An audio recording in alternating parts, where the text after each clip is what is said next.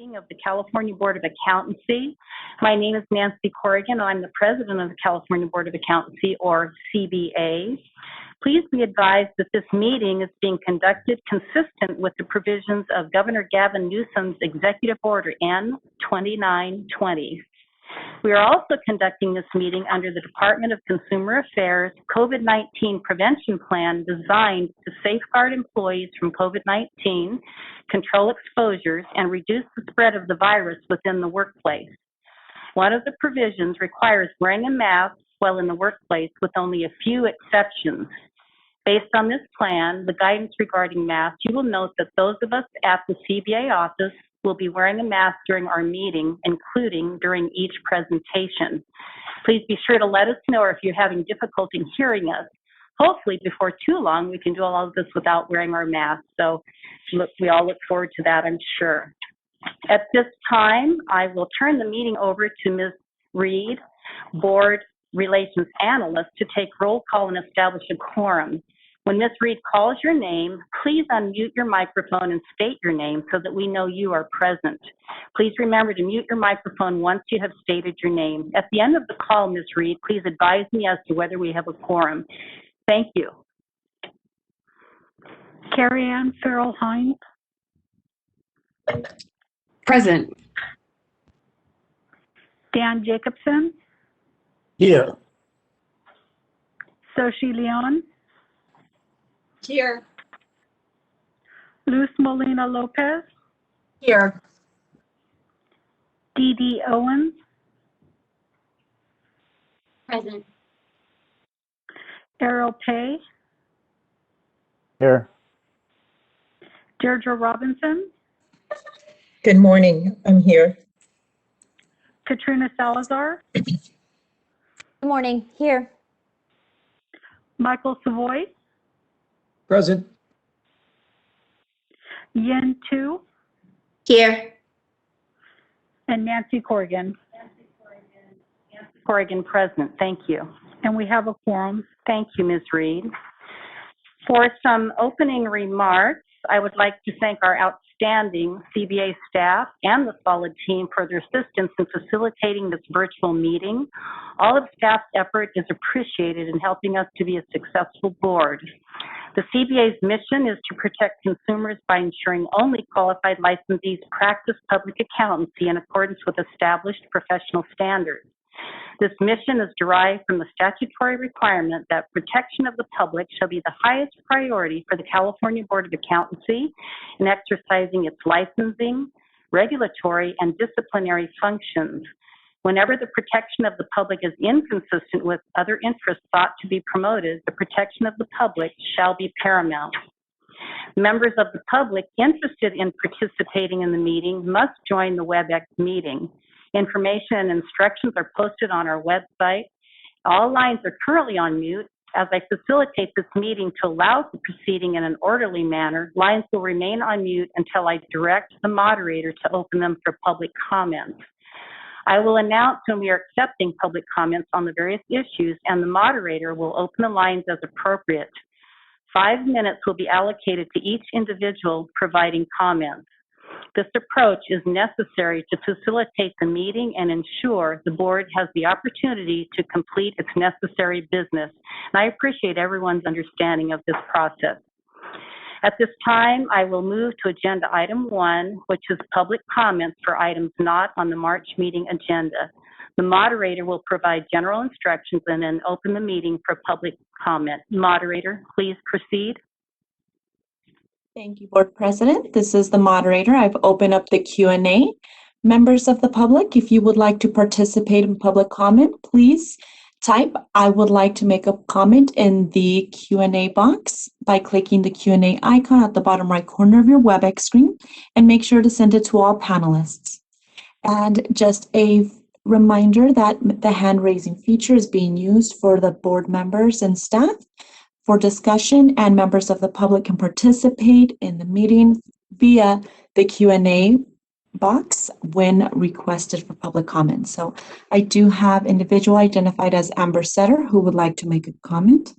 Amber, I'll be unmuting your microphone in just a moment.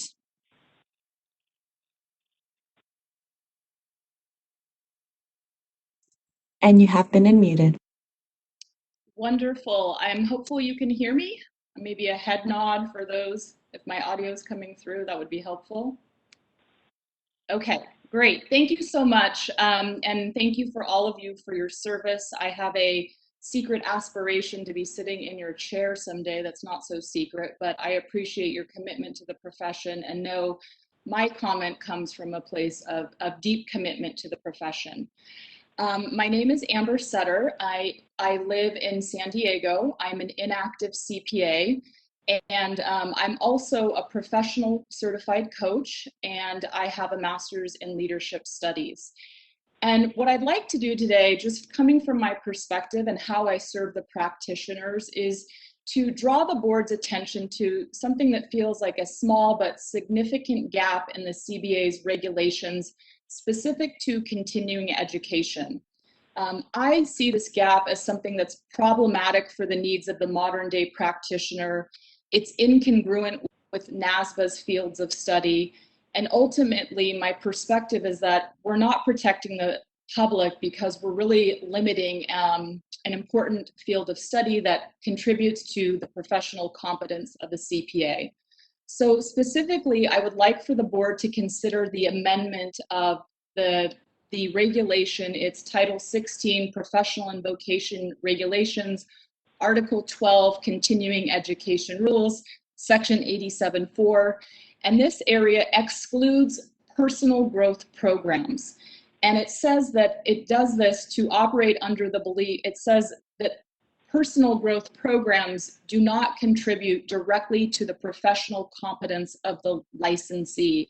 And I don't believe that that's true. So let me let you in a little bit on my perspective. So in contrast, NASBA specifically names personal development as a non-technical learning activity that contributes to the professional competence of a CPA in fields of study that indirectly relate to the CPA's field of business. And that feels more true for me in the scope of the work that I do as a professional coach, working with thousands of coaching hours coaching CPAs. So in a piece that I authored for the Cal CPA magazine, I suggested that the connection between mental health and performance are inextricably tied, and that for all of you to think of mental capacity like the operating system on your computer. If your mind is anxiously running several programs, there's less space available for the technical domains, for strategic thinking and problem solving. So in other words, anxiety takes up space that could be held by intellect. I believe this gap of what the CBA's rules are doing and limiting personal growth really are putting a significant limitation in a COVID world where CPAs are tasked with navigating the whitewater rapids of complexity and ambiguity every single day, right? Look at all these legislative changes we're trying to navigate, an alignment between Fed and state and keep clients organized. It is a lot. And as a professional certified coach, I support CPAs in their desire to become more effective as a leader. And the path we take to get there entails personal development, learning more about who a person is, what creates their anxiety, what keeps them up at night, and how to calm the psychological storms within their mind. Once a CPA has achieved mastery in this domain, they are better equipped to lead their teams and their clients through the storms of their changes. In addition to my work as a coach, I teach CPA at a national level, and it pains me to see that California CPAs cannot earn credit for my content that is accurately categorized as personal development. Just last Friday, I led a course on mental health and performance, and I was taken aback by a final comment from an attendee. They said, "You have no idea how timely this was. It saved a life." I have known the power for CPE for years, yet my knowing deepened last week. While this change would be very small, the impact could be significant. It has the potential to retain the top talent by fending off burnout. It positions the California practitioner to be of greatest service to the public, and it might even save lives for those who are suffering from a second pandemic that is hitting us in the form of a mental health crisis.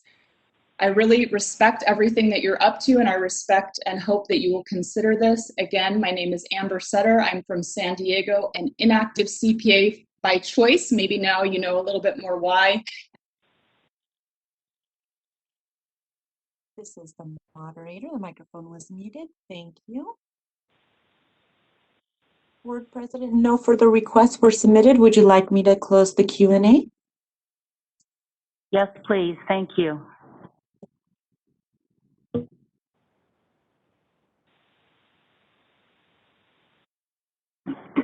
Moving on to agenda item 2, report of the President. A, discussion regarding the California Board of Accountancy's business modernization project. And we have Mr. Sean O'Connor, Chief Project Delivery and Administrative Services, Department of Consumer Affairs. Members, you have Mr. O'Connor's bio in your information. I'd like to go ahead and read that for benefit of others participating. Sean O'Connor has been an employee of the Department of Consumer Affairs for over 20 years. For the last 10 years, he has assisted boards and bureaus in implementing software solutions of all levels of complexity for boards and bureaus of various sizes.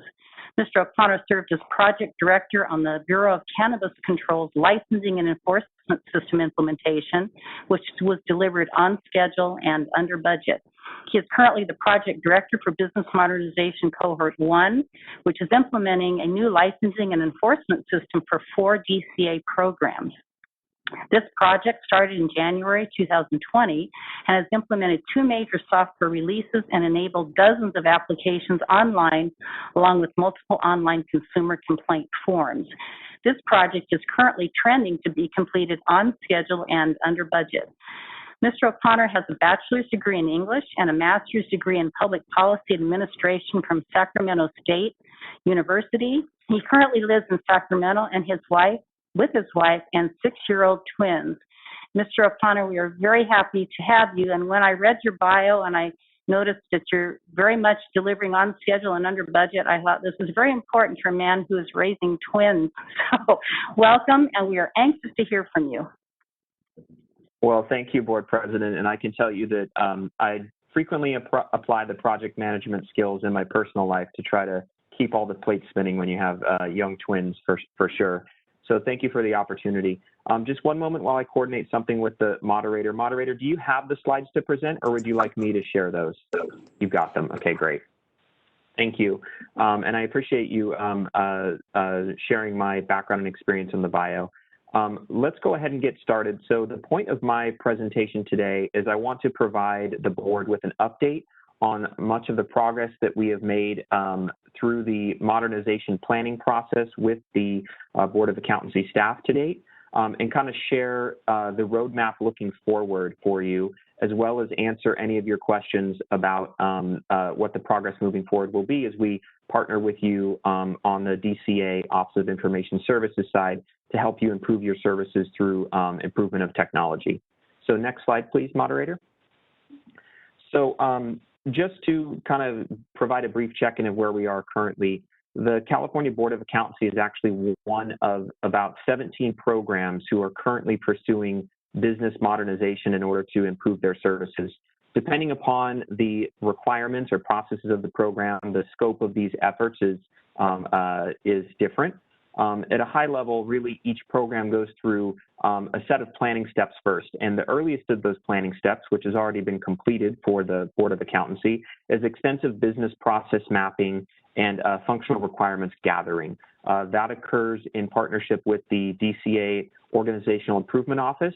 And then once that occurs, we begin moving forward through what is called the California Department of Technology's Project Approval Lifecycle, or PAL, because we are in state government and we always look for reasons to use an acronym. So PAL is a process that all medium to large projects go through with the state, where it's a set of predetermined sort of checkpoints and planning characteristics that the California Department of Technology looks at in order to assess whether it seems like a project's kind of got its house in order before we dive in and sign final contracts, before we dive in and establish a baseline for cost, a baseline for project schedule. We have, at the department, I've participated in actually 2 large projects getting completely through the PAL process, as well as a variety of others who are kind of midway through the different stages. So we're bringing quite a bit of expertise in the area to help the board get through that. And while project planning and going through a 4-stage project approval lifecycle process might sound like not that much fun to go through or a lot of work, I can assure you that having gone through it a couple of times, it really does make sure that projects have checked all the boxes and done all the appropriate planning before we get started to really set them up for a success to be able to achieve those goals of coming in on schedule, on budget, once we get into the implementation phase.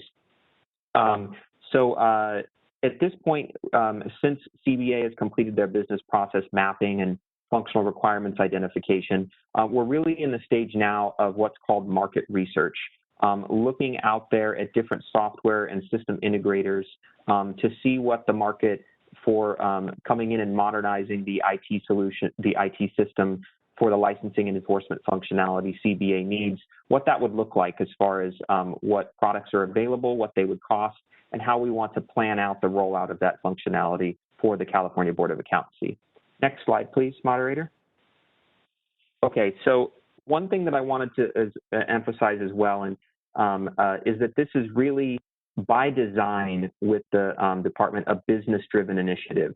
I mentioned on the previous slide that depending upon that we have 17 programs going through this, and depending upon the requirements of that program, they're all not getting sort of the same type of software solution. We want to make sure that we're scaling and providing the types of solutions that make sense for your organization, both from a requirements and a regulation standpoint, as well as from a staffing standpoint and a feasibility standpoint. On the IT side, we really have no interest in moving forward or pushing you in a direction that is not going to be something that, for example, the board can afford, or the board will have issues supporting from a staffing perspective as we go into the project phase of any given project. So that partnership at the business level is really important and consistent throughout the planning process. There's frequent dialogue that occurs between myself and my staff, as well as your leadership. On pretty much couple times a month now, we are having conversations about moving forward at least on some of the deliverables we're working on. And to date, as I mentioned, with CBA already completing their business process mapping as well as their functional requirements, the commitment from the leadership and the staff level has been very exemplary. So that's very encouraging for me as your partner in moving forward to see that commitment, because that is really one of the key things I think that helps to make these efforts a success. So let's talk about what has made some of the other comparable DCA efforts a success so far. We are currently in the process, and we're coming up on the last half, I would say, of completing a project for what's called Business Modernization Cohort 1, which is a group of boards and bureaus that includes the Board of Professional Engineers, Land Surveyors, and Geologists, the Bureau for Private Post-Secondary Education, the California Acupuncture Board, as well as the Board of Chiropractic Examiners. And we've to date implemented for them dozens of online applications, both initial applications, renewal applications, back office workflows, and enforcement functionality for them, as well as more kind of functionality that helps with the application process and offers opportunities to provide more frequent status updates to applicants or licensees on exactly where their applications are at in the process. So we've actually, for that group that I just described, got that software out there and working in production. We had our first major software release last September after starting the project in last January, which if you overlay that project period on what was going on in the world, I'm pretty proud that we were able to deliver something in spite of having to transition to a completely remote workforce 2 months into our project. Some of the smaller scope efforts that we've had success on to date include online renewal transactions, where we've leveraged some in-house functionality to kind of stand up a web page to be able to receive online renewals and allow licensees to pay for credit cards for a number of boards and bureaus. Next slide, please, moderator. So moving forward in working with the Board of Accountancy, I wanted to talk through what are some of the things that we're going to be doing as we proceed through the project approval lifecycle phases that we have left to complete. So we've already completed stage 1 of 4. We are now working on stage 2. And what we've decided after discussions with your leadership, as well as reviewing with some key stakeholders in the department on what steps to take forward next, as well as working with our partners over at the California Department of Technology, is that we want to look for we have a unique opportunity to perhaps look at a pilot type of effort, which is a small effort where we pick maybe a 1 or 2 key areas of the business process and utilize some of the software that we already have in the DCA enterprise to see if it will meet your needs. We're looking to try to do that in the fall. A couple benefits to that. Number 1, we can do it without, we believe, without needing to significantly impact the board's budget. And if that functionality works well, we can then look at scaling it out to other areas of the business process during the following fiscal year. So it's really a unique opportunity because we have newer software in our enterprise that we're utilizing for Business Modernization Cohort 1 to go ahead and pull that over and try it at a relatively low sort of risk perspective for the Board of Accountancy. So we're looking to take advantage of that in the fall, and we're working to finalize that plan with your leadership at that time and line up resources on our side to support that. And that will be folded into our planning efforts, because if that is a success, then we will know that it would make sense to make an investment in scaling that out more to the other areas of your business. And we have some success and some momentum going into that that we can carry with us. Before we go to the next slide, moderator, I did want to mention one important part. Through the project approval lifecycle process, and this may seem like kind of minutia to those that don't live and breathe projects every day, but one of the key changes that occurred with this project approval lifecycle that CDT oversees is that we don't establish our cost baselines or project schedules until we actually have completed all of the planning and have contracts signed. So we establish our cost baselines from that perspective. That is important because it establishes a real cost baseline and project schedule, and is part of the reason why so many of the projects that we've described in the bio or on the presentation to date have been able to come in on schedule and on budget or under budget. All right, next slide, please.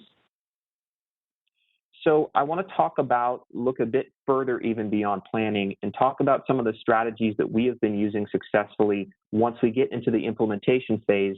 And many of these strategies we will be looking to utilize for the Board of Accountancy as we proceed forward into a point at which we are actually deploying software and functionality for you. We have found that the old way of doing software rollouts was not something that worked terribly well for the department and other organizations within the department. So an old way of doing this type of software project would be, we work for 3 years on something, we implement all of the scope all at once. So if you imagine, we take your entire licensing process, your entire enforcement process, and all at once we transition everything over. Well, it takes a long time to get to the point where you can make that sort of transition when you're trying to do what's called kind of a big bang approach. And also that leads itself to a couple of other areas of increasing complexity for your project. Number 1, it really increases the complexity for data conversion. It also really provides a lot of staff disruption, because you're literally having staff go home on a Thursday, all of your staff, and come back on like a Monday, and their entire world has changed. And you need to make sure that you've trained up everybody for the entire change before you undergo that. So there's a lot of risk involved in that approach. Because of some changes in technology, we have newer ways of rolling out software that is less disruptive. We've done this successfully on the Business Modernization Cohort 1 project, as well as the Bureau of Cannabis Control's licensing and enforcement system stand-up from a couple years ago. And you may have heard this term before because it's out there in a lot of different contexts, but it's called an agile development for software methodology. And there's a lot of different characteristics that people attribute to this, but here at DCA, what we really utilize it for is to incrementally roll out software. So I described how we would go about a big bang approach.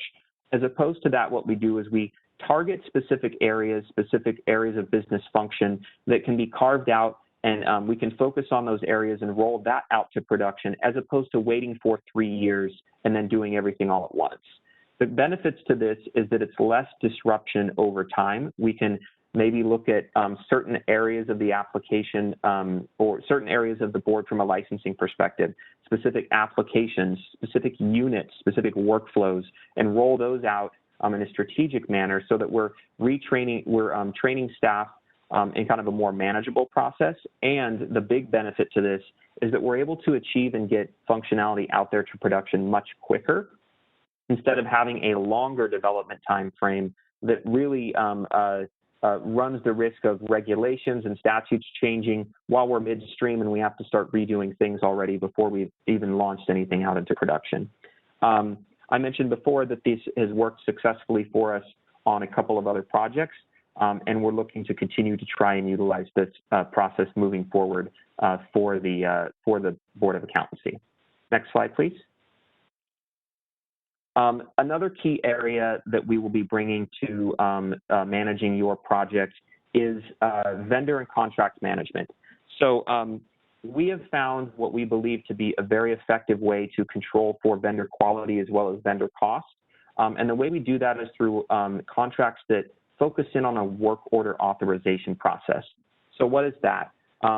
At the point at which we're doing a large scale sort of software implementation, we inevitably have to bring on a system integrator of some sort, an individual or a group of individuals who are familiar with implementing the software that we have selected to work for you. What we do is we identify a scope of work, a set of tasks and deliverables, a large scope of work that will have a not to exceed overall amount, and we break that down into chunks. So we essentially create mini contracts, or what are called work order authorizations, within that larger contract. So we have a contract that identifies, for example, maybe 50 tasks and 10 deliverables. Actual contracts are much larger than that, but conceptually, let's consider that. We take that group of 50 tasks and 10 deliverables, and we break that down through our work order authorization process to maybe monthly or 6-week chunks of work. So we identify what we're going to achieve over that period. We set up a work order authorization, which includes in it the requirements that need to be met for the vendor to be paid for that work, including the acceptance of deliverables, what staff are going to be working on the work, and what are the acceptance criteria that is needed in order to pay for that work. So that allows us to control for over time how the project is going. And also, if for some reason something is not working, then we have the ability to kind of pause with the vendor and say, look, these staff members aren't really working out. We don't want to see them on next month's work order authorization. We see an issue with the delivery time frame for these types of deliverables. We need to work out a way to put a hook into the payment provision so that we can ensure that you're delivering these deliverables on time moving forward. So it's worked on several projects, and it's a great way to control costs and doesn't put us in a position to where we're cutting, a large check at the end of a project or at the beginning of a project when significant work or progress hasn't been shown yet. Let's go ahead and move on to, I think, one of my last slides before I open it up for any questions. Yes, it is my last slide. So happy to open it up for questions from the members of the board or any CBA staff regarding anything I've presented here, or if there's any topics related to IT project modernization that you want to cover that I haven't mentioned so far, I would be happy to discuss that as well. So thank you for the time, and I'll pause now for questions. Thank you, Mr. O'Connor. Members, are there any questions regarding this valuable and important presentation? Ms. Owens? Yes, thank you for the detailed presentation. I really appreciate the thoughtfulness of what you've provided to us. Can you reiterate for me the timeline again? I may have missed that in the beginning of the timeline of the project. Sure. So we're currently looking at implementing that pilot that I had mentioned in the fall of this year. So The timeline, the exact timeline for that is not 100% set yet, but the idea would be that we would be able to implement that pilot in the fall so that we could put ourselves in a position to evaluate it and then determine if we wanted to move forward after that with the software vendor for a larger scope or scaled out project. And that would put us at, based on some discussions that we've had with your leadership, likely beginning the project, larger scope project phase of that in the following fiscal year. So that, and part of that could be because we will need to identify and request additional expenditure authority. So that was only afforded to you at certain times of the year. So that would be rolling out a pilot in the fall of this year, and then provided that is successful, we close out our planning phase and then start in on the project phase in the subsequent July. So that would be July of 2022.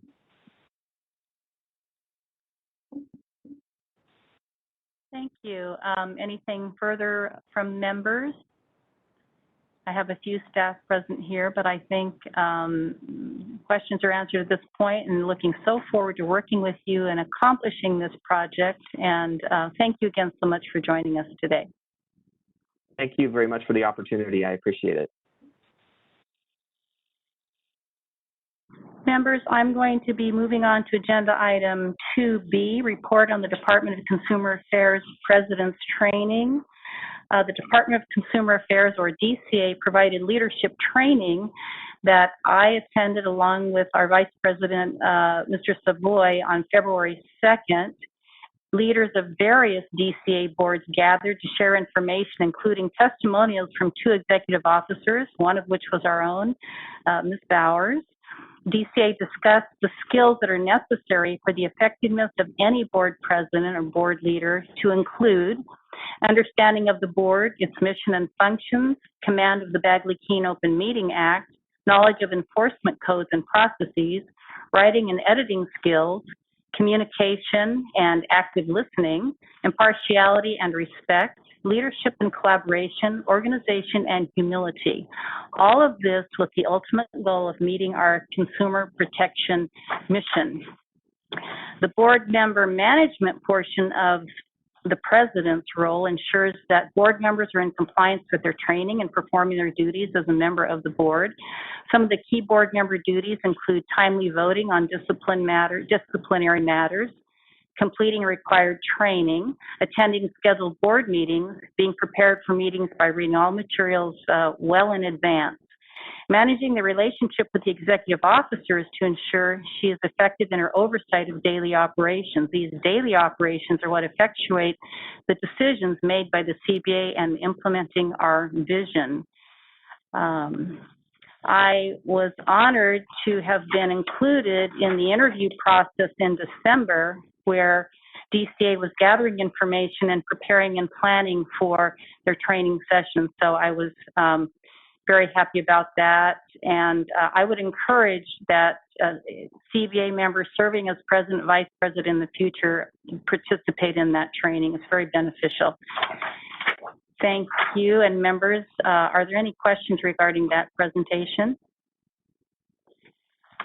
Seeing that there are none, I am going to move on to agenda item 2C, resolution for retired California Board of Accountancy member Corolla Anna Nicholson. This is legal, please. If we could ask for public comment on the previous items.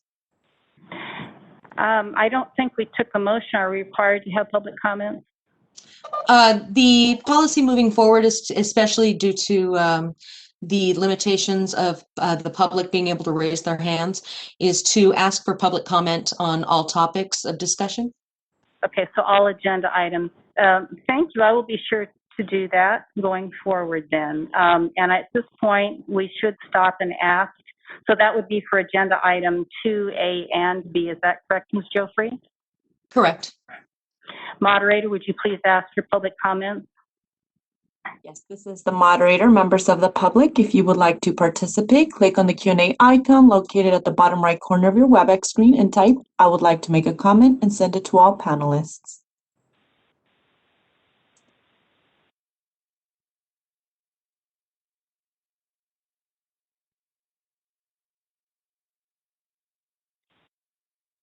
No requests have been submitted. Would you like me to close the Q&A feature? Yes, please. Thank you.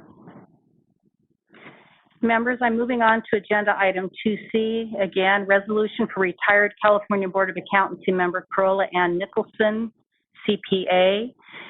And you will see that resolution in your materials. Whereas Carola Anna Nicholson, CPA, was appointed by Governor Edmund G. Brown, Jr., and she has faithfully served as a member of the California Board of Accountancy from July 24th, 2017 through December 31st, 2020. And whereas she served as chair and a member of the Legislative Committee, member of the Committee on Professional Conduct, and member of the Enforcement Program Oversight Committee, and California Board of Accountancy member liaison to the Peer Review Oversight Committee and Qualifications Committee.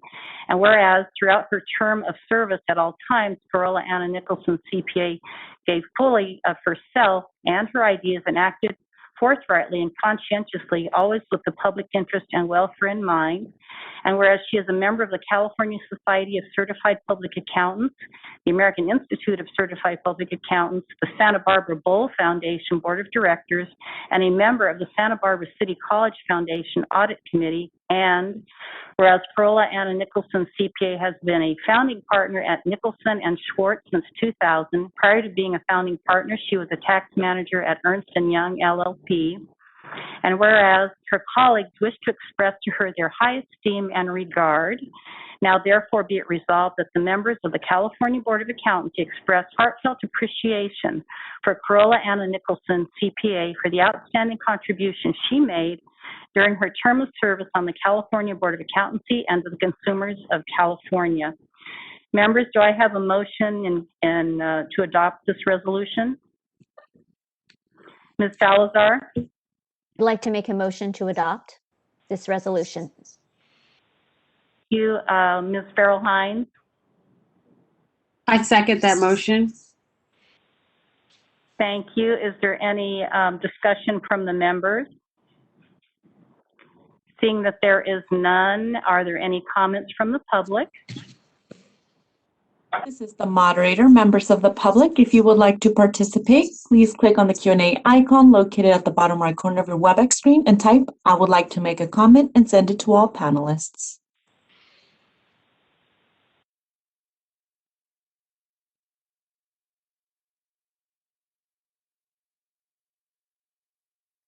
Board President, no requests have been submitted. Would you like me to close the Q&A feature? Yes, please do. Thank you. Ms. Reed, would you call for the vote and then provide the results? Thank you. Carrie Ann Farrell-Hines, Yes. Dan Jacobson, Yes. Soshi Leon, Yes. Luz Molina Lopez, Yes. Dee Dee Owens, Yes. Ariel Pay, Yes. Deirdre Robinson, Yes. Katrina Salazar, Yes. Michael Savoy, Yes. Yen Tu, Yes. and Nancy Corrigan. Yes. The motion carries. Thank you, Ms. Reed. Continuing on with agenda item 2D through I, involving retired or retiring advisory committee members. Under the Qualifications Committee, I have Christian George, CPA, Charles W. Hester, Senior CPA, and Cliff J. Liker, Junior CPA. Under the Enforcement Advisory Committee, I have Thomas Gilbert, CPA. And under the Peer Review Oversight Committee, I have Jeffrey DeLizer, CPA, and Irina Oreshkova, CPA. These members are appreciated for their service to the CBA and these three invaluable committees. Members, unless a member would like to take each resolution individually, I will accept a motion to accept these various resolutions for the advisory committees. Ms. Robinson?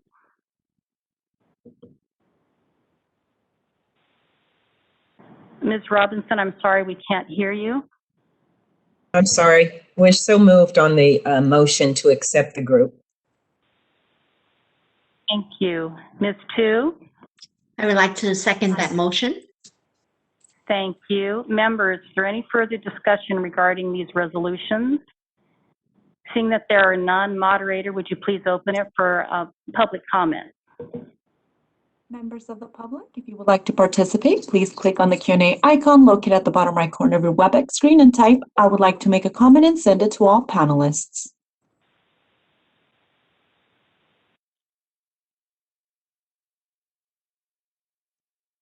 Board President, no requests have been submitted. Would you like me to close the Q&A feature? Yes, please. And Ms. Reed, would you now call for the vote and then provide the results? Carrie Ann Farrell Hines, Yes. Dan Jacobson, Yes. Soshi Leon, Yes. Luz Molina Lopez, Yes. Dee Dee Owens, Yes. Ariel Pay, Yes. Deirdre Robinson, Yes. Katrina Salazar, Yes. Michael Savoy, Yes. Yin Tu, Sorry. Yes. and Nancy Corrigan. Yes. The motion carries. Thank you. Members, I'm moving on to agenda item 2J, discussion regarding the proposed California Board of Accountancy and committee meeting format and announcement of the new committee and liaison assignments. As you know, the Executive Order N-2920 in response to COVID-19 pandemic created travel restrictions and social distancing requiring that we conduct our board meetings via video conference. And as such, we disbanded our standing committee meetings and had all business conducted under the president's report as a part of the CBA meeting agenda. Now that we have CBA members, stakeholders, and members of the public acclimated to this virtual meeting format, it's important that we resume standing committee meetings. This was decided by CBA leadership as a very important function in deliberating matters prior to presentation to the full board, as well as several other benefits that we identified. So beginning in May, the standing committees will resume meeting in conjunction with the CBA meeting, and the committee appointments you will find on attachment 2 that were previously provided to you. The committee and CBA meeting will be conducted over a 2-day format, with the committee meetings being held on Thursdays, followed by any scheduled petition hearings at 1:30 p.m. and closed sessions being conducted just after those hearings. At the president's discretion, any other agenda items that can be handled that do not interfere with transparency or timing of presenters, that sort of thing, will be handled on that first day. The CBA public meeting portion will be conducted on Friday starting in the morning. This will allow sufficient time for consumers, members, and staff to transition between committee meetings in the video conference format that we're now getting used to. It also gives sufficient time for staff to prepare talking points for the committee chairperson to report to the full board at the Friday meeting. Regarding the Mobility Stakeholders Group, or MSG, no appointments were made to that committee, as you noted on the agenda item. The MSG's purpose of implementing the mobility program has been concluded, and any further work should come forward would be handled with one of the standing committees or the CBA meeting itself. Staff will be presenting a proposed statutory change to disband the MSG at a future meeting. So members, I welcome any feedback regarding the process that we will be starting in May, if you have any. Ms. Molina Lopez? Yes, thank you, Ms. President. In the event that we don't have a 2-day meeting, when would we present the public report on the committee? Sorry, I missed part of that. In the event that we do not have a 2-day meeting, what was the rest of that?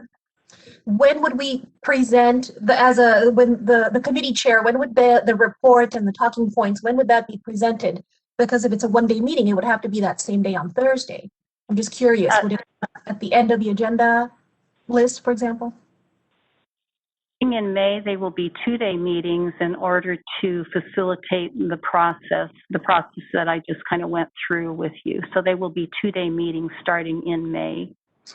Thank you. Ms. Hines?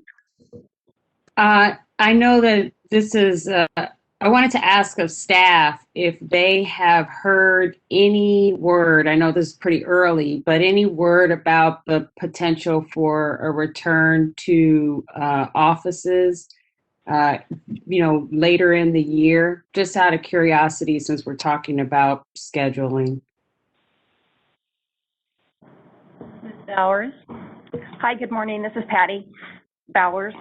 No, there's been discussions regarding the virtual meeting versus in person, but there's been no indication as to when that might occur.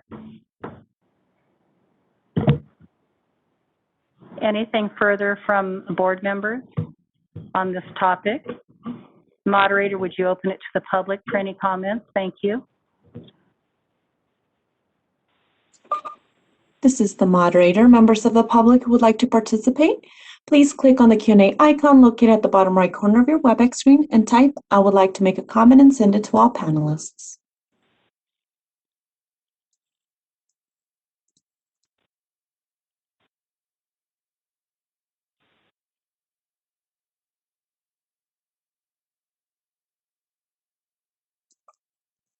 Board President, no requests have been submitted. Would you like me to close the Q&A feature? Yes, please. Thank you. I am moving on to agenda item 2K, National Association of State Boards of Accountancy Committee Interest Form. Members, you received this information with your materials for the meeting, and these are opportunities to participate on committees with the National Association of State Boards of Accountancy, or NASBA. And if you are interested in serving on one of those, you must complete an online application and submit it no later than May 7th. For any of us already serving on committees and wanting to be reappointed, we must also go through that process, or NASBA will assume that we no longer want to be active. And the attachment in your materials shows the time commitment and the various committees available. Now, I have an important note to share with you that in February, the Department of Consumer Affairs Office of Professional Examination Services, or OPES, issued a new department policy that board members and instructors should not serve as expert consultants for nor participate in any aspect of licensure, examination, development, or administration. OPES did review NASBA's committee charges and time requirements. It does not believe that there are any such conflicts or possibility for conflicts of interest for members. So for the time being, and given our restrictions in California, these meetings will be conducted through conference call or conference video to assist with those of you who are interested in applying. It does give us important national representation and that sort of thing, so the committees are very important. If you are interested in thinking of applying and do apply, please let Rebecca Reed, our CBA Board Relations Analyst, know, as she must track what we're doing and what we're applying for. And if you have any questions regarding the process, you may also ask Ms. Reed. Members, do you have any questions regarding this agenda item or any comments?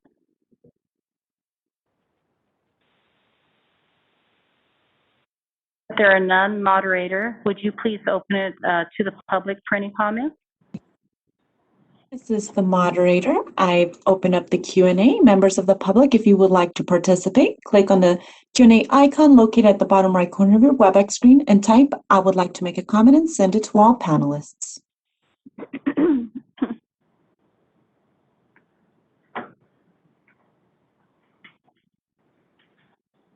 Board President, no requests have been submitted. Would you like me to close the Q&A feature? Please, thank you.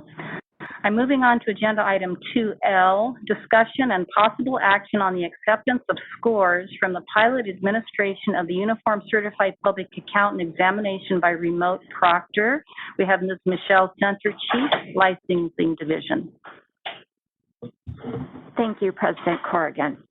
For this item, the CBA is being provided with information regarding staff consultation with legal counsel regarding the CBA's authority to not accept valid scores from candidates of other jurisdictions that participate in the pilot administration of the CPA exam by remote proctor. It's a mouthful, so I will refer to that as the RT pilot. Please note this item also included supplemental information consisting of an article by Pro Forum, as well as a CBA cover memo to that article. From March 18th through April 30th, 2020, Prometric testing centers shut down and reopened in May of 2020 with additional safety measures and limited capacity at that time. The COVID-19 pandemic experience has identified the need for an alternative approach to ensure testing continues in times of emergency. NASBA and AICPA agree that it is prudent to perform a small-scale pilot live test of CPA exam remote proctoring before it may be needed for true emergency use. At the January 2021 CBA meeting, NASBA presented on Prometric's Pro Proctor product and the phased pilot approach it is undertaking. Attachment 1, the proposed pilot of remote proctoring of the CPA examination, update and FAQs for boards of accountancy, another long one that I will refer to as the white paper, outlines additional details regarding the proposed RT pilot.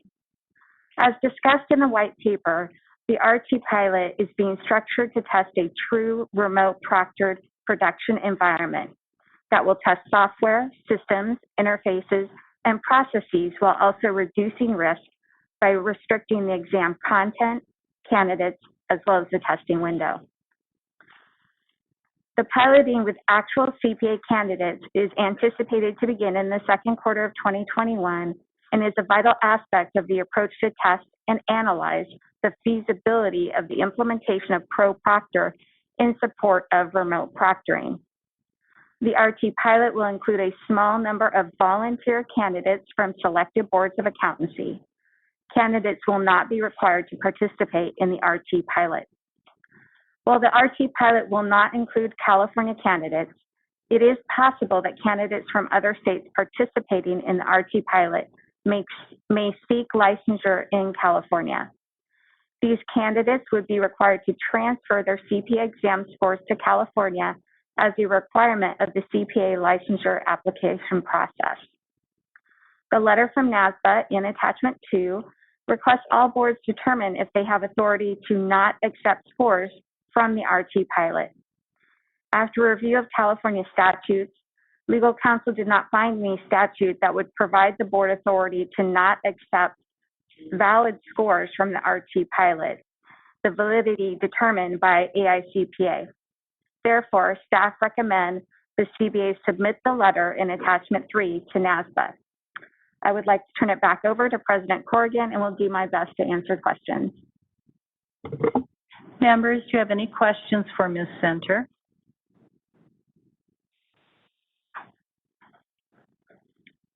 And seeing that there are none, do I have a motion to adopt the recommendation?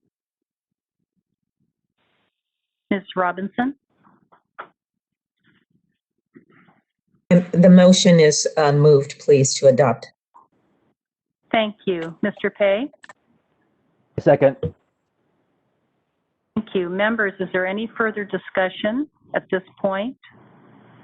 Seeing no hands raised, moderator, would you also ask for public comment? Yes, this is the moderator. Members of the public, if you would like to make a comment, click on the Q&A icon located at the bottom right corner of your WebEx screen and type "I would like to make a comment" and send it to all panelists.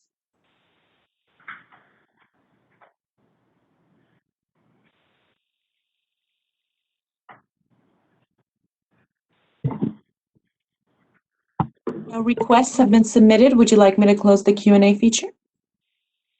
Yes, please do. Ms. Reed, would you call for the vote and then advise us on the outcome? Carrie Ann Farrell Hines, Yes. Dan Jacobson, Yes. Soshi Leon, Yes. Luz Molina Lopez, Yes. Dee Dee Owens, Yes. Ariel Pay, Yes. Deirdre Robinson, Yes. Katrina Salazar, Yes. Michael Savoy, Yes. Yen Tu, Yes. and Nancy Corrigan. Yes. The motion carries. Thank you. Agenda item 2M, review and consideration of possible positions on legislation. I have Ms. Deanne Pierce, Assistant Executive Officer, and Mr. Patrick Ibarra, Information and Planning Officer. Agenda item M1 is Assembly Bill 29, State Bodies. Thank you. Good morning, President Corrigan, members of the board. I am Patrick Ibarra, Information and Planning Officer with the CBA. Along with Assistant Executive Officer Deanne Pierce, I will be presenting on item 2M, the review and consideration of possible positions on legislation. Before we get started though, I'd like to acknowledge CBA staff recently received guidance from the Department of Consumer Affairs, or DCA, as it relates to the fiscal impact of the legislation. During a leadership meeting on Tuesday, DCA directed boards to include specific projections regarding a fiscal impact. This will replace current terminology such as minor and absorbable. This approach will be included in written analyses for the May CBA meeting. But for today, we will provide a verbal update on the fiscal impact if it is available. Any bill that we don't have a fiscal impact update on will be provided as soon as it is available. In regards to Assembly Bill 29 by Assemblymember Cooper, this bill will require that any public meeting notice as issued pursuant to the Bagley-Keene Open Meeting Act must also include all writings or materials in connection with a matter subject to discussion or consideration at that meeting. These writings or materials are to be made available on the state body's internet website and to any person who requests the writings or materials in writing on the same day they are distributed to members of the state body or at least 72 hours in advance of the meeting, whichever is earlier. The bill prohibits the state body from distributing or discussing materials that do not comply with this requirement. Although it's possible the provisions could impact CBA discussions, the ultimate goal is transparency, which is the focus of the Open Meeting Act. AB 29 will not have a fiscal impact on the CBA. Staff recommends the CBA make a motion to adopt a watch position on AB 29. I will turn it back to President Corrigan for discussion, and I'm available to answer any questions members may have.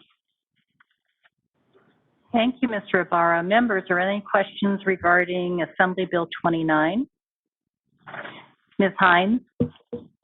Thank you for the presentation on this bill.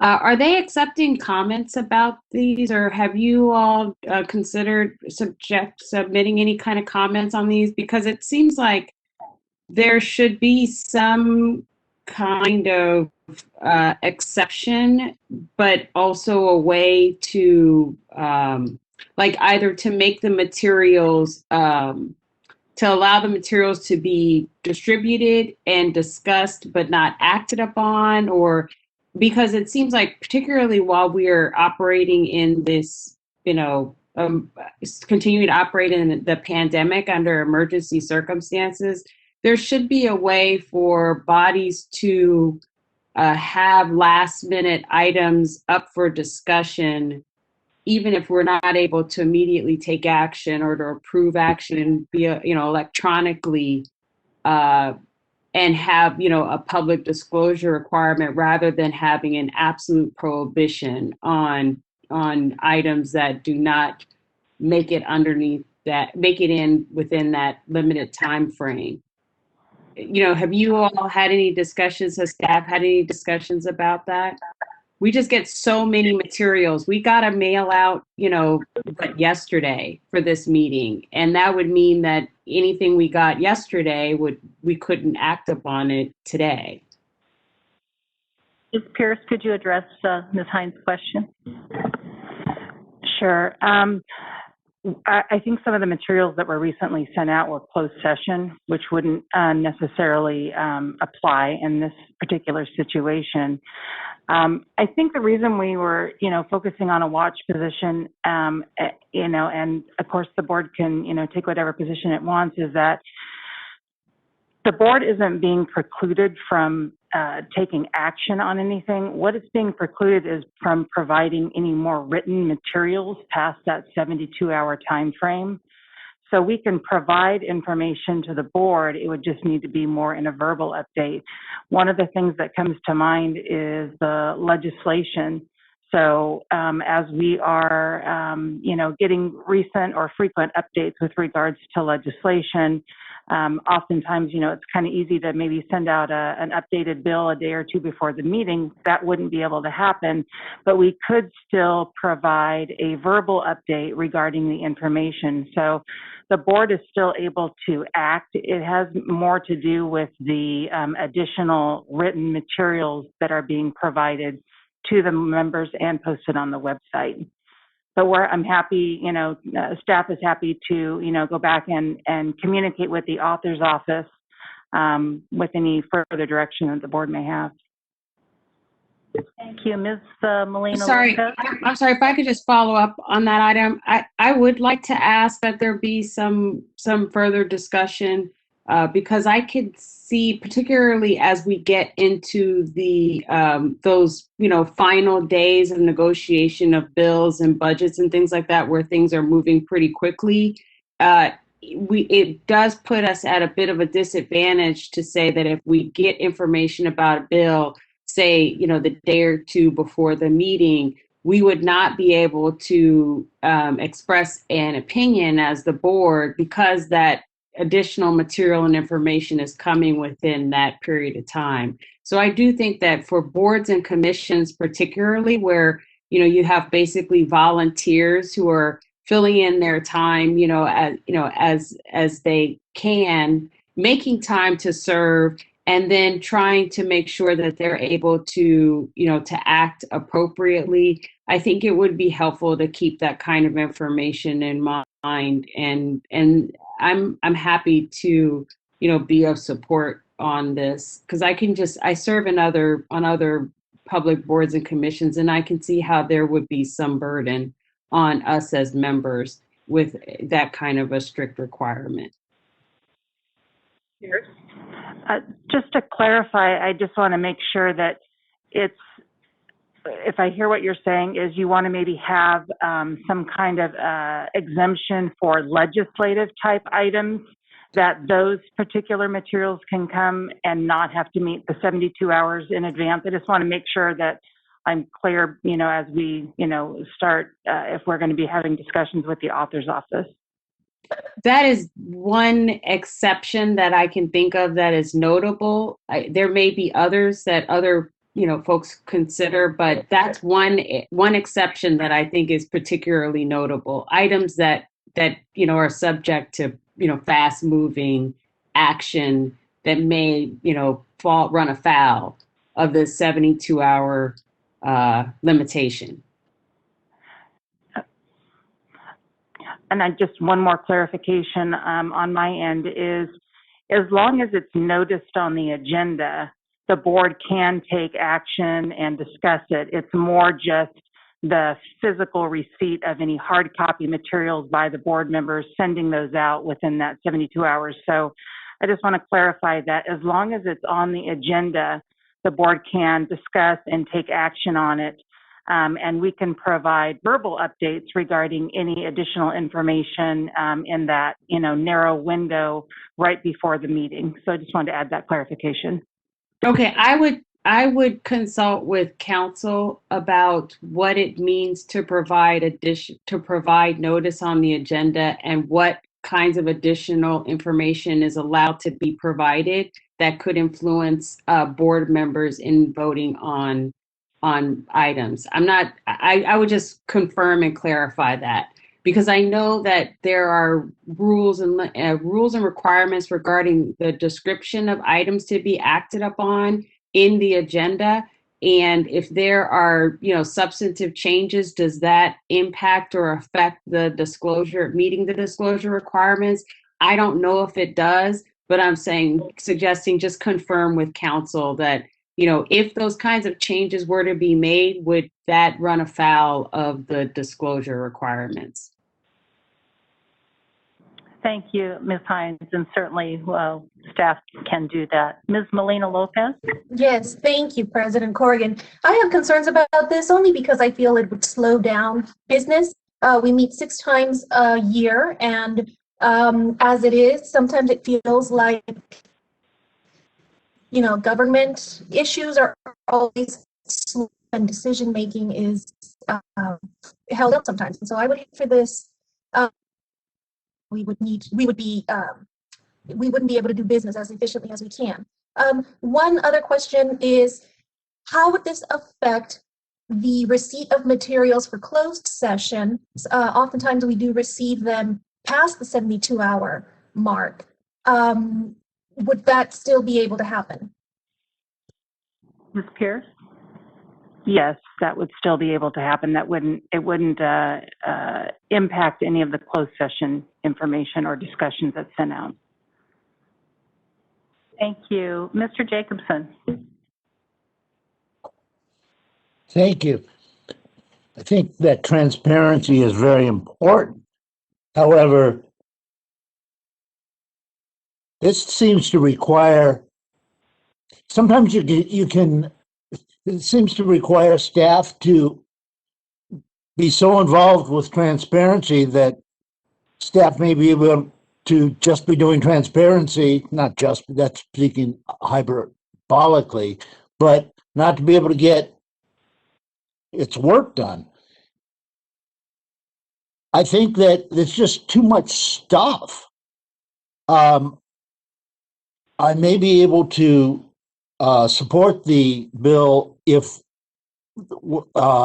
the materials were simply required for the internet, but that that all this stuff is required to be posted wherever the posting is required seems to be overkill and counterproductive. Thank you. Ms. Salazar? Thank you. I heard an initial request to reach out to the author's office, and so I wanted to make a comment, because what I was hearing or a suggestion for me personally, I was hearing that we are allowed to introduce materials such as legislative changes where bill amendments have happened within 72 hours, provided they are read verbally.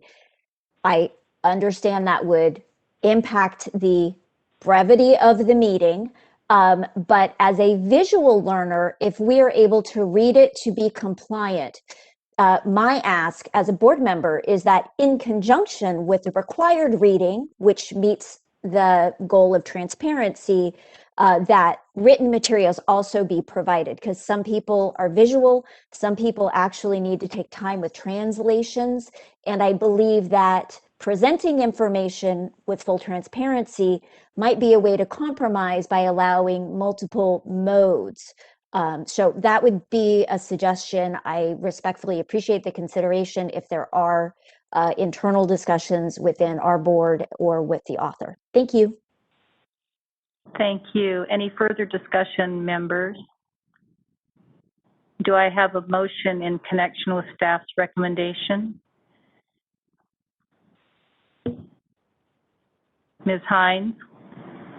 I move to adopt the staff's recommendation for a watch position with the request that there be report back after discussions with the author's office.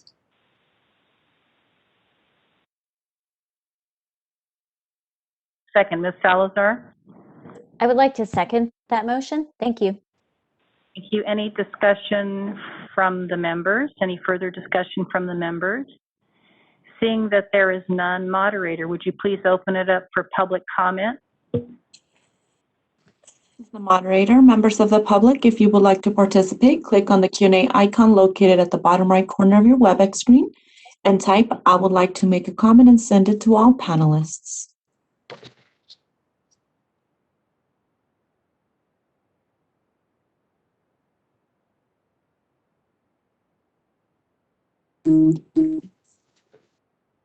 No requests have been submitted. Would you like me to close the Q&A feature? Yes, please do. Thank you. And Ms. Reed, would you call for the vote and please provide us with the result? Carrie Ann Farrell Hines, Yes. Dan Jacobson, No. Soshi Leon, Yes. Luz Molina Lopez, Yes. Dee Dee Owens, Yes. Ariel Pay, Yes. Deirdre Robinson, Yes. Katrina Salazar,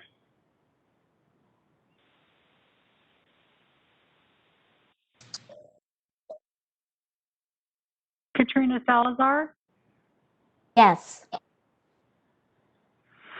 Michael Savoy, Yes. Mark Silverman, Yes. Yin Tu, Yes. and Nancy Corrigan. Yes. And the motion carries. Thank you. Moving on to agenda item 2M2, Assembly Bill 107, licensure of veterans and military spouses. Mr. Ibarra? Thank you again. Assembly Bill 107 by Assemblymember Salas would expand the existing provisions for the granting of temporary licenses to include the California Board of Accountancy, as well as 7 other Department of Consumer Affairs boards, which are listed in the analysis, and requires the issuance of that license within 30 days. For boards which currently do not offer temporary licensure, this bill would require them to issue a regular license after appropriate investigation if the applicant meets specific requirements.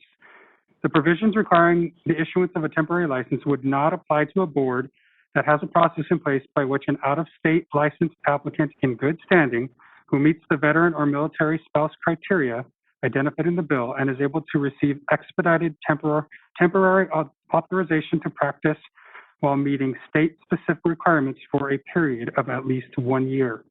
The bill makes other provisions for the Department of Consumer Affairs and the Department of Veterans Affairs that does not directly impact the CBA. The CBA would be excluded from the provisions of the bill as there is a process in place by which an individual who meets the specified qualifications can receive expedited licensure or qualify to practice under the current mobility provisions. This bill has moved forward since the analysis was prepared, as it passed the Assembly Business and Professions Committee and is now scheduled for a hearing in the Assembly Military and Veterans Affairs Committee. Because the CBA would be excluded from the provisions of the bill, there is no fiscal impact to the board. Staff recommend the CBA make a motion to adopt a support position on AB 107. I will turn it back to President Corrigan for discussion, and I'm available to answer any questions members may have. Thank you, Mr. Ibarra. Members, are there any questions for Mr. Ibarra on this item? Mr. Jacobson? How does that relate to agenda item M3, AB 225?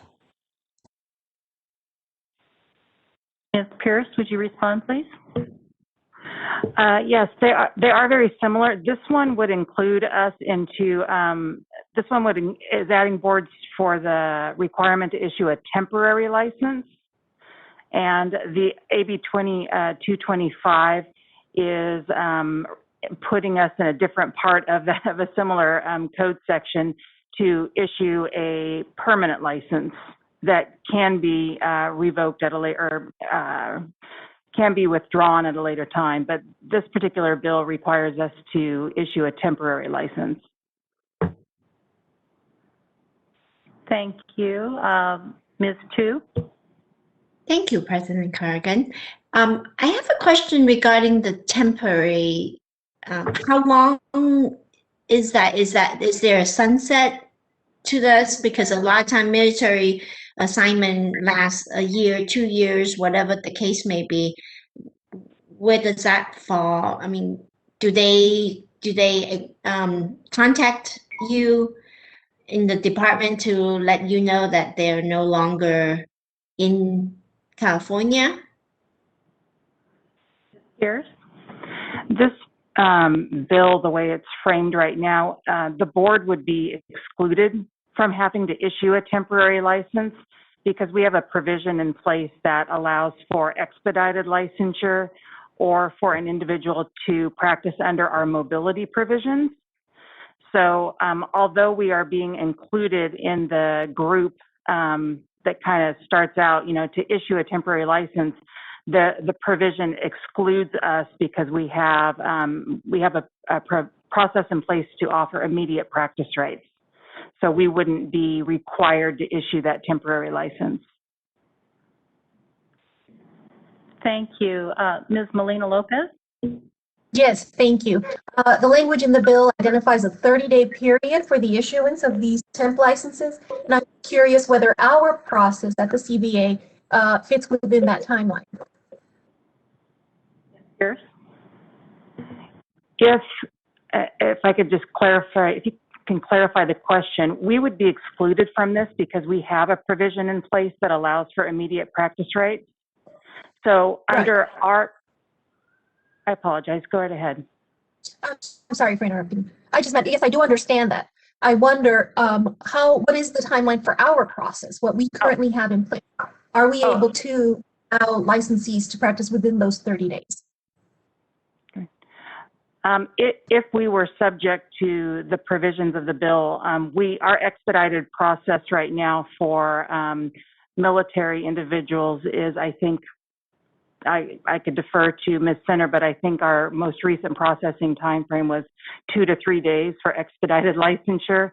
And under our mobility provisions, there is no notice or fee, so those practice rights are immediate. Thank you. Mr. Jacobson, was there something further? Okay, I see your hand. Mr. Jacobson? Thank you very much. It seems like because of the similarity between this bill and AB 225, it's confusing. It's confusing to people who are doing research on, would be confusing if they were both passed. I think it's easier for consumers to for just one of the two to pass, and I have a preference for 225 for the reasons that have been stated earlier about the differences. Thank you. Members, do I have a motion? Oh, I'm sorry. Thank you. Members, do I have a motion in connection with Assembly Bill 107, please? Ms. Lopez? Thank you. I make a motion to follow staff's recommendation to support AB 107. Thank you. And do I have a second?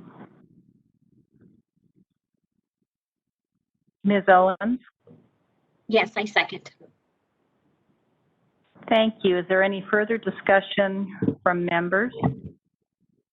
Seeing that there is none, moderator, would you please open it to the public for any comments?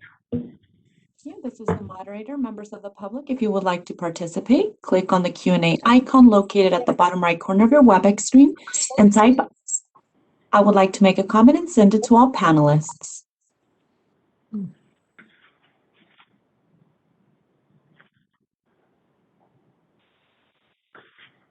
No requests have been submitted. Would you like me to close the Q&A feature?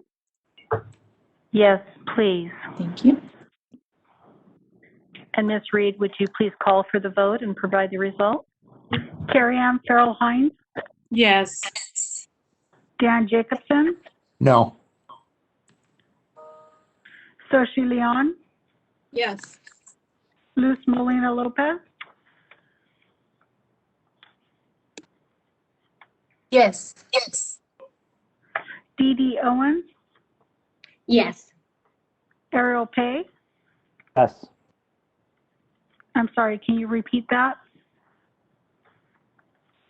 Mr. Pay? Yes. Thank you. Deirdre Robinson, Yes. Katrina Salazar, Yes. Michael Savoy, Yes. Mark Silverman, Yes. Yin Tu,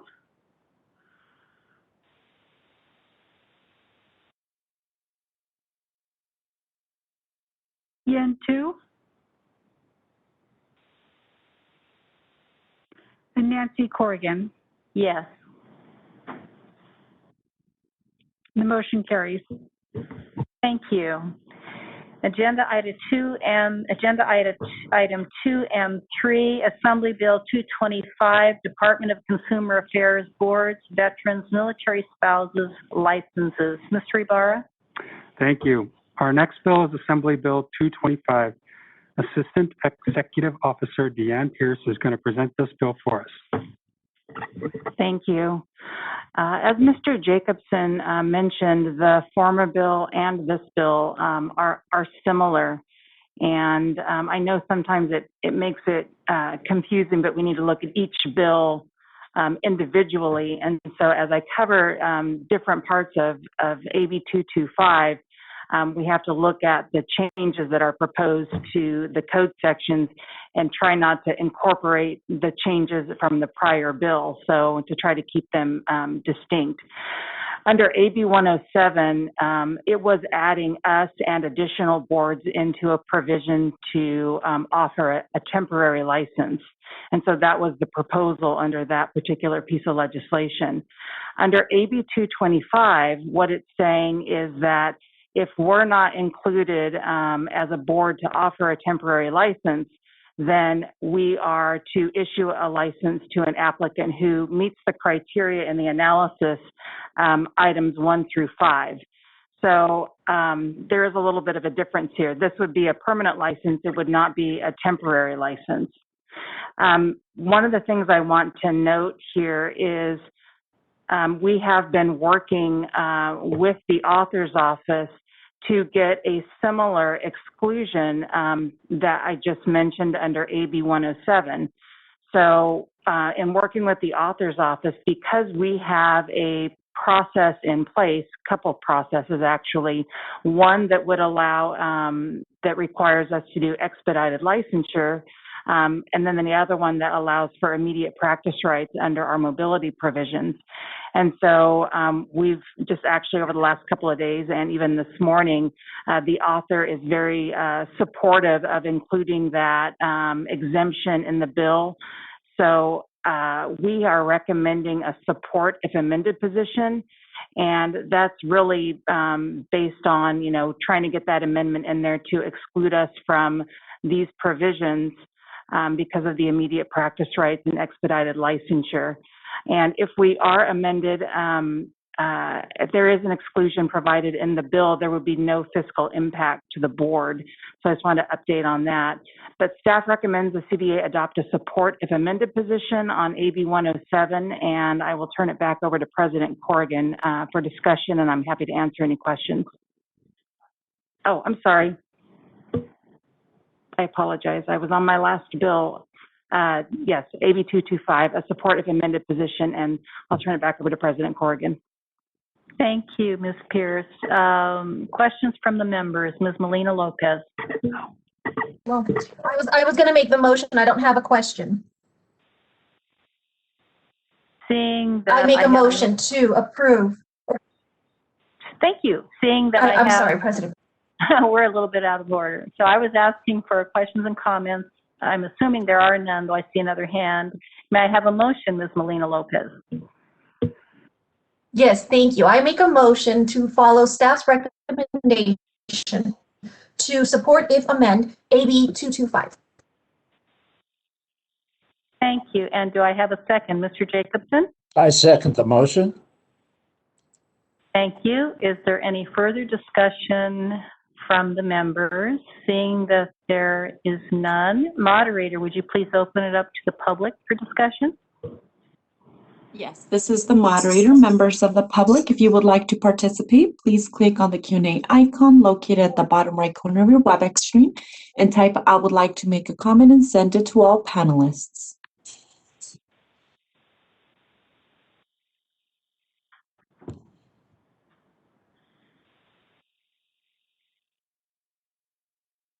Board President, no requests have been submitted. Would you like me to close the Q&A feature?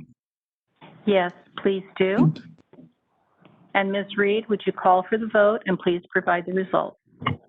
Carrie Ann Farrell Hines, Yes. Dan Jacobson, Yes. Soshi Leon, Yes. Luz Molina Lopez, Yes. Dee Dee Owens, Yes. Ariel Pay, Yes. Deirdre Robinson, Yes. Katrina Salazar, Yes. Michael Savoy, Yes. Mark Silverman, Yes. Yin Tu, Yes. and Nancy Corrigan. Yes. The motion carries. Thank you. Agenda item 2M4, Assembly Bill 298, Accountancy, California Board of Accountancy. Mr. Ibarra. Thank you. Our next bill is Assembly Bill 298. Assistant Executive Officer Deanne Pierce is going to present this bill for us as well. Thank you. AB 298, authored by Assembly Member Irwin and sponsored by the California Board of Accountancy, contains the following provisions. It authorizes an applicant to take the uniform CPA exam prior to completing the necessary educational requirements. It provides specific authority for the Secretary-Treasurer to preside at meetings of the CBA and authorizes the CBA President to designate a non-officer board member to preside if all officers of the board are absent or unable to act at that meeting. And further, it clarifies that email addresses provided by applicants and licensees are not to be considered a public record and not disclosable under the Public Records Act. Working with stakeholders, staff have identified possible amendments to AB 298 for CBA consideration. The first amendments, which are identified on Attachment 3, relate to the CPA exam before education completion proposal. The proposed amendments provide more detail, including the time frame for submission of an application for the CPA exam and the time frame for the submission of transcripts documenting completion of the educational requirements. The second proposed amendment, which is identified on Attachment 4, relates to the ethics education requirement for CPA licensure, specifically the provision that requires a minimum of 3 semester units or 4 quarter units in courses devoted to accounting ethics or accountants' professional responsibilities. Based on feedback from stakeholders, this requirement may be creating a barrier for out-of-state applicants to complete their education. Working with stakeholders, staff is proposing to include 2 additional course options that would meet the specific requirement. The courses include auditing and fraud. These additional courses still maintain a strong foundation in ethics education that applicants must meet before CPA licensure. Last, you will notice that staff are proposing to make some non-substantive edits to provisions that are outdated, and these are also identified on Attachment 4. There is no fiscal impact to the CBA. Staff recommend the CBA make a motion to maintain its sponsor position on AB 298, approve the proposed new language for Business and Professions Code Section 5093.5 regarding the CPA exam prior to completion of the education requirements, approve the proposed language in Business and Professions Code Section 5094.3 regarding the ethics education requirement, and direct staff to work with the author's office to have both proposals amended into AB 298. And I will turn it back over to President Corrigan for discussion, and I'm available to answer any questions members may have. Thank you, Ms. Pierce. Members, do we have any questions or comments in connection with Ms. Pierce's presentation? Seeing that there are none, members, do I have a motion? Ms. Robinson? Yes, I make a motion to accept the staff recommendation as outlined through steps 1 through 4. Thank you. And do I have a second? Mr. Jacobson? I second that motion. Thank you. Is there any further discussion from board members? Seeing that there is none, moderator, would you please open it for public comment? Yes, this is the moderator. Members of the public, if you would like to participate, click on the Q&A icon located at the bottom right corner of your WebEx screen and type, I would like to make a comment and send it to all panelists. I do have an individual identified as Jason Fox who would like to make a comment. Jason, I will unmute your microphone in just a moment. You have been unmuted. Jason Fox with the California Society of CPAs. In the interest of time, I'll be brief, but we support both of these changes, and I think these are going to be very helpful to a lot of candidates coming through the pipeline. So we appreciate the board's work and the board's staff's attention to both of these pieces. So thank you. Another individual identified as Pat Joyce would like to make a comment. Pat, I will unmute your microphone now. I appreciate that, everyone. Pat Joyce on behalf of the national accounting firms, PwC, Deloitte, EY, KPMG, and Grant Thornton. I just want to echo Jason's comments and ask for the board's support for these two changes. They're certainly important to our firms in terms of removing potential barriers for some of the talent we're trying to hire. So appreciate the staff's work and encourage your support. Thank you. Board President, no further requests have been submitted. Would you like me to close the Q&A feature? Yes, please do. And Ms. Reed, would you call for the vote and please provide the result? Carrie Ann Farrell Hines.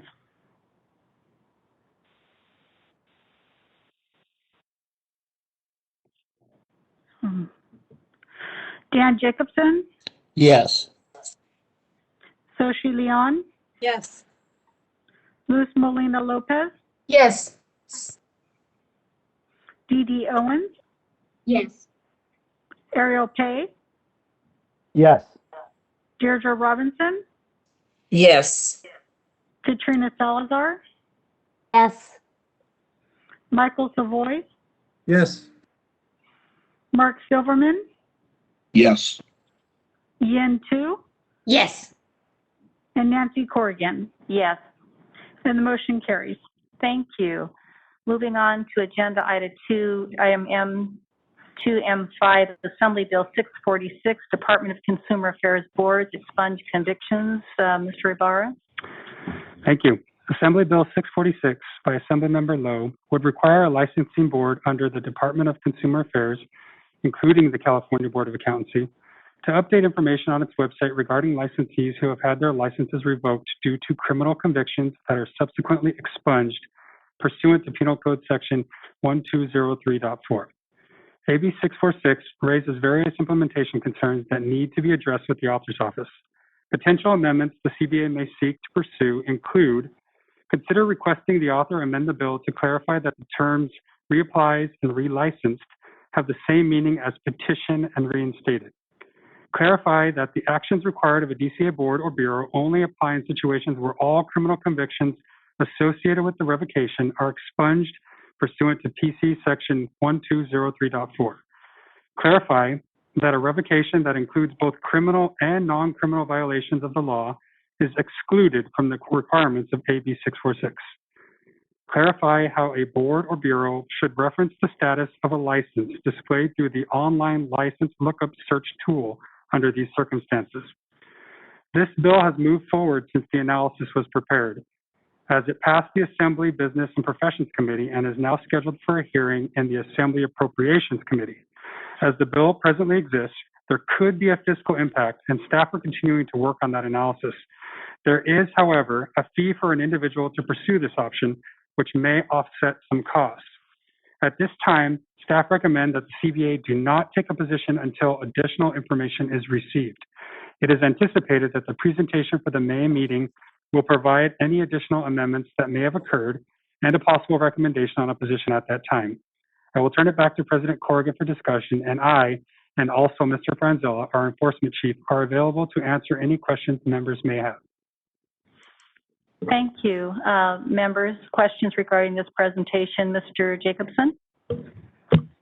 I'm sorry, I did not understand the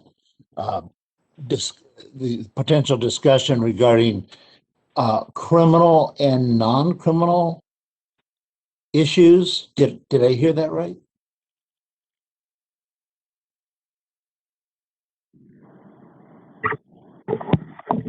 Ms. Pierce? Yes, it would include, are you referring to the potential amendments? Correct. Thank you. And I don't understand how would a non-criminal issue would be involved if it involves expungement of criminal issues. I'm going, with President Corrigan's permission, I'm going to have Mr. Franzella assist. Yes, please, Mr. Franzella. Thank you. So in relation to this request, there are certain board accusations and final decisions that resulted in disposition that charged not only criminal actions, but also charged other violations that would be non-criminal in nature. So you could have a final disposition that has both of those elements in there, and this particular bill does not provide much clarity when a situation like that exists. Thank you. I would like to add that my recollection is that this was a 2-year bill, and we had a watch position on it at the from last year. I believe last year when we presented, or we're planning to present the bill, was at the March meeting, which was subsequently canceled, and that was the end of the 2-year session, if I recall right. So the bill has been reintroduced as part of the new 2-year bill cycle. And so the board never took a position last time. I do believe the board staff back in March of last year was presenting potentially a watch position. And so this time we're recommending that the board not take action at this time, so we can work with the auditor's office and see if there's any other adjustments that can be made. Thank you. Thank you. Any other questions on this topic, members? Seeing that there are none, moderator, would you open it to the public from any comments they may have? Thank you. This is the moderator. Members of the public, if you would like to participate, click on the Q&A icon located at the bottom right corner of your WebEx screen and type "I would like to make a comment" and send it to all panelists.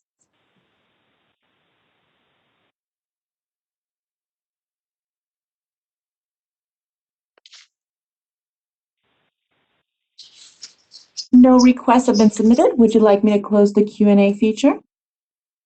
Yes, please do. And Ms. Robinson, your hand is raised. I might have missed it. Did you have something further on this item? No, other than to make a motion, please. Thank you. Well, actually, at this point, staff is not recommending anything, support, oppose, or watch, because they will be gathering more information. So that'll probably be forthcoming at a future meeting. Okay. And that would have been my motion. Thank you. Thank you. Moving on to agenda item 2M6, Assembly Bill 1026, Business Licenses Veterans. Mr. Ibarra. Thank you. Assembly Bill 1026 by Assemblymember Smith would require the Department of Consumer Affairs, or DCA, and any board within the DCA to grant a 50% fee reduction for an initial license to applicants who provide satisfactory evidence that they have served as an active duty member of the United States Armed Forces or the California National Guard and were honorably discharged. Staff are projecting a minor fiscal impact with an estimated fee revenue loss of approximately $2,000 annually. Staff recommend the CBA make a motion to adopt a support position on AB 1026. I will turn it back to President Corrigan for discussion, and I'm available to answer any questions members may have. Thank you, Mr. Ibarra. Are there members' questions for the presentation? Mr. Jacobson. Madam President, I had meant to go back to the M5, and I do move that we have a watch position because that's what we had with the bill when it was presented before. So we are back on agenda item 2M5, Assembly Bill 646. Mr. Jacobson has made a motion for a watch position. Members, do I have a second to that motion? I do not have a second to that motion. I'll second the motion. And I don't know who that is. Deirdre Robinson. Okay, I didn't see your hand and I couldn't tell who you were. So now I couldn't. I couldn't get it there quick enough. I apologize. That's quite all right. It's a fast-moving meeting. So we have a motion and a second, and I need to know whether there is any further discussion from members. Seeing that there is none, before we take a vote, we need to open for any discussion from the public. Moderator, please. This is the moderator. Members of the public, if you would like to participate, click on the Q&A icon located at the bottom right corner of your WebEx screen and type "I would like to make a comment" and send it to all panelists.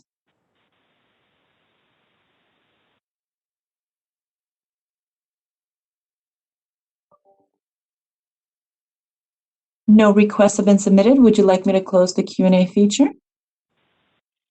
So please do. Thank you. Ms. Reed, would you call for the vote and please provide the result? Dan Jacobson, Yes.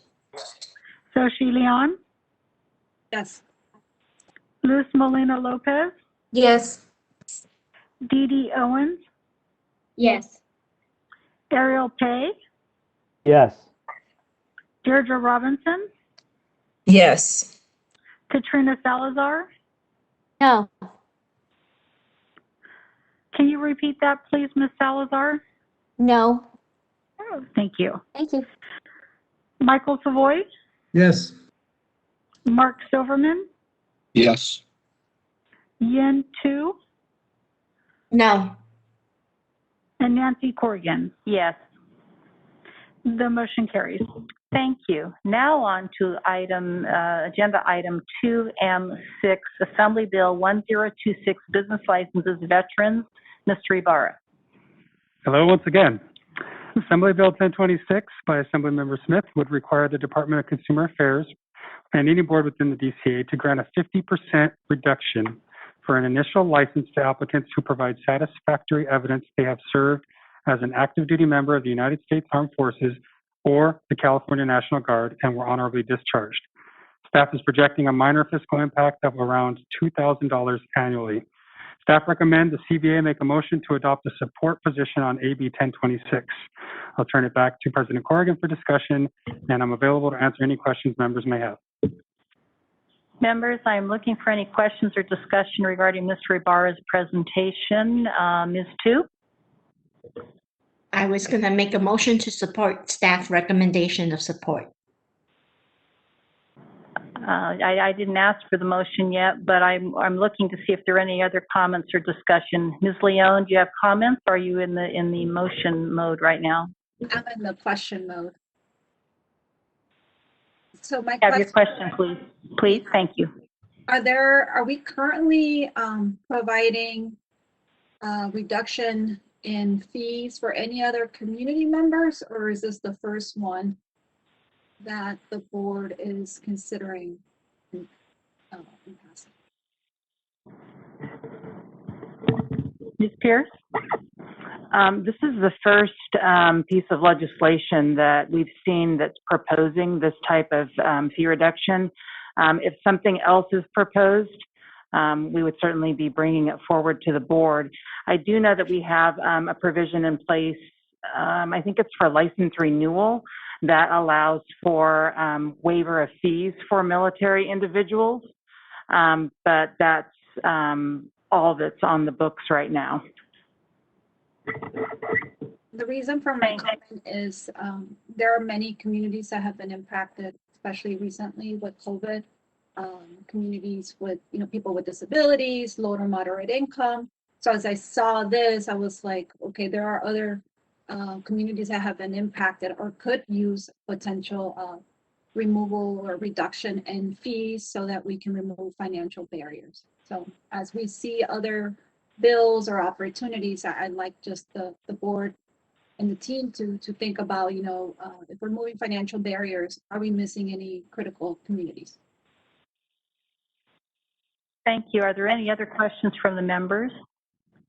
Seeing that there are none, Ms. Tu, would you make a motion, please? Yes, I would like to make a motion to support the staff recommendation of support position on this bill. Thank you. Members, do I have a second? Ms. Leon? I second it. Thank you. Any further discussion from members? Seeing that there is none, moderator, would you please open to the public for any of their comments? Thank you. Yes, this is the moderator. Members of the public, if you would like to participate, click on the Q&A icon located at the bottom right corner of your WebEx screen and type, I would like to make a comment, and send it to all panelists.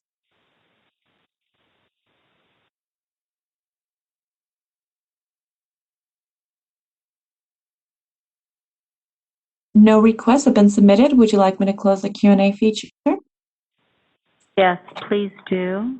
Ms. Reed, would you call for the vote and provide the result? Thank you. Dan Jacobson, Yes. Sochi Leon, Yes. Luz Molina Lopez, Yes.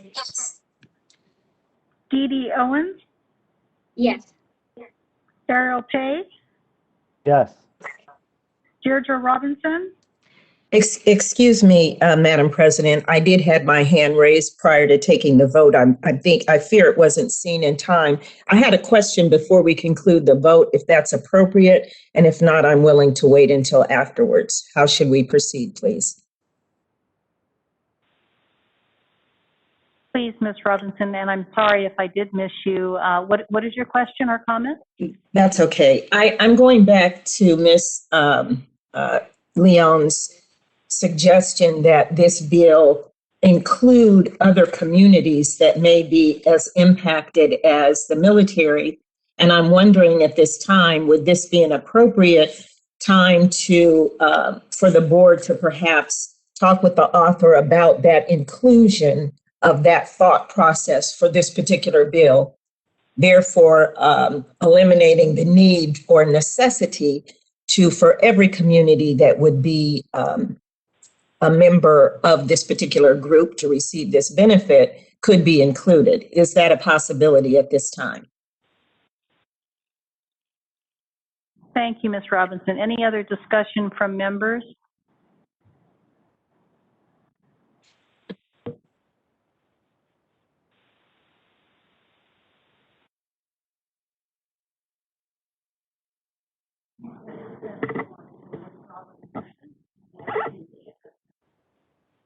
Salazar. Thank you for allowing additional comment. I would ask that we maybe not do that and ask staff to evaluate some of the bills. We're right in the beginning of the legislative session, and there could be other bills that may be addressing this. In the experience with other bills regarding the military, often it was a specific reaction to the movement that is forced upon the members of the military, not necessarily a financial issue, is that they have to continue to move around so frequently. And that is an issue that is possibly unique to this population. And although the other groups certainly should be evaluated, I think maybe the situations might be slightly different to try to bundle them together. So that's just comment, and I appreciate the indulgence. Thank you. And yes, it seems that we need to deal with the bill as it stands at this point. So is the motion and the second still on the table? Let me just say this, if you will. Based on Ms. Salazar's comments, I'm cool with just letting it rest as is, and we'll be looking forward to viewing or participating in the review of other bills that may be concerning about our other communities. So if it moves us forward, I will relinquish my previous request. Thank you. Thank you. So we have the motion and the second still valid, and we're somewhere in the middle of the voting process. Ms. Reed, would you please continue? Okay, Deirdre Robinson. Yes. Katrina Salazar. Yes. Michael Savoy. Yes. Mark Silverman. Yes. Yin Tu. Yes. And Nancy Corrigan. Yes. The motion carries. Thank you. Moving on to agenda item 2M7, Assembly Bill 1386, license fees, military partners and spouses. Mr. Ibarra. Thank you. Assembly Bill 1386 by Assemblymember Cunningham would prohibit a board within the Department of Consumer Affairs from charging an initial or original license fee to an applicant who meets the existing expedited licensing requirements for spouses, domestic partners, or other legal partners of members of the armed forces with an assigned duty station in California. AB 1386 has been referred to the Assembly Business and Professions Committee and is currently awaiting a hearing date. Staff are projecting a minor fiscal impact with an estimated fee revenue loss of approximately $1,500 annually. Staff recommends the CBA make a motion to adopt a support position on AB 1386. And I'll turn it back to President Corrigan for discussion, and I'm available to answer any questions members may have. Thank you, Mr. Ibarra. Members, are there any questions regarding this presentation? I see that there are none. Members, do I have a motion?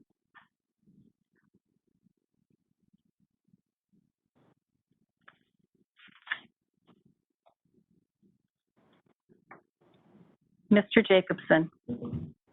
I move to adopt staff's position. Thank you. Do I have a second? Ms. Owens? Yes, I second.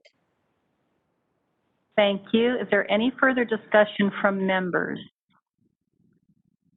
Seeing there are no hands raised, moderator, would you please open for any public comments? Thank you. Yes, this is the moderator. Members of the public, if you would like to participate, click on the Q&A icon located at the bottom right corner of the WebEx screen and type, I would like to make a comment, and send it to all panelists.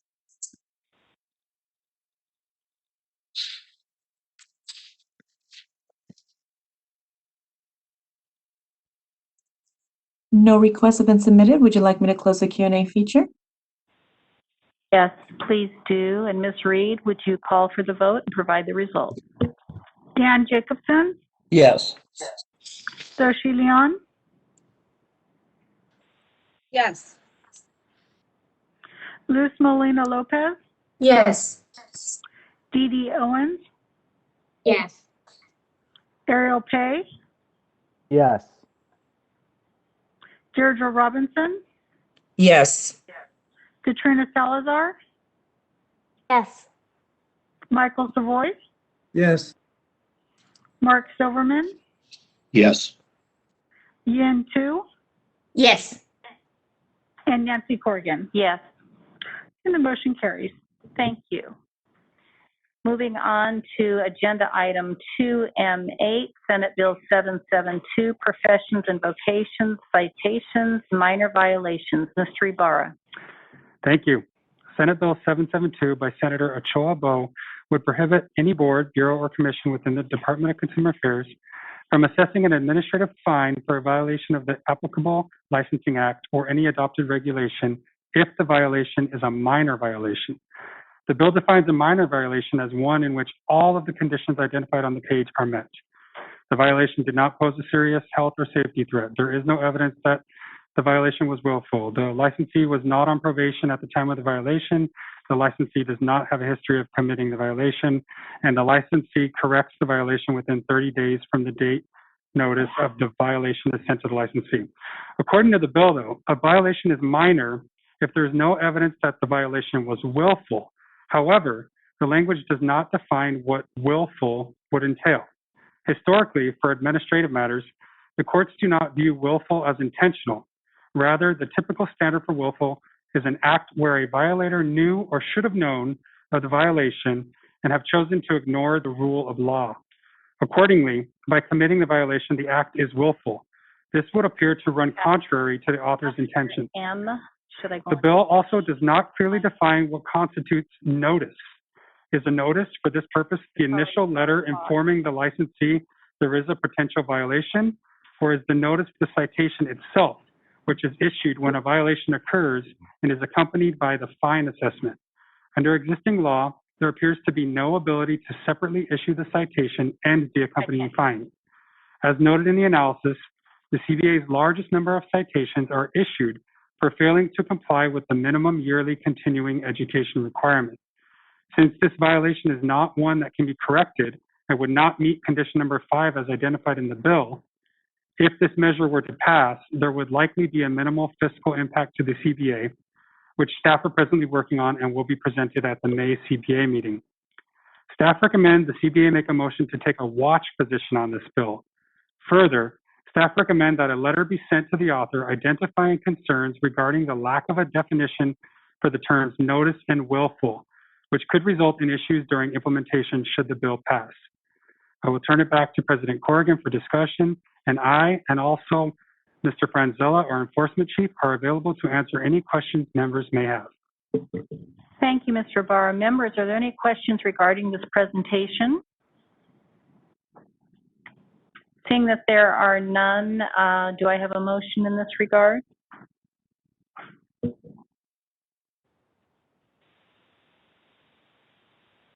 Melina Lopez. Thank you. I make a motion to watch this bill as staff recommends. Thank you. Do I have a second? Ms. Robinson? I second the motion. Thank you. Members, is there any further discussion regarding this topic? And seeing that there are no further questions, moderator, would you please open it to the public? Yes, this is the moderator. Members of the public, if you would like to participate, click on the bottom right corner, the Q&A icon, and type, "I would like to make a comment," and send it to all panelists.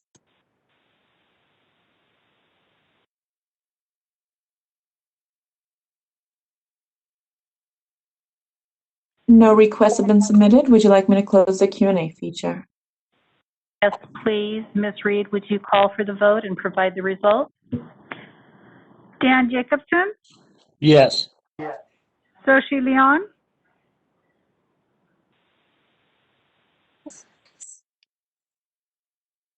Soshi Leon, Yes. Luz Molina Lopez, Yes. Dee Dee Owens, Yes.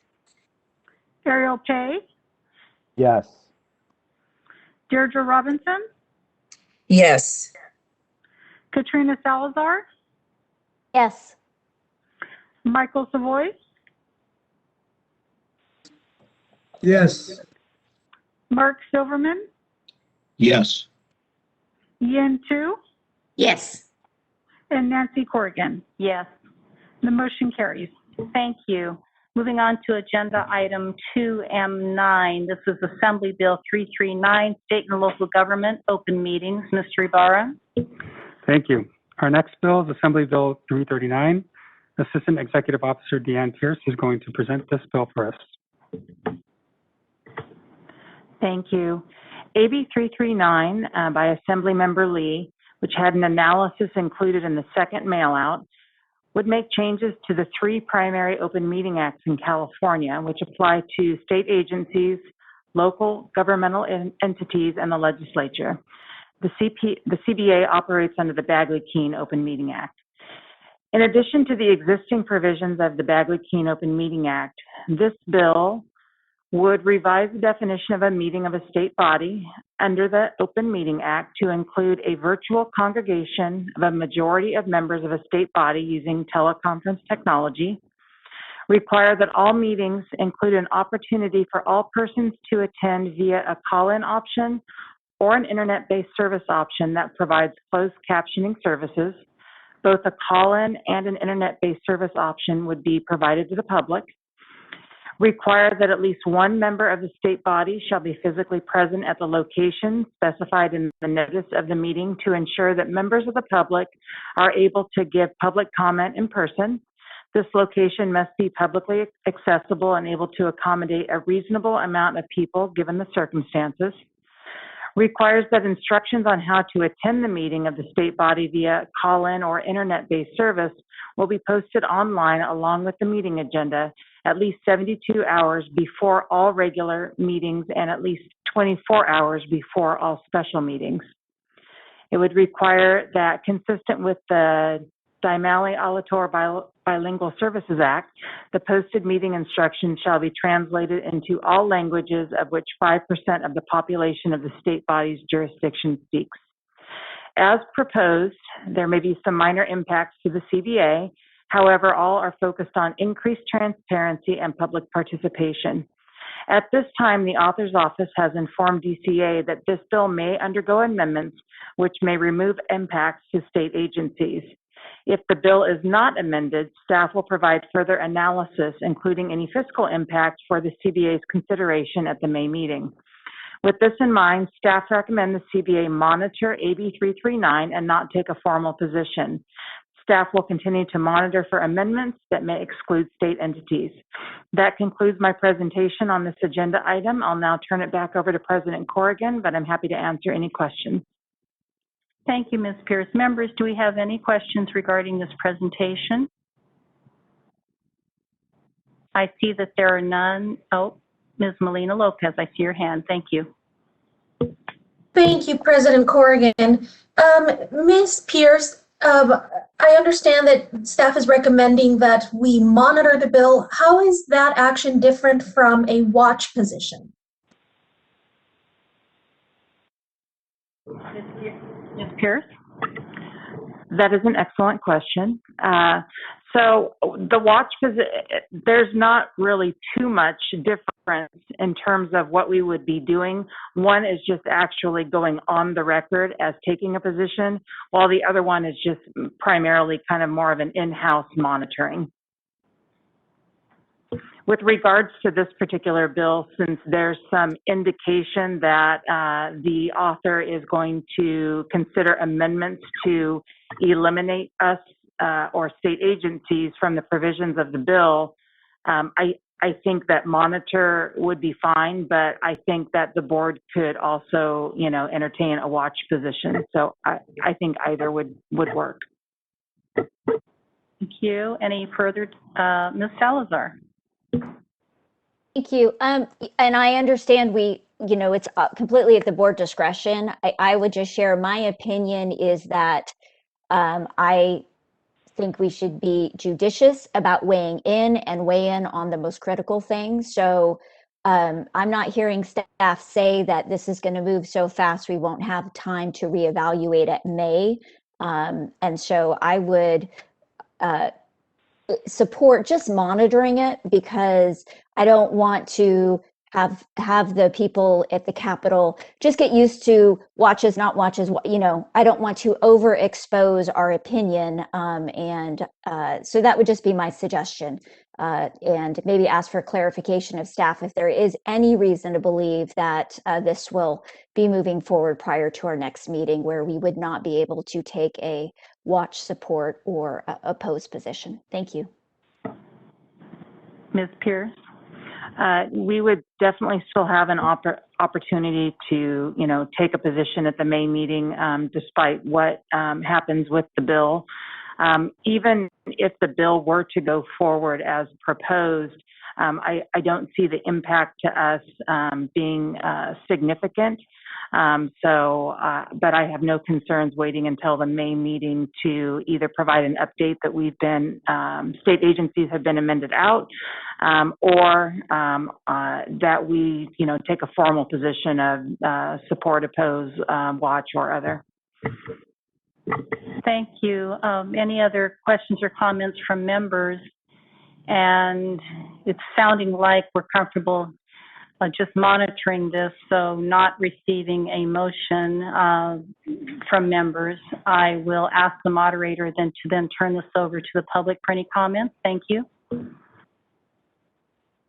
This is the moderator, members of the public. If you would like to participate, click on the Q&A icon at the bottom right corner of your WebEx screen and type, "I would like to make a comment," and send it to all panelists.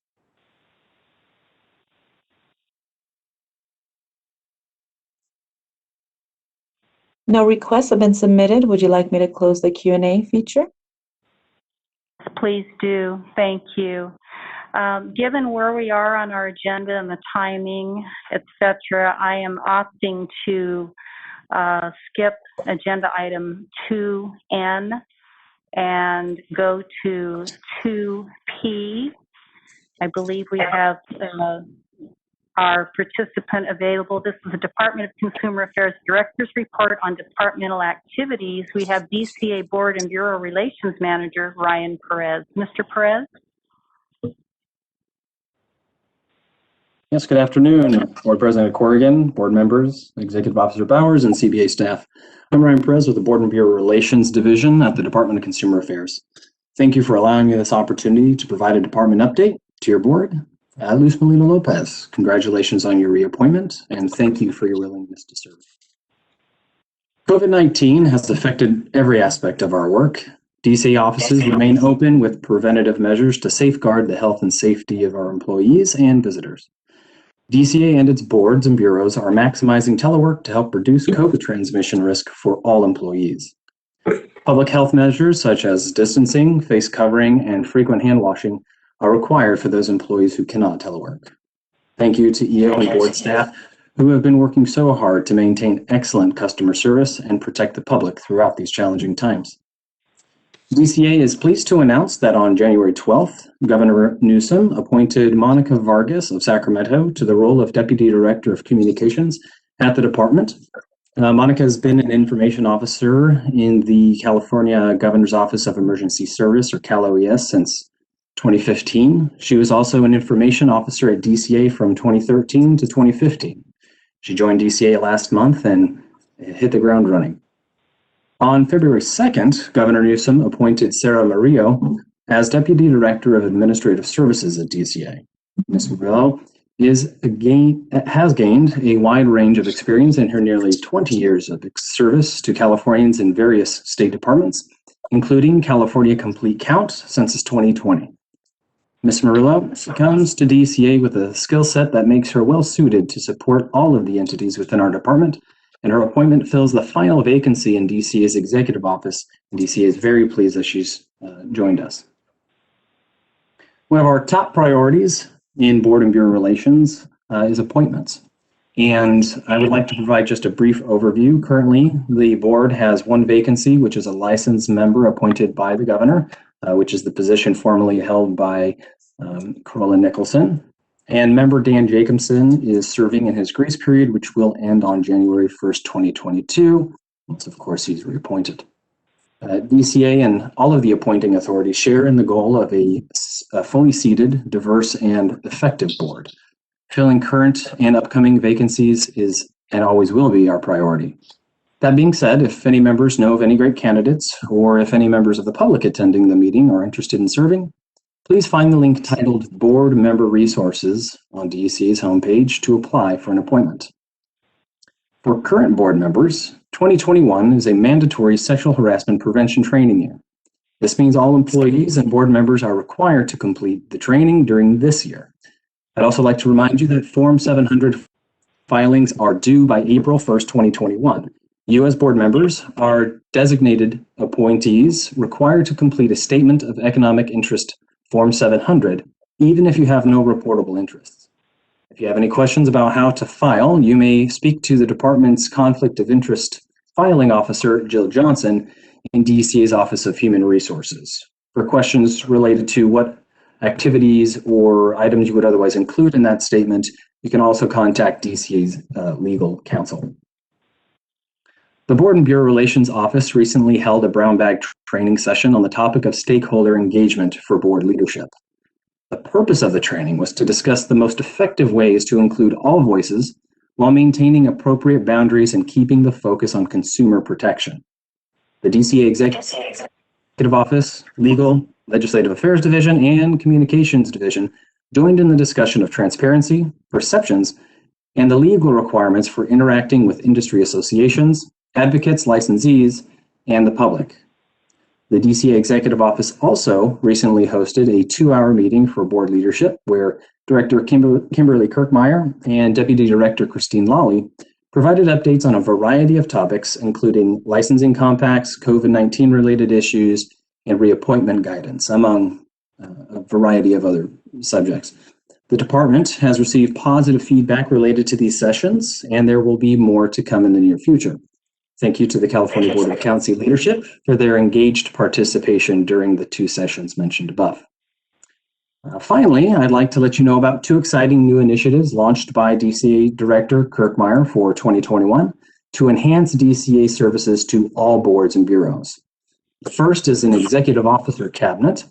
This group of board and bureau executives will maintain regular communication, provide feedback and information to DCA, and assist with several special projects that will impact all boards and bureaus. And thank you to Executive Officer Bowers for your leadership on the cabinet. The second is the Enlighten Licensing Project. This work group is being formed to utilize licensing subject matter experts within the entire Department of Consumer Affairs. The group will help individual boards and bureaus streamline and make their licensing processes more effective and efficient by utilizing best practices, information technology, and other cost-saving measures. These 2 new initiatives are just now kicking off, and we'll keep you updated on their work and impacts. As always, Board and Bureau Relations is here to help, and if there's anything that we can do to assist, please do not hesitate to reach out. This concludes my presentation, and I will hand it back over to Board President Corrigan. Thank you. Thank you so much for that information and sharing with us, Mr. Perez. And I see one of our members may have a question for you. Mr. Jacobson? Yes, Mr. Perez, thank you for mentioning my name because I may not understand the grace period. I was appointed on September 1, 2017 by the speaker.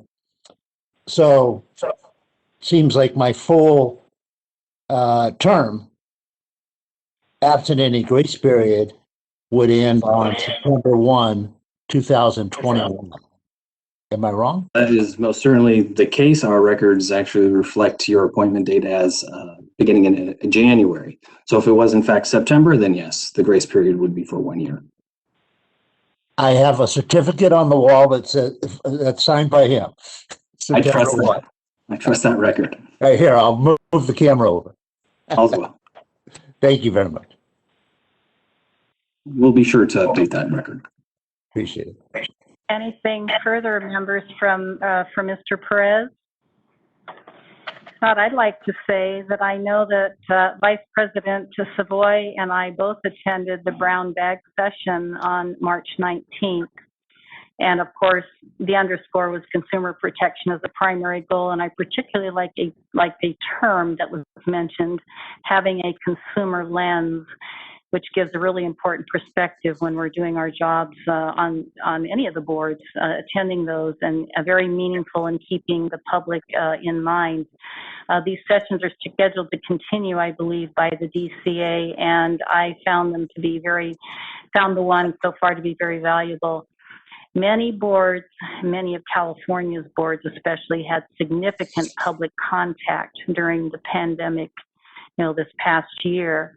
Some reference was made to the Barbering and Cosmetology Board, and I can only imagine what those folks were going through as organizations were, wanting to reopen and trying to determine what to do. So anyway, it's the sharing process of those brown bag sessions is just invaluable. And then the meeting that we had on March 23rd, again, Vice President Savoy and I attended that. It's very nice, very helpful to get updates on what is going on within the DCA.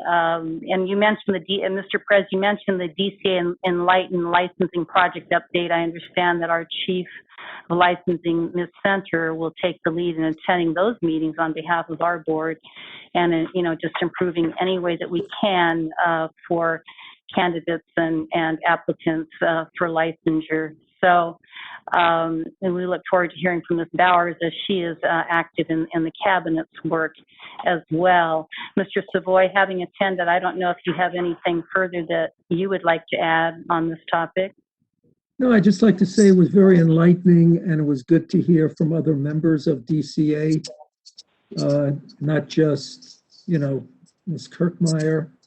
And you'd be happy to hear that I asked the same question that Carrie Ann Farrell-Hines asked about what about in-person meetings in the very near future. And they'd love them, but they got absolutely no direction as to when, how, and if that could take place. So I look forward to that day. Thank you. Thank you, Mr. Savoy. We certainly all do. So thus far, and I'm sure in going forward, the meetings have been very informative, giving an insight and kind of a link, to keep us informed along the way as best as possible. Priorities that are occurring at the department level. And I so appreciate DCA leadership for coordinating the meetings and including all board leadership, all kinds of boards, and those needing guidance and those just needing information. So, Mr. Perez and DCA, thank you so much again. Just really appreciate it all. And so now I will be going back to agenda item N, and that is 1 through 17, and that is Ms. Pierce, Assistant Executive Officer, and Mr. Ibarra, Information and Planning Officer. Thank you. Thank you, President Corrigan. There are 16 bills under this agenda item. The bills in this category include legislation relating to the Administrative Procedures Act, public meetings of local agencies, the Public Records Act, and general spot bills. These bills may develop into a proposal that is relevant to the CBA, but at this time, there's nothing specific to highlight. I'll turn it back to President Corrigan, and I'm happy to answer any questions the members may have. Members, are there any questions on this agenda item? Seeing that there are none, moderator, would you please open it to the public for any comments? Yes, this is the moderator. Members of the public, if you would like to participate, please click on the Q&A icon at the bottom right corner of your WebEx screen and type "I would like to make a comment" and send it to all panelists.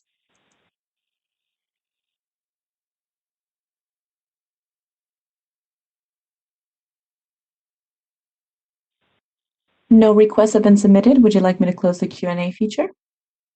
Yes, please do. Thank you.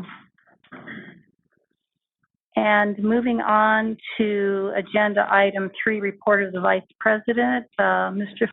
Savoy, agenda items 3A, B, and C, and then we'll get on to D. Thank you. Thank you, Madam President. Agenda item 3A, the appointments and reappointments to the Enforcement Advisory Committee. This item is to recommend the following: the reappointment of Doug Aguilera, the reappointment of Dave Kroll, the reappointment of Chris Tegmeyer, the appointment of Nathan Cowley, and the appointment of Jennifer E. Ziegler to the Enforcement Advisory Committee. The Enforcement Advisory Committee assists the CBA in an advisory capacity with enforcement activities. This includes reviewing closed investigation files, providing technical guidance on open investigations, and participating in investigative hearings. I have conferred with the CBA executive officer to verify that the individuals have met the appropriate requirements for license renewal and have demonstrated the skills and knowledge to serve as a member on the Enforcement Advisory Committee. I would like to make a motion, therefore, to reappoint Doug Aguilera, David Kroll, Chris Tegmeyer from April 1st, 2021 through March 31st, 2023, and appoint Nathan Cowley and Jennifer Ziegler to be effective March 25th, 2021 through March 31st, 2023 to the Enforcement Advisory Committee. I'd now like to turn it back to President Corrigan and ask for a second. Thank you, Mr. Savoy. Members, do I have a second to that motion? Mr. Jacobson. I second the motion. Thank you. Is there any further discussion from the members? Seeing that there is none, moderator, would you please open it to the public for any comments? Members of the public, you can participate by clicking the Q&A icon at the bottom right corner of your WebEx screen and type "I would like to make a comment" and send it to all panelists.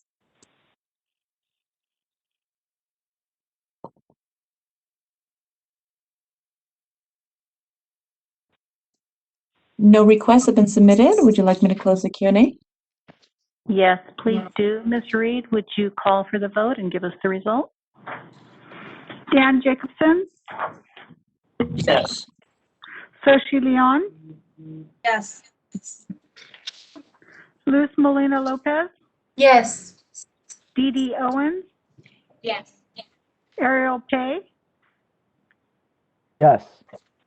Deirdre Robinson, Yes. Yes. Katrina Salazar, Yes. Michael Savoy, Yes. Mark Silverman, Yes. Yin Tu, Yes. and Nancy Corrigan. Yes. The motion carries. Thank you. Mr. Savoy, please continue. Agenda item 3B. This item is to recommend the following: the reappointment of Angela Hanzik and the reappointment of Jose Palma, CPAs, to the Qualifications Committee. The Qualifications Committee assists the CBA in its licensure activities by reviewing the expertise and experience of applicants for licensure and making recommendations to the CBA. This includes conducting work paper reviews with the applicant or the employer present to verify that the responses provided are reflective of the requisite experiences for licensure. I have conferred with the CBA executive officer to verify that each individual has met the appropriate requirements for license renewal and have demonstrated the skills and knowledge to serve as a member on the Qualifications Committee. I would like, therefore, to make a motion to reappoint Angela Hanzik and Jose Palma to the Qualifications Committee effective April 1st, 2021 through March 31st, 2023. I'd like to turn it back over to President Corrigan to get a second. Thank you. Members, do I have a second? Ms. Tu?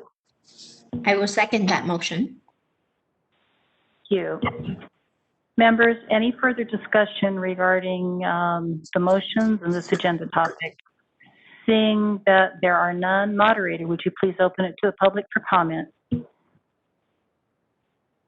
This is the moderator. Members of the public, you can click on the Q&A icon, type "I would like to make a comment," and send it to all panelists.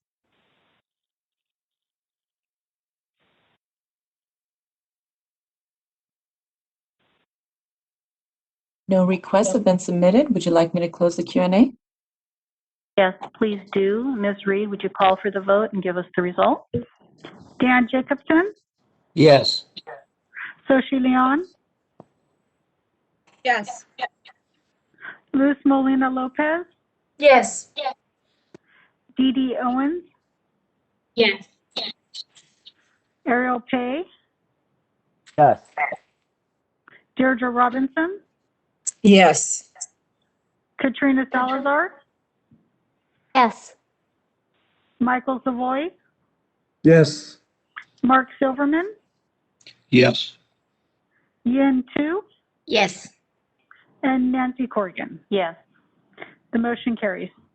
Thank you. Mr. Savoy, please continue. Item Agenda 3C, the appointment and reappointments to the Peer Review Oversight Committee. This item is to recommend the following: the reappointment of Sharon Selleck and the reappointment of Kevin Harper to the Peer Review Oversight Committee. The Peer Review Oversight Committee assists the CBA in advisory capacity in its oversight of the peer review program. As with all appointments and reappointments, I have verified that the individuals have met the requirements for a license renewal and have demonstrated the skills and knowledge to serve as a member on the Peer Review Oversight Committee. I would like to make a motion to reappoint Sharon Selleck and Kevin Harper to the Peer Review Oversight Committee effective April 1st, 2021 through March 31st, 2023. And I'd like to turn it back over to President Corrigan.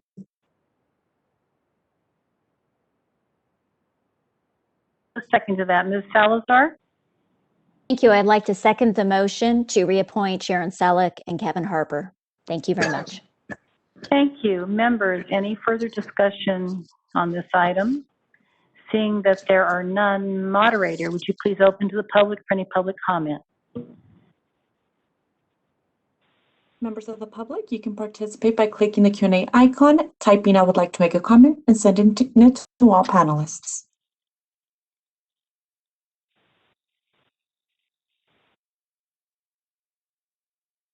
No requests have been submitted. Would you like me to close the Q&A feature? Yes, please. Thank you. And Ms. Reed, would you call for the vote and provide the result? Dan Jacobson, Yes. Soshi Leon, Yes. Luz Molina Lopez, Yes. Dee Dee Owens, Yes. Ariel Pay, Yes. Deirdre Robinson, Yes. Katrina Salazar, Yes. Michael Savoy, Yes. Mark Silverman, Yes. Yin Tu, Yes. and Nancy Corrigan. Yes. And the motion carries. Thank you. And proceeding on, Vice President Savoy, to agenda item 3D. Thank you. I'd like to now give an update on the activities for committee recruitment. As you know or don't know, these have been very hard positions to fill, primarily due to COVID-19 and obviously the restrictions for gatherings, as these committees are most effective when they meet in person. But I'd like to give you an update on the activities that are taking place for us to try to find new members for these committees. Staff have been actively recruiting to fill these several vacancies on all the advisory committees. However, the CBA has received very little interest. Currently, the EAC, the PROC, and the QC have at least one and sometimes more vacancies within each of these committees. Some of the recruiting efforts include maintaining a permanent page on the CBA's website that focuses on volunteering and serving on a CBA advisory committee and enhancing the visibility of committee information on the homepage, providing committee interest information in the update publication and the monthly report of the executive officer. Cal CPA sharing the information with their membership and direct emails to current and recently retired committee members seeking assistance with committee recruitment. For future recruiting efforts, staff are working on the following: creating a video regarding serving on an advisory committee, creating a brochure for distribution at meetings and events, an email campaign, social media, including information on the insert with CPA renewal applications. Although staff are increasing recruiting efforts, any assistance that CBA members can provide by sharing this information with colleagues on this opportunity would be very much welcome. Staff will be providing updates on committee recruiting activities at future meetings just to keep the CBA apprised of these efforts. And if you know anybody that would be interested, please reach out to them and tell them to get in touch with either Patty or Deanne, because this is an important part of what we do, and we rely very heavily on these advisory committees to do our job. Thank you. Thank you, Vice President Savoy. And I see some hands raised. I'll start with Ms. Tu. Thank you. And thank you, Vice President, for that update. It's really helpful to hear all the planned outreach that staff is planning to do. Anecdotally, I was trying to recruit somebody I thought would be very helpful to some of this advisory committee. And first thing she said to me is like, yeah, you're talking to me during tax time. So in terms of timing, I think it will be great if we can recruit during the time when the tax season is not so crazy. But one thing that would be very helpful if Patty, our executive director, can send us an email blurb of what that entail in terms of the, I know you're planning to have flyers and maybe you can send it to board members so that we can recruit on our end, because obviously, if you're on the board, you're pretty well connected in the community that you live in. So I would love to get a simple explanation of what the volunteer effort entails. Not very long or convoluted, but it will be very helpful on my end. Thank you. Ms. Robinson. Yes, thank you so much, Madam President. I'm asking a comment at this. I'm asking a question at the same time that I'm trying to make a comment. And I guess my question is, and this is to say that I feel that the efforts that have been made, the recruitment efforts and future efforts are well organized, but is there someone that is specifically targeted as accountable for the recruitment for CBA? You mentioned staff. And the reason that I'm asking about that is usually when there's such difficulty in doing recruitment that there needs to be, one focal point of someone that may be leading that process. And that's my question. Is that what is going on within the activities for committee recruitment?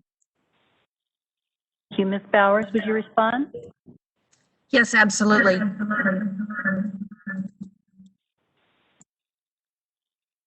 Sorry about that. I pushed the wrong mute button. I would be the primary point of contact on recruitment. I do have a full team of staff that assists with some of the examples Mr. Savoy provided, that's media posts, website posting, the flyer. But overall, I would be that primary point of contact for all recruitment. Okay, then the second part, thank you for that. To my question is, what type of information are you getting from the recruitment effort? If you are you running any analytics to see where you're getting the most bang for your buck? Are there upcoming conferences to attend where we could make our presence known? I know that we do a great job with outreach, but I also know that in my short term with the Board of Accountancy, that the development of the outreach strategy was one that I kind of witnessed coming up like the rise of the phoenix out of the sand and out of necessity. So I'm just wondering what if there's a focus on that, and if board members can assist in that regard and how they might assist, because many of us have talents in recruitment, and this may be something that we could offer to assist with the effort. Ms. Bowers? So to answer your first question, as far as any analysis on the feedback we're receiving, there really hasn't been a lot, so there's not a lot of data to analyze. The interest has been very minimal. As far as, if I understood the second part of your suggestion, to expand our outreach effort, expand our recruitment efforts to some of our outreach events, we have just recently began doing that, but would welcome any additional input or support from the members. And so that's something I can give some additional thought to and work towards achieving that. And if there's any way that I could help with that effort, Patty, please utilize my cell phone, please. I'll do anything to help you in that regards as far as recruitment is concerned, and maybe some simple ways of being able to get some analytics from your recruitment efforts so that you'll know what direction to move forward in. And just to say that I'll do anything to help Mr. Savoy. I miss seeing him and sitting next to him in our meetings. So if I can, whatever you use me as you will, that's what I'll say. But I look forward to hearing from you. Thank you, Ms. Robinson. Ms. Salazar. Thank you very much, Madam President. My suggestion is a long view effort for recruitment, but I'm of the opinion that the people that are giving of their time on these committees are sort of unsung heroes that aren't recognized, and they do their work behind the scenes largely. So I would like to ask if we could consider possibly doing a small feature or highlight in our updates to help bring those people on the committees a little bit of recognition for the work they do. I think that will serve a dual purpose of also highlighting that work and making other readers of our publications aware of that service opportunity. And in the long run, it might complement our other recruitment efforts. So I appreciate you listening to that suggestion. Thank You know, you. And in just one comment on that, in light of that, and the fact that we're presently having these web meetings, it might not be too bad an idea to highlight in the next few meetings some members to come forward for a period of time from each committee. So I think that would be an excellent idea. Thank you. very good idea. Thank you. And Mr. Pei, I do see your hand up as well. Yes, thank you, Madam President. Just a comment I had on a little bit of the marketing. I see that we're doing a lot of the traditional boilerplate types of marketing, and possibly just to think and just throwing it on the table there, maybe we need to go a little bit granular. You know, the way the new way is on your phones, it's quick swipes left and right, and maybe we need to start looking at other avenues, maybe like an app or some type of submission through information to get their name in a portal to where at least we can kind of see for their consideration. So my comment would be more of like going a little bit granular in the technology part of this to kind of start grabbing information of just interest, and then possibly going further down the line for the longer range. Thank you, Mr. Pei. Anything further, members? Ms. Chu. Yes, I was wondering, in terms of outreach, do we reach out to any of the CPA firms? Obviously, the associates, some of these, it's great experience and it's great for their resume. Do we outreach to those firms? Ours? Yes, actually, we do. We have committee members and past board members that we've worked with to reach out to their colleagues within the big firms. And so that is one of the areas that we recruit from. Thank you. Anything further on this agenda item? Very good discussion. Thank you all. And at this point, we need to break for lunch. We have a time certain. We have our petitioner hearings at 1:30. So time certain means we need to be ready to go. We have lots of other folks involved in that. So you may stay logged in, but please mute your microphones, stop your videos, and be back ready to go at 1:30. Thank you. Madam President, this is legal. If because we're on this topic, could we just quickly ask for public comment before we go to break? Yes, thank you. And thank you so much for reminding me to do that. Moderator, would you please ask for any public comment? This is the moderator. Members of the public, if you would like to participate, click on the Q&A icon located at the bottom right corner of your WebEx screen and type, "I would like to make a comment," and send it to all panelists.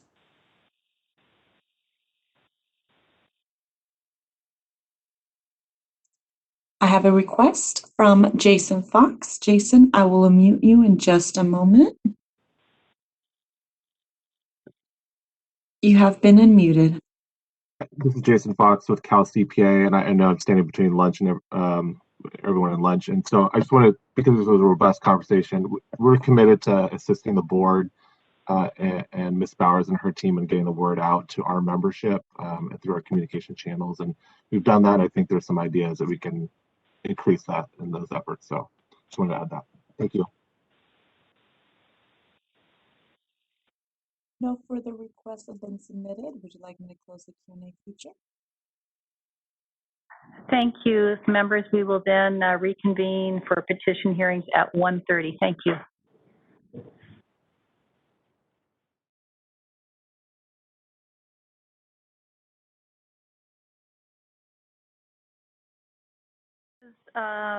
President Nancy Corrigan, proceeding then on agenda items 5A and 5B, petition hearings. And I want to read the following procedures to establish our petition hearing process in our virtual meeting setting for all present, so that we kind of know the order and we can approach this in an organized manner. So agenda items 5A and 5B are petition hearings for Wen Chen, CPA number 137781, and Amit Kabani, CPA, license number 58074, and Kabani and Company, Inc., license COR 4710. Before we start each of these two matters, Ms. Reed, the CBA's Board Relations Analyst, will conduct a roll call to establish the CBA members present for the matter and to establish a quorum. After roll call is conducted, I will ask if any members need to recuse themselves from the matter. After the quorum has been established and any recusals occur, His Honor will then take appearances and will swear in the petitioner. His Honor will allow the Deputy Attorney General to provide an overview of the petition before us and seek to enter into evidence the petition packet and any additional materials. His Honor will then provide the petitioner and their counsel the opportunity to provide an opening statement and present and enter into evidence any additional documents. Next, His Honor will allow for the Deputy Attorney General to examine the petitioner. The petitioner's counsel shall then be afforded the opportunity to examine the petitioner. After the examinations, I will request that His Honor ask Ms. Reed to perform a roll call of each CBA member to allow members to ask any questions they may have of the petitioner. If a member does not have a question, simply state no questions so that we have that for the record. After Ms. Reed is finished polling members for questions, I will ask if any member would like to ask a follow-up question based on the previous questions and answers posed. If so, members are asked to raise their hand and wait for me to call upon them for those follow-up questions. After the CBA member's examination of the petitioner, His Honor shall provide the Deputy Attorney General and petitioner, including petitioner's counsel, the opportunity to provide any closing statements or remarks. After the closing remarks are received, His Honor shall close the record and we move on to the next petitioner.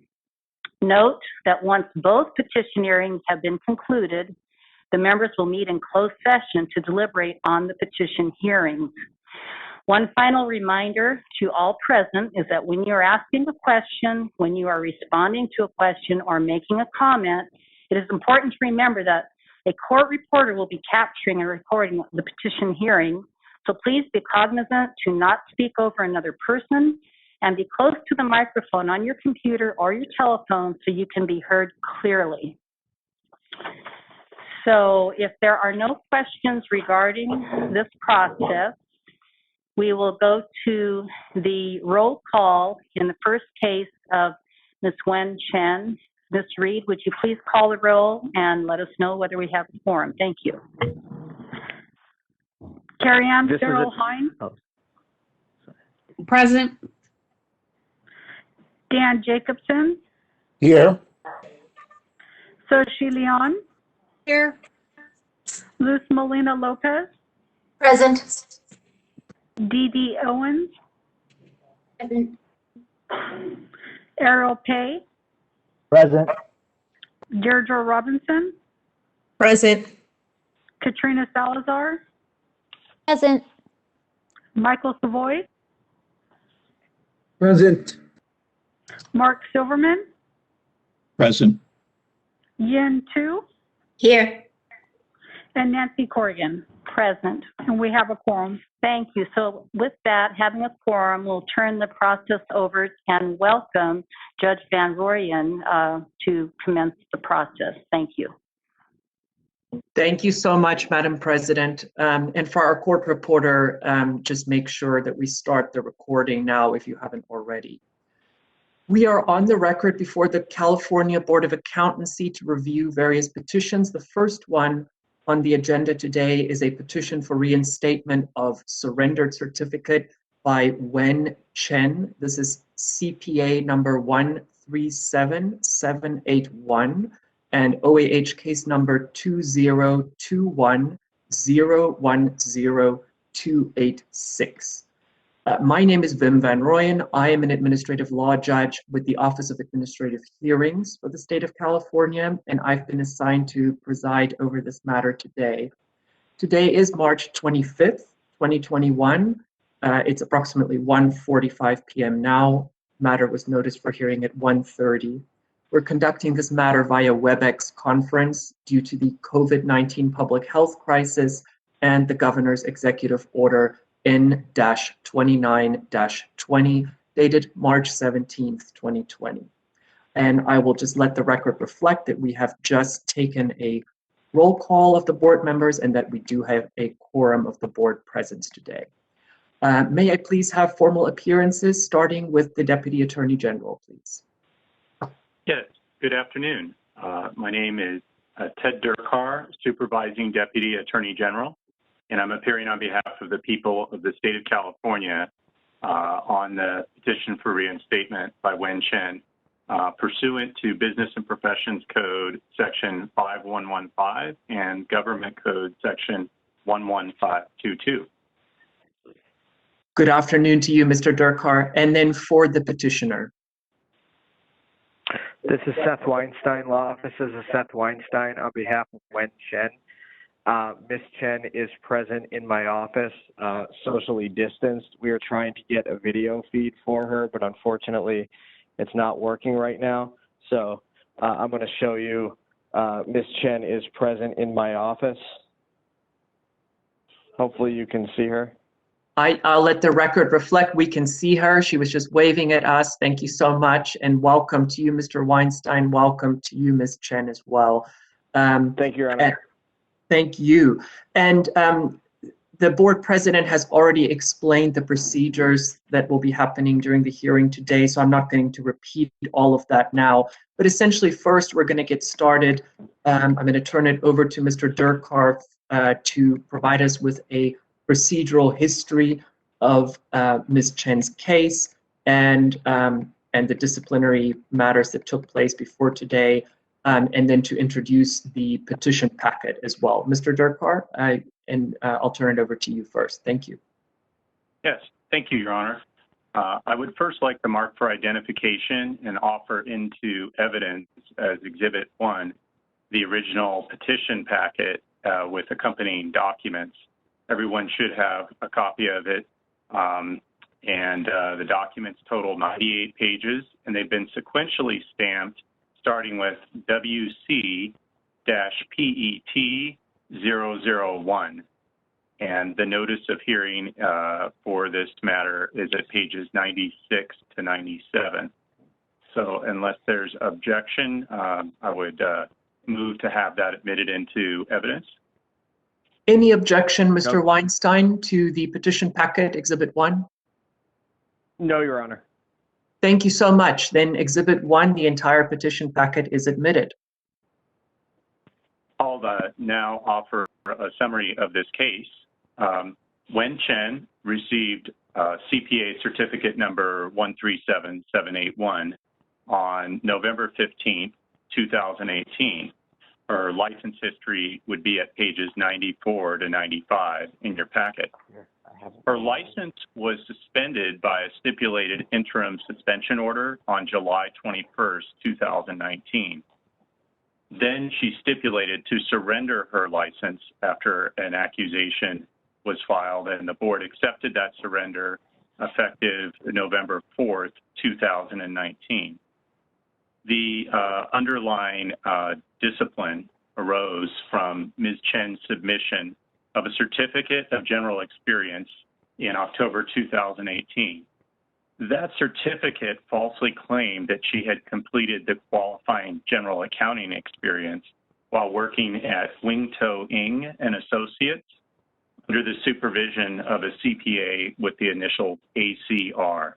I will refer to that person as ACR for reasons of privacy and not use the person's full name. In fact, the principal of that firm where Ms. Chen was working, the principal, his name was Mr. Ng, he had been Ms. Chen's direct supervisor for the whole time that she had worked at that firm. The CPA with the initials ACR had not been Ms. Chen's supervisor And when interviewed, ACR denied having signed the certificate of experience. And then with regard to what supervision means for purposes of that certificate, the certificate itself says, supervised experience means that the applicant's supervisor shall have reviewed and evaluated the applicant's qualifying work on a routine and recurring basis and shall have authority and oversight over the applicant. The accusation that was filed against Ms. Chen, that starts at page 81 in your packet, and the factual allegations, should you like to look at them, those are at pages 87 to 88. The stipulated surrender of her license and the order by the board starts at page 74. No costs were imposed under this disciplinary order. Letters have been submitted along with the petition by Ms. Chen and her counsel, Seth Weinstein. Those letters explain why she believes her petition should be granted. Ms. Chen's letter is at pages 15 to 20.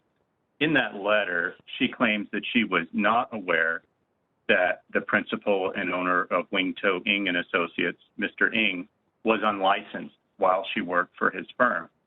She claims that she had difficulty getting a certificate of experience from him when she asked for it, although he had told her she would get one. And when she finally did get one from him, it was one that said she had been supervised by ACR. Ms. Chen claims that Mr. Ng said ACR was his partner. Ms. Chen explains that she went ahead and submitted the certificate to the board due to naivete. She admits that this was a mistake and says that she takes responsibility for it. Ms. Chen has submitted a new certificate of general experience based upon her work at the firm Cohn Resnick from January 2019 to June 2020. That certificate is at page 37 of your packet. And I would be prepared to proceed with questions for Ms. Chen, but I believe now I'll turn the matter back over to Your Honor. Thank you very much, Mr. Durkar. Yes, I believe in accordance with the board's procedures. Before we do that, I just want to give Mr. Weinstein an opportunity to make an opening statement if he wishes to do so. Would you like to make an opening statement, Mr. Weinstein?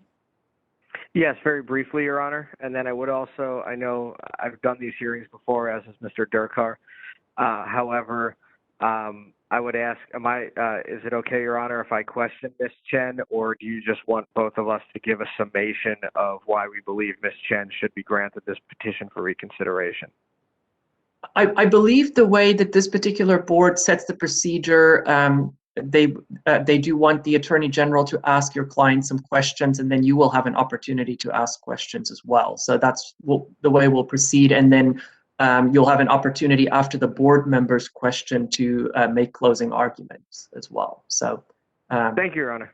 Yeah, no problem at all. I would like to make a brief opening statement, if I may. Go ahead, sir.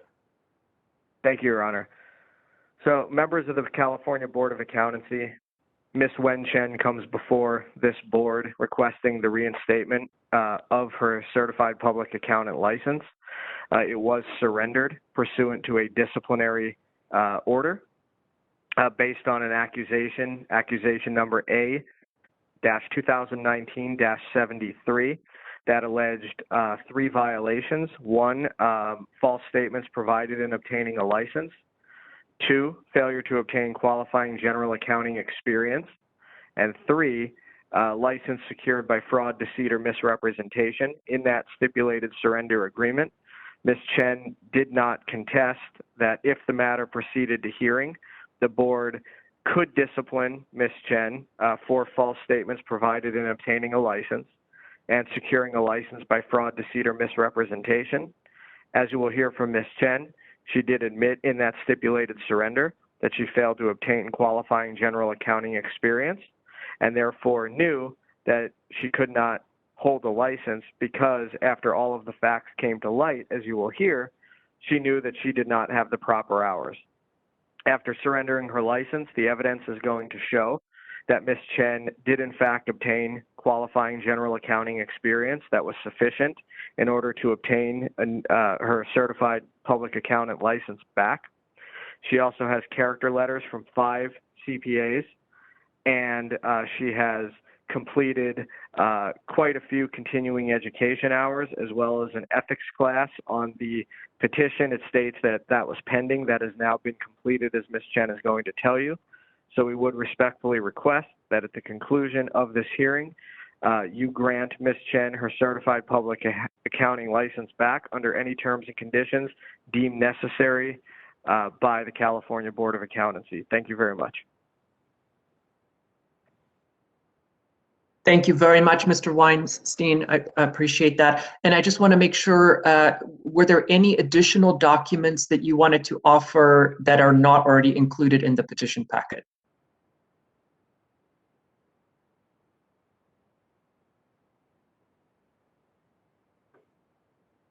This is a court reporter. I can't hear anything, Judge. I can't hear anything either. Mr. Weinstein, are you still there?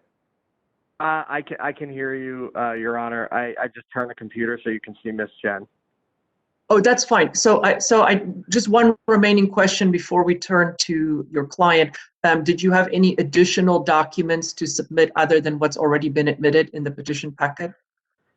So we do have one completion of the ethics class that was completed yesterday. I'm not sure how the board or Your Honor would like me to submit that to everybody. I can certainly email it. I'm not sure how that, because we're not in the OAH setting, so I'm not sure if I can just email it to Mr. Durkar and OAH. Mr. Durkar, do you have a position on that?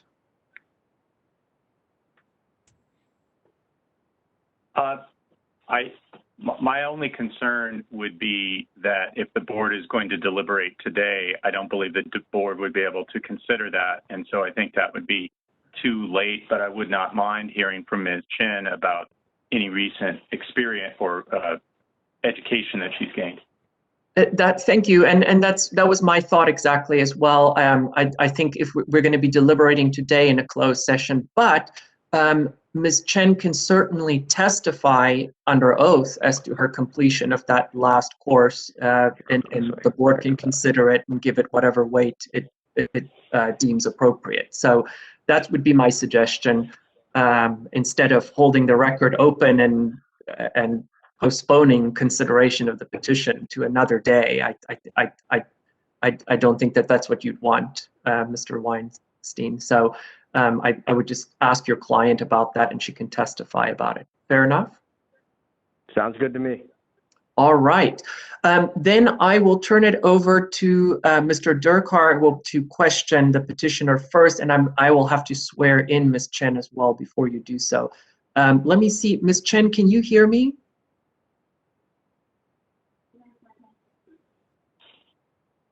You are extremely faint. I cannot hear you. Can the court reporter hear Ms. Chen? This is a court reporter. I cannot hear her, Judge. I cannot either. I'm hoping we have a different. Yes, I can hear you now. Much better. Okay. Maybe it's like my volume didn't turn on enough. Sorry. No problem, but I'm just concerned you can hear me clearly as well, Ms. Chen, correct? Yes. Terrific. And we can hear you clearly too. Thank you so much. All right, if you could just raise your right hand where you are and I will swear you in. Do you solemnly state under penalty of perjury that the testimony you're about to give shall be the truth, the whole truth, and nothing but the truth? Yes, I do. Thank you so much. And can you adjust your camera slightly because you're actually cut off? We can't see your face right now. We just see the top of your head. At least that's all I'm seeing. I think it's the light, the back light, the reflection. Can you see me more now? Well, it's just on my end, all I see is the top of your head. I don't actually, your face is not in the picture. What about right now? I haven't, is it just me? I just want to make sure, Mr. Durkar, is it just me that can't see her face? I see 2 images of her, and one is in a box that says Wen Chen, and I only see the top of her head. and the Right. other is on Seth Weinstein's feed, and I see her There- whole face. There we go, Ms. Chen. Now much better. Now we can see your face. Perfect. Oh, okay. Sorry, I don't know, like, because I use like the other laptop logged in, but I don't know if it works, so I will try to use the other Okay. one. Okay, yeah. So just keep it the way.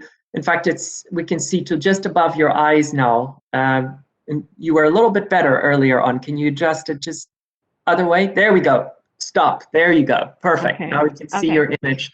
Fantastic. Okay. And if you could just spell your name for the record, just now that you're testifying as a witness, please. My first name is Wen, W-E-N, and last name is Chen, C-H-E-N. Fantastic. Thank you, Ms. Chen, and thank you for your patience. And while we try to get the audio and video issues sorted out. So if you get asked any question today that's unclear, vague, ambiguous, just let us know. We can get it rephrased. If you do answer a question, we will assume that you understood it. Fair enough? Okay, sure. Thank you. All right. Mr. Durkar, your witness, please. Yes. Good afternoon, Ms. Chen. Can you hear me? Yes, I can hear you. Excellent. You submitted a certificate of general experience in 2018, which said that the CPA ACR had been your supervisor. Is it true that ACR had not been your supervisor? No. Do He you has mean been my no, supervisor. she had not been your Your supervisor? Honor, if I may, I think there's a confusion as to ACR for Ms. Chen. It was a little bit confusing, the instructions, and English is not her first language, so I know this is a little bit break from protocol, but can I just explain the name situation to Ms. Chen again? Any objection, Mr. Durkar? No, I'd like the record to be clear. Go ahead, Mr. Weinstein. I don't mind. So, Ms. Chen, ACR would be the individual that you're not allowed to refer to. That is not Wingto NG. Oh. That's the other individual. Okay. Okay. I understand now. All right. So Okay, why don't you no. go ahead and re-ask the question, Mr. Durkar, now with that clarification.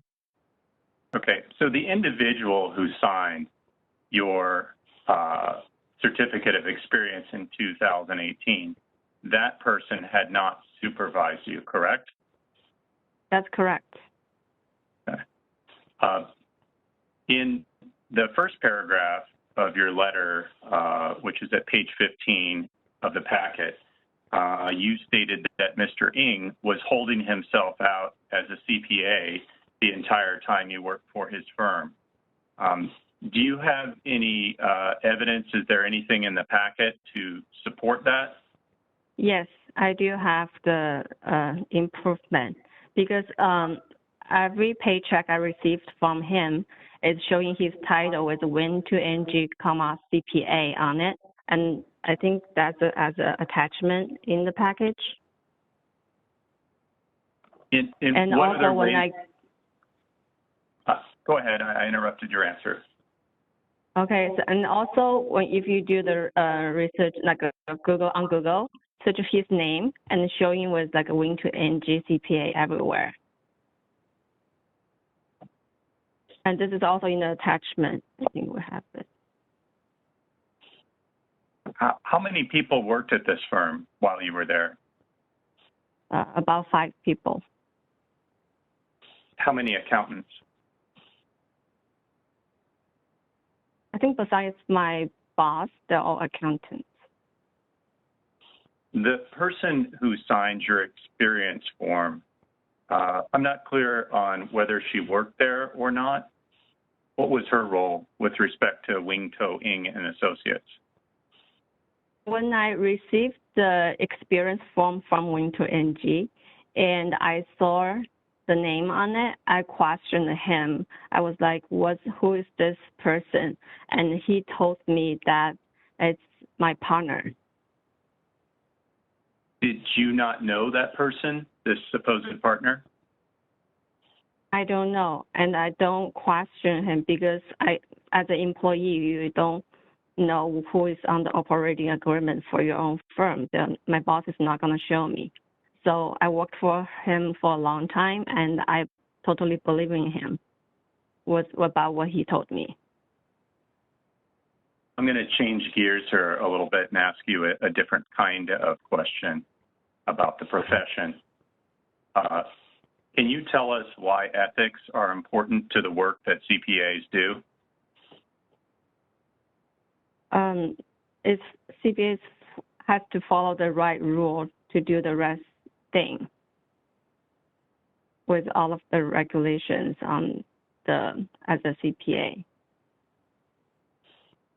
All right. There are a lot of rules that pertain to the profession, but are there, can you expand beyond the fact that just that there are many rules to comply with, the importance of ethics, the way the profession might impact society at large? Can you rephrase the question? I'm kind of getting lost. You know what? I'll move along. I don't want to make this excessively difficult, and I understand that English is your second language. All right. Have you done anything to prepare yourself to make better decisions in the future if you become a CPA again? Yes, I will for sure. I was naive for what happened. I did trust Wing to NG, totally believed in what he told me, and even though he delayed on my certificate of qualifying experience and give it to me with the other person's name on it, he claimed is our partner. I should have known that there was something wrong, but was naive at that time. But in the future, I definitely will change this. I will check out for the people I worked for and vet all of my employers, and just ask for everything with my supervisor to confirm with them. And in the future, if I see something wrong, and I will definitely report to the board. Do you understand that CPAs will have clients from time to time that put pressure on them to reach certain conclusions?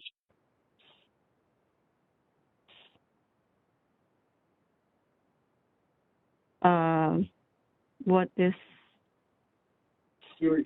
Yeah. Counsel, this is a court reporter. I didn't hear what you said. Oh. Mr. Weinstein? Oh, I'm sorry. Mr. Durkar, can you rephrase? Do you understand that sometimes in the CPA profession, a CPA may encounter a client that puts pressure on the CPA to come to certain conclusions or reach certain results in their work?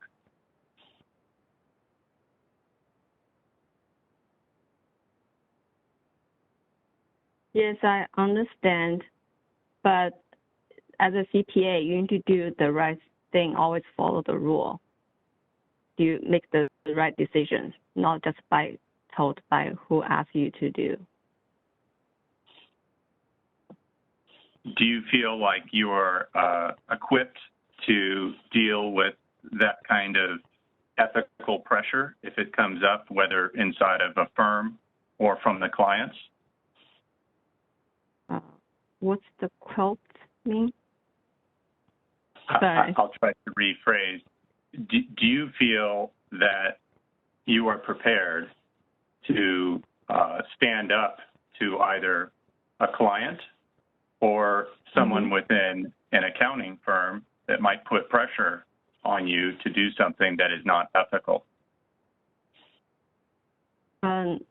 Of course, if I think there's something wrong and then don't think it's the right thing to do, definitely I will report to the board. I'm not gonna just follow what they ask me to do. Well, okay. Now the board sees that you did do something here where you turned in a certificate of experience that was false, but it was convenient for you to do so because it helped you to achieve your objective of getting a license. what reasons or what can you tell the board to make them believe that you will be ethical in the future? The first I never thought I would be in this position. It was like not intentional, and I was very naive for like not checking out my prior boss.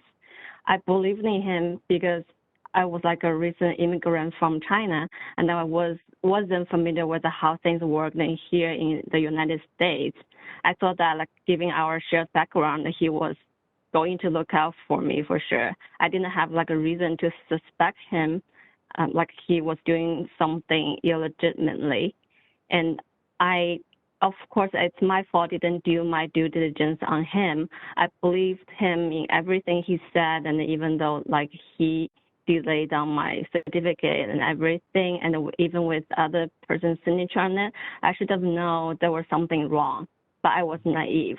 And in the future, I've like, for now, I've been taking steps to correct that situation. I'm not as naive now. It's been very humbling. I basically had to start from scratch, and I've done that. I believe I would be an excellent CPA, and this has made me a better person for sure. Have you been doing any work as an accountant since you left the Cohn-Resnick firm in June 2020?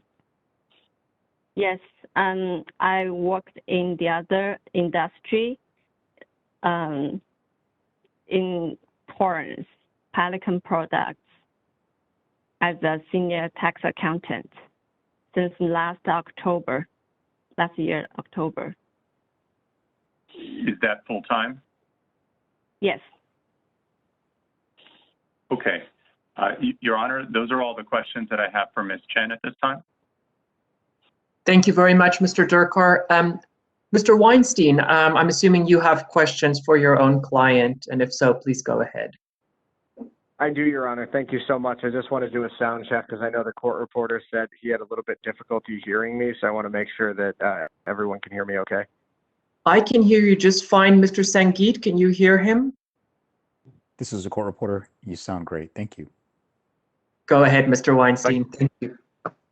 Thank you. I'll take that as my cue to start working in radio, but aside from that. Okay, so Ms. Chen, when did you immigrate here to the United States from China? In 2012. And what was the purpose of you immigrating to the United States from China? To study English and then get my master's in accounting and finance. Okay, where did you obtain your master's degree in accounting? In Keller Graduate School. Okay, and after that, did you seek employment in order to obtain your qualifying hours to become a certified public accountant? Yes. How did you get linked to Wingto NG and Associates? One of my friends referred me to him. Okay, so when you went to Wingto NG and Associates, did you believe he was a certified public accountant? Yes. My friend told me he was a CPA, and his name business card said he was a CPA, and he used to say he was a CPA, and his customers believed he was a CPA. And yeah, also after that, after the interview, I get hired, and even all of my paychecks that he paid me on the top is saying went to NG CPA. So like now, even if you type his name on the Google just right now, and it still shows went to NG CPA everywhere. Okay. And how long did you work for Wingto NG and Associates? From 2015 to 2018. Okay. And did you believe that you were obtaining, at the time, did you believe that you were obtaining your qualifying hours to become a CPA? Yes, I do. Okay. And at some point in 2018, did you ask Mr. NG to certify your general experience to the Board of Accountancy? Yes. Okay. And what happened when you asked Mr. NG to do that? At the beginning, he said that he will do for me. And after I kept asking him, and he kept telling me he would do it, but he didn't. and he kept telling me he already sent it in the form to the board, but actually he didn't do it. So I kept calling the board to check the status, and the board told me they never got it. So I confronted him and and he told me it's ready to pick it up after I bothered him for like 4 months. So I come to him and I look at the form as so it's signed by the other individual. So I questioned him about who this other individual was, and he said it's my partner, and he asked me to send it in. Okay. And at the time, did you think there was anything wrong with, what Mr. NG was telling you? At that time, I didn't think, but now I know I should to check. Okay. So on May 2nd, 2019, did you attend an investigative hearing with the Board of Accountancy? Yes. Okay. And at that time, did you learn that the board had actually revoked Mr. NG's certified public accountant license back in 2013? Yes. Okay. And then what did you do after you left that investigative hearing? After the hearing, I questioned him that why is like this, and he even asked me to lie to the board to say that I should say I actually worked for that person, and I told him no, I don't want to lie, and he said sorry, that's all for this happened to me. Okay. And then ultimately an accusation was filed against you, is that right? Yes. Okay. And then you decided to surrender your license? Yes, I did. Okay. And in that surrender document, did you agree that if the matter went to hearing, the board could prove the first and third causes for discipline against you, which are false statements that provided in obtaining a license and securing a license by fraud, deceit, or misrepresentation? Yes. Okay. And then did you actually admit that you failed to obtain your qualifying general accounting experience hours in that document? Yes. Okay. And what was the reason that you admitted that you failed to obtain qualifying general accounting experience?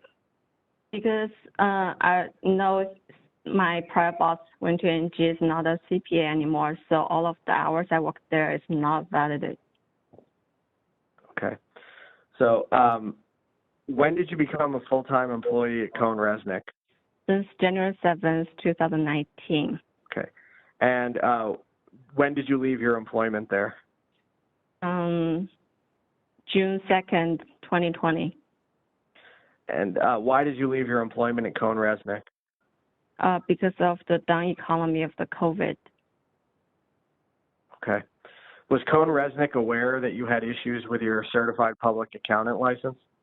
Yes, I disclosed, after the investigation happened, I disclosed everything to Cone Resnick, and they're aware of my license issues, and they continued to employ me for a year after that. Okay. And did Cone Resnick certify your qualifying hours of experience to the Board of Accountancy for your petition for reinstatement? Yes. My partner signed the form for me and then mailed it back last year. Okay. And did you obtain 71 continuing education hours since your employment at Cone Resnick and since you left your employment at Cone Resnick? Yes, I did. Okay. And did you also, as of yesterday, or early this morning, or late yesterday evening, complete an ethics class that you had put was in process on your petition? Yes. Okay. What ethics class was that? It's the ethics class. Okay, but which one? For the CPE continuing education. Okay. And did you obtain 5 character letters from 5 certified public accountants, all of whom are aware of your prior disciplinary matter with the Board of Accountancy? Yes. Okay. Now, in looking back at what happened, what do you believe you should have done differently that you did not do? Yes, I really never think I would be in this position, and it's totally not intentional, and I was very naive for like not checking out with Win2NG, and I believed him. I was a recent immigrant from China. I wasn't familiar with how the things work here in the United States. So I thought that, like, given our shared background, he was going to look out for me. And yeah, there's no reason I'm gonna suspect him, and he will do something illegitimately. So but it's my fault. Didn't do my due diligence, like checking out on him. I believe him in everything he said, and even though I should realize something wrong with he delayed all my certificate of qualified experience and gave me with the other person's signature. And I was super naive at that time. But for now, I definitely know. And yeah, I've been taking steps to correct that situation. And in the future, I definitely will confirm with my supervisor for everything and report to the board if I see something is wrong. And, check, do my research to vet my employer, see if there's a licensed CPA. Okay, and do you have anything else that you want to add prior to concluding your testimony speaking to the California Board of Accountancy this afternoon? I think my ultimate goal is to get my CPA license back under in any terms and the conditions that the board finds is necessary. I understand there's a right way to do this way, right and wrong, but I did the wrong way. It was not intentional. I should have been, not naive to do what is going on, but I feel like I was taking advantage of Win2NG because I wasn't familiar with how things worked here in the United States, having just immigrated from China. So I believe in the future I will be a qualified CPA. Okay, I have no further questions for my client. I understand I believe it goes back to the board. Thank you very much, Mr. Weinstein. Yes, indeed. I'm going to now call on Ms. Reed to ask the individual board members if they have any questions for your client. So Ms. Reed, I'll hand it over to you. Thank you. Carrie Ann Farrell Hines. I have no questions at this time. Dan Jacobson. I also have no questions at this time. Soshi Leon.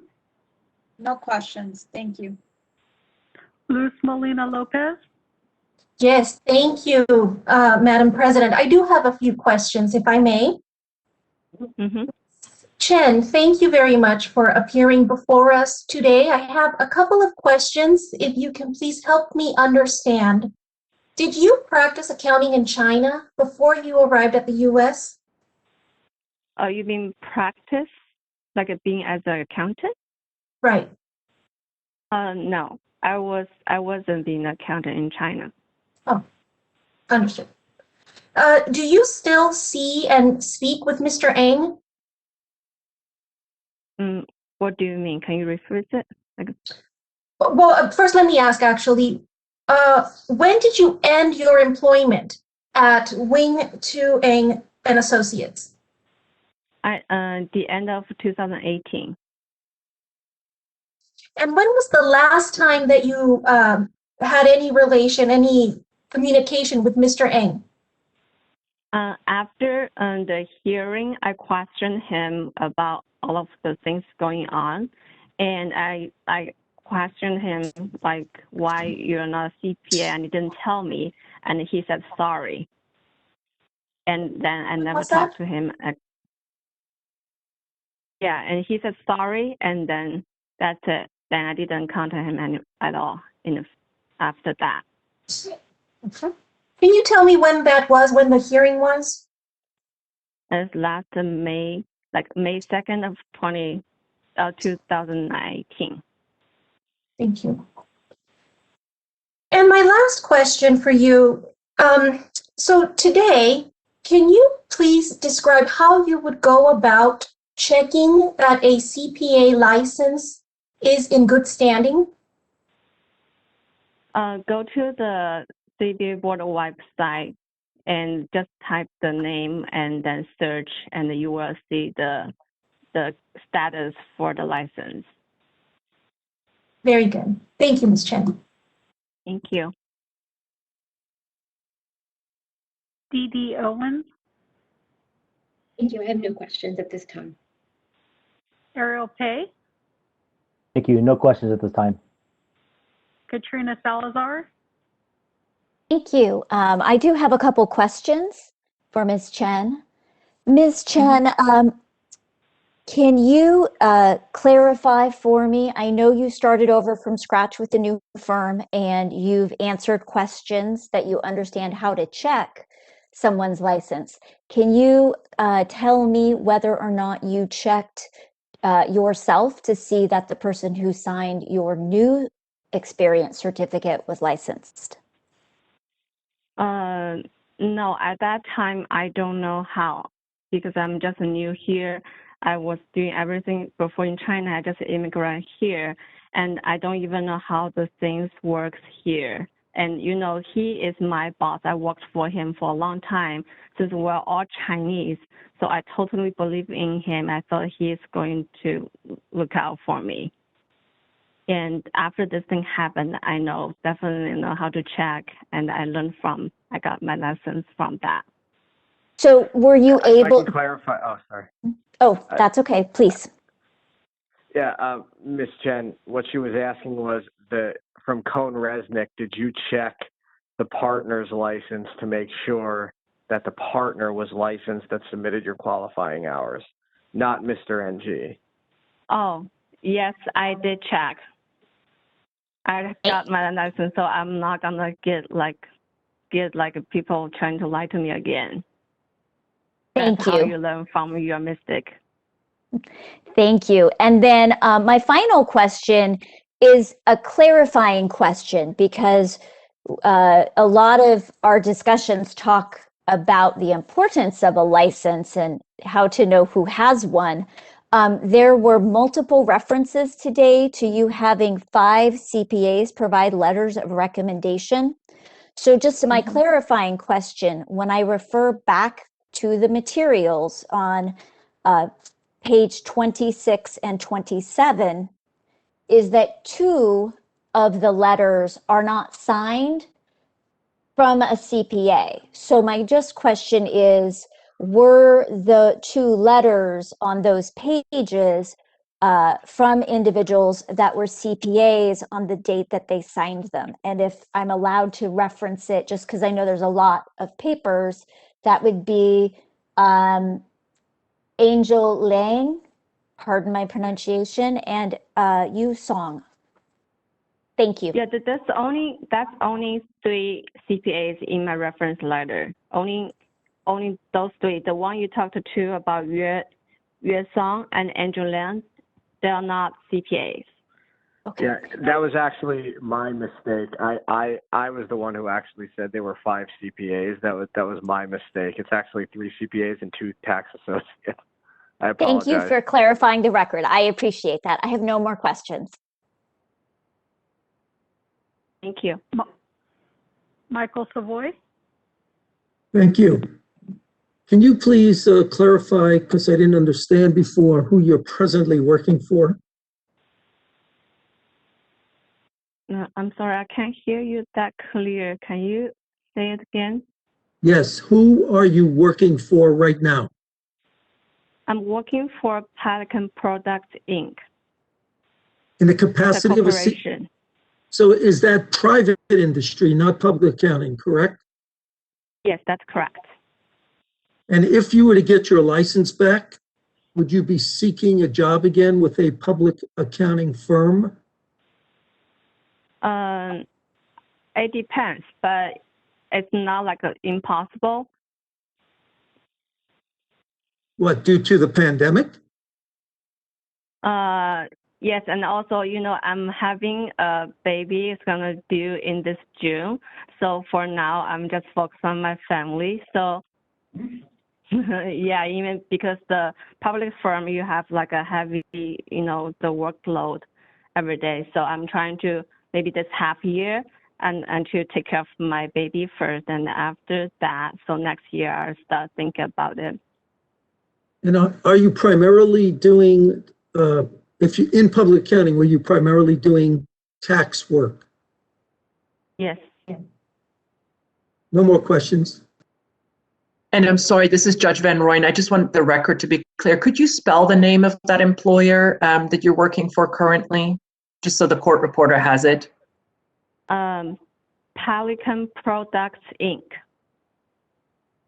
It's PELICAN PRODUCTSINC.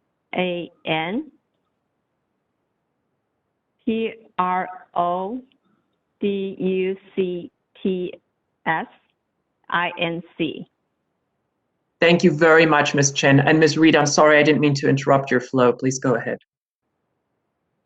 Mark Silverman, No questions.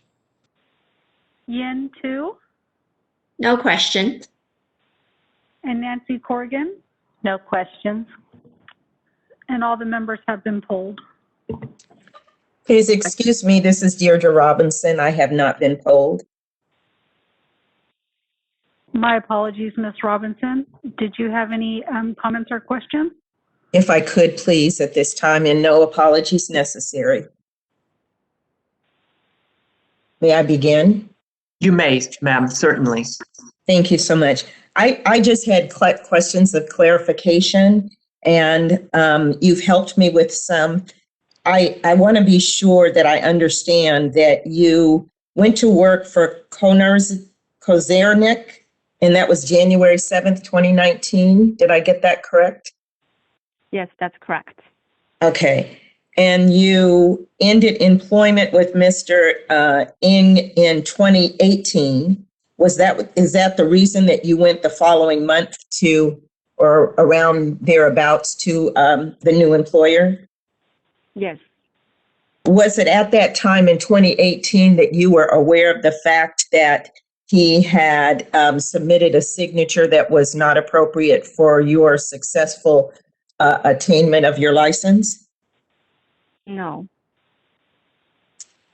At what I don't point? know at that time. Okay. And then at some point, there was a hearing on May 2nd, I believe. Was that the time that you became aware of the fact that Mr. Ng did not have a license, and therefore would have caused some fallback on your potential licensing as well? Yes, that's correct. Okay. And then from May 2nd, can you describe to me the actions that you took once you became aware of that error? How did you proceed at that point? How do I what? Sorry. I'm trying to figure out what actions you took. I almost am walking this journey with you where I can feel what's going on with you. You just recognized that the person that you trusted when you came here to the U.S. had falsified some information that caused some problems with your licensing. And I'm wondering, at that point, once you became aware of that, which was May 2nd, 2019, what steps or actions did you take that pertain to that piece of information that you had received? What did you do? So after that hearing, I learned that he wasn't a CPA anymore. So I get back home and I followed what the board people told me how to check the people's status on the website. So I checked and I saw he's not a CPA anymore. And I questioned him, and then he even started asking me to lie to the board.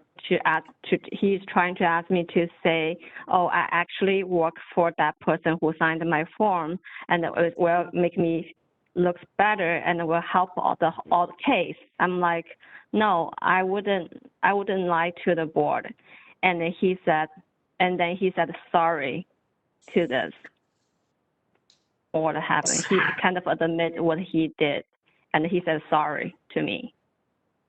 So when that occurred, you did not notify the board, or did you notify the board of your conversations with Mr. Ng and with your discovery of him not being licensed? Did you bring that to the board's attention, or I'm just trying to figure out what you did in your defense before this hearing, before petitioning the board at this time? I don't get your question.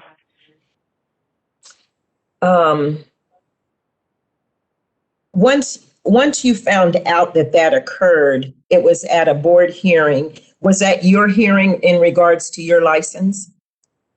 Yes. Okay.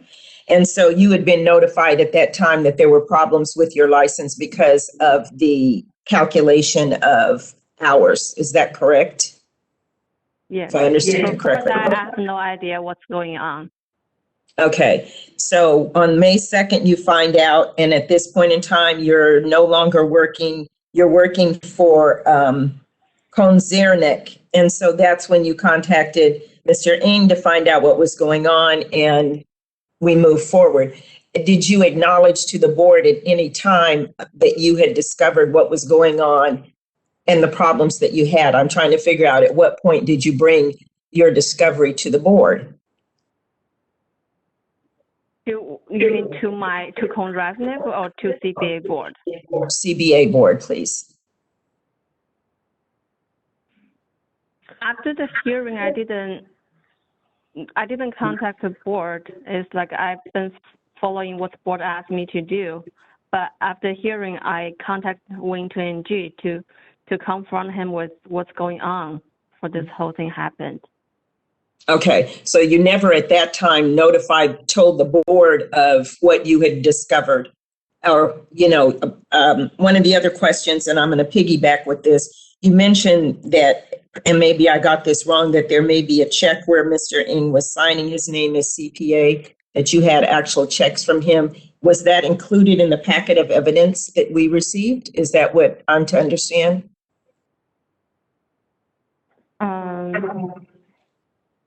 I don't remember, but what you were saying, are you saying in the hearing, like on the May 2nd, I have to know what's going on?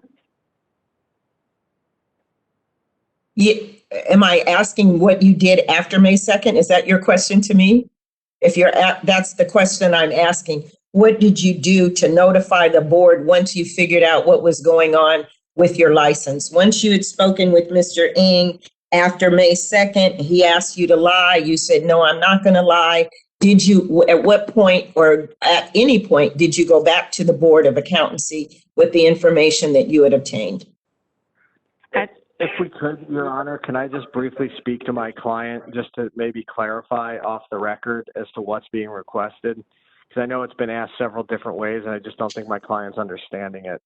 That may be the case, but I do want you to explain it on the record because I want the testimony to be heard. So if you're just clarifying the question, that's okay. But let's do it on the record, please.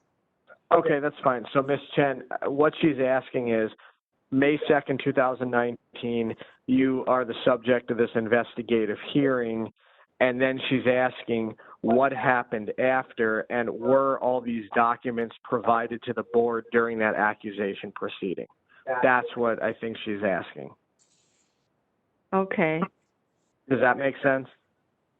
Yes, but I can remember what happened after. It's like I've been noticed by the board saying I'm gonna have continuous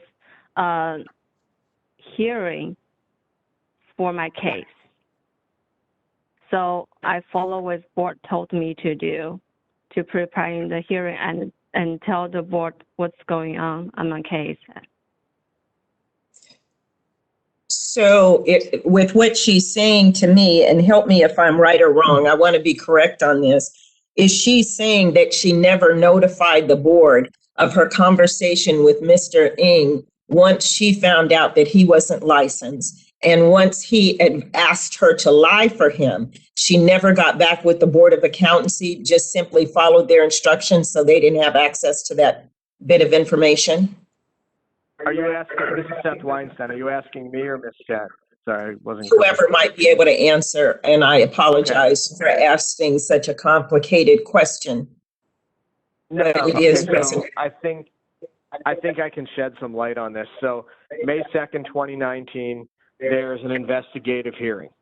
After the investigative hearing, there was an interim suspension order filed, and Ms. Chen agreed to the interim suspension order, and then an accusation was quickly filed after that. And during that process, the Deputy Attorney General was provided all of that information through the accusation process, the pay stubs, all the information about Wing 2 NG. And I never followed up with this because, of course, he was not my client, Mr. NG.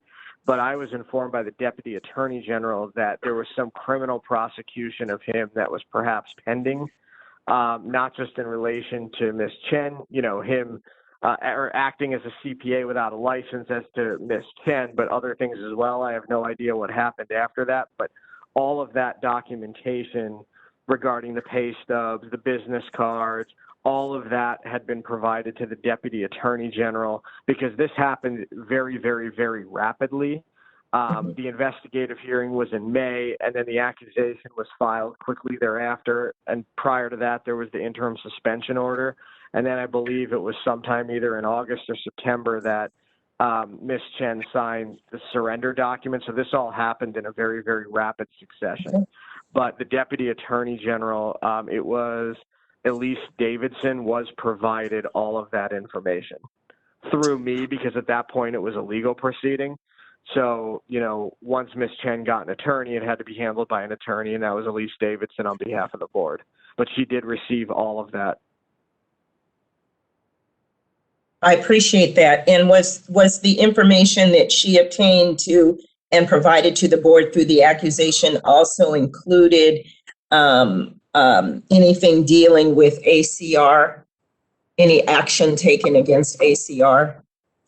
To my knowledge, that individual's license was not impacted by this proceeding. I don't know what the situation is with that individual's licensure now or then, but this accusation proceeding was only against Ms. Chen.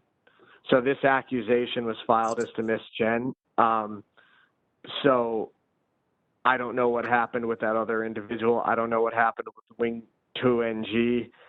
We were not privy to that. We were only privy to the information as it pertained to Ms. Chen. Now, as to the Attorney General's office, I have no idea what they did or didn't do beyond that. Thank you so much. You've clarified the muddy waters for me. Thank you. I appreciate it. Perfect. I'm sorry, any other questions, Ms. Robinson? I just want to make sure you were done. No, sir, not at this time. Thank you so much. And thank you, Mr. Weinstein. I know that wasn't unusual. Normally, it's not counsel answering the question, but I think it was very helpful just understanding the procedural, how things went down. And I think that really addressed Ms. Robinson's question. So thank you so much.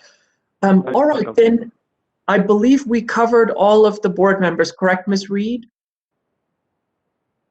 That's correct. And I'll turn it back over to President Corrigan for any follow-up. All right, Yes. thank you. Yes, thank you. Nancy Corrigan here. So just a final, if there are any further questions based on the previously asked and answered questions from board members, then please raise your hand at this time to be called upon. And I'm okay, Ms. Melina Lopez. Yes, thank you. One final question, Ms. Wen. Why did you leave your employment at Wing 2 Eng in December 2018? Because I found another job at Resnick. I got the offer from them. Thank you. Thank you. Members, any further questions, follow-up questions? Seeing that there are none, I turn it back over to you, Your Honor. Thank you very much, Madam President. And so that just brings us to closing remarks. And so both the Attorney General and Petitioners Council will have an opportunity to do that. I'll turn to you, Mr. Durkar, if you would like to make any closing remarks, closing argument, please. Yes, I just want to make sure that I can be heard. I can hear you very clearly. Thank you so much. Excellent. Some things that stand out to the people in terms of public protection here is that she said that if faced with an ethical dilemma or a potentially unethical situation in the future, that her recourse would be to notify the board. However, given the broad variety of situations that a CPA can face, a person ought to have more coping mechanisms to deal with ethical challenges than that. Perhaps this is something that's a little hard to gauge because of the language barrier, but given her past behavior, it does give concern about whether she has developed the sophistication needed to adeptly handle the sort of ethical dilemmas that can come up. And then as far as rehabilitation goes, I'm not seeing any concrete steps here. The only rehabilitation really is the discipline itself. And the question then is whether that was enough to wake her up to the need to be ethical and to exercise good judgment. And the final thing that I would note is that the passage of time can be helpful. And in this situation, not a lot of time has passed since the misconduct and not very much time since the revocation. But that concludes my remarks. Thank you very much. Thank you very much, Mr. Durkar. And then Mr. Weinstein, do you have any concluding remarks on behalf of your client? I do, Your Honor. Please go ahead, sir. Thank you, Your Honor. So, as I made clear in my opening remarks, Ms. Chen stands before the California Board of Accountancy requesting the reinstatement of her certified public accountant license under any terms and conditions deemed necessary by the California Board of Accountancy. Now, Ms. Chen is from China, which, as we all know, has a completely different, not only legal system, but social system as well. She moved here to the United States to better her life and increase her education, which she did. And she's introduced to an individual named Wing-To NG. They share a similar background. He was once an immigrant from China. And he took her under a wing and said, yeah, I'll show you how to, be a certified public accountant. And I'll certify your work hours when that time comes. She had no reason to doubt him. She was introduced by a friend. She worked at his office. Everybody believed he was a CPA. Even to this day, if you Google his name, it still shows that he's a CPA in the state of California. She didn't know to go on the board's website and look him up because every indication on her pay stubs, on his business cards, how he introduced himself to customers in the community was that he was a certified public accountant. It's similar to going to a doctor. Most people don't look on the medical board or the osteopathic medical board's website to see if the person is actually a licensed doctor. And unfortunately, people just don't know to do that. Even in the industry, they don't know to do that. And Ms. Chen worked there for 3 years. At no point in time was she ever given any indication that he was not a licensed certified public accountant. So when it comes time for her certificate of general experience to be submitted to the board, she thought that Mr. NG was in fact telling her what she needed to do. Hey, I'll get it done is what he told her. He repeatedly told her that.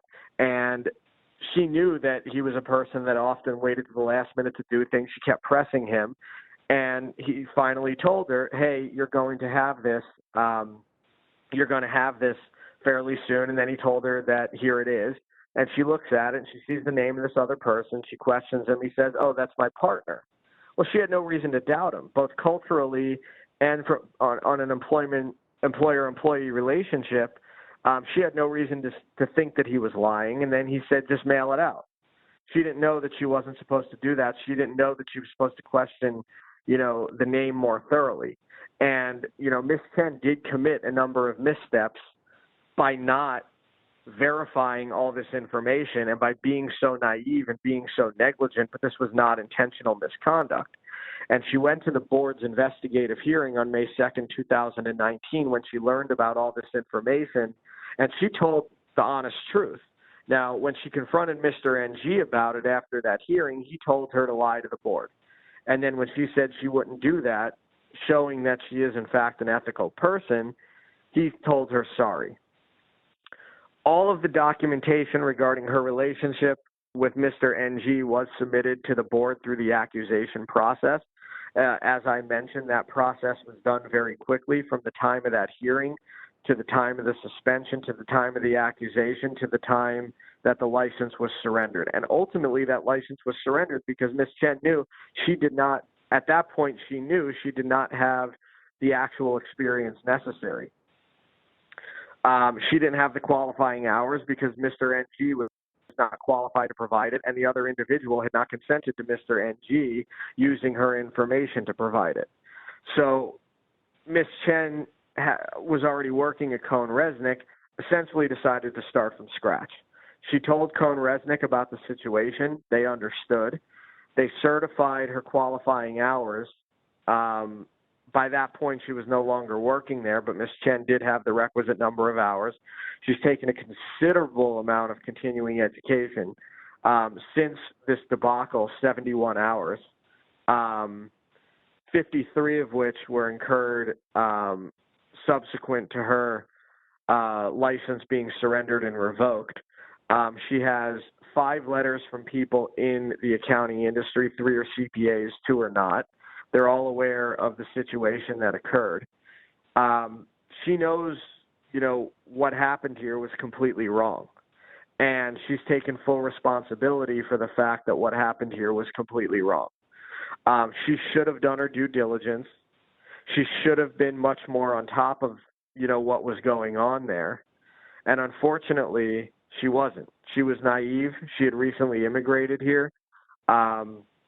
She's much sharper in terms of, how to navigate these situations. And in response to Mr. Durkar's question, where she said she would notify the board, obviously that's a very broad question, but the question itself was very broad because there's so many different ethical issues that can arise.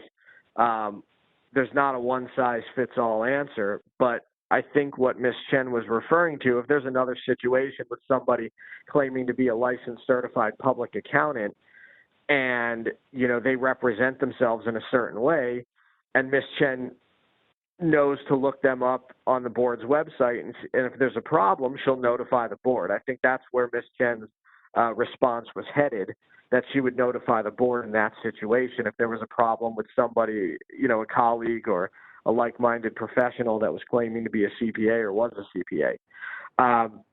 This has definitely been a learning experience for her. She has matured greatly from it. It's unfortunate that it occurred. It should never have occurred, but it did. And she's taken responsibility for it. And in terms of the rehabilitation, the passage of time, she is allowed to apply for a petition for reinstatement. The admission that she made in the accusation proceeding that led to the stipulated surrender was that she did not have enough qualifying hours, which is completely true. She did not contest that her license was secured by misrepresentation and deceit and a willful violation. It was, which she later learned. But this is a different situation than somebody conspiring with somebody to falsify hours. She was not aware of it, and that's not an excuse for it, but there is a difference between negligence and intent.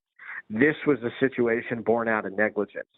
And Ms. Chen is capable at this point of exercising the duties, functions, and qualifications of a certified public accountant. And if the board believes that, there needs to be restrictions placed, Ms. Chen indicated she is absolutely open to any terms and conditions that the board deems necessary in order for Ms. Chen to return to the practice of certified public accounting and obtain that certified public accountant license. So with that, respectfully to the board, we would ask that the board grant this petition for reinstatement under any terms and conditions deemed necessary by the board. Thank you so much. Thank you very much, Mr. Weinstein, and thank you very much, Ms. Chen, for your time today and testimony. Thank you, Mr. Durkar. At this time, this concludes this particular petition hearing. The record is closed. The case is submitted for decision, and we are off the record in this matter. I turn it back to you, Madam President, to proceed as you wish. Should we disconnect both Ms. Chen and myself? From my perspective, you are done, so you are welcome to leave, but you're also welcome as any member of the public to keep listening. Mr. Durkar, you have your hand up. I'm sorry, did you have a comment? I was just concerned for Mr. Sangeet if he needs some spellings from all of that testimony, if he might have access to Mr. Weinstein and Ms. Chen. Thank you, Mr. Durkar. That's a very good point. And also, Mr. Sangeet, I need the end time and page count for the court reporter form whenever you're ready.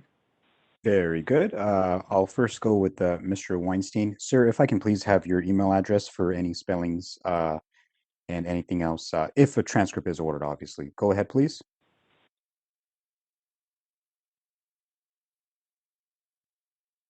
This is a reporter, Mr. Weinstein. I can't hear you. Can you hear me okay?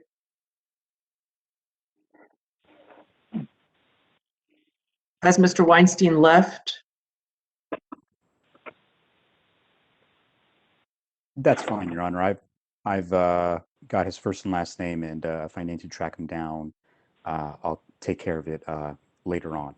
Thank you, Mr. Sangeet. My apologies. I was my oversight. I didn't think about the spelling. So if you need help tracking any spelling down, you can also contact OAH, and we'll try and work with you to get it resolved. Okay. Very good. Thank you. I will go ahead and do the stop time at 2:55 p.m. All right. With a page count of 49 pages. Thank you very much, Mr. Sangeet. I appreciate that. Thank you, Your Honor.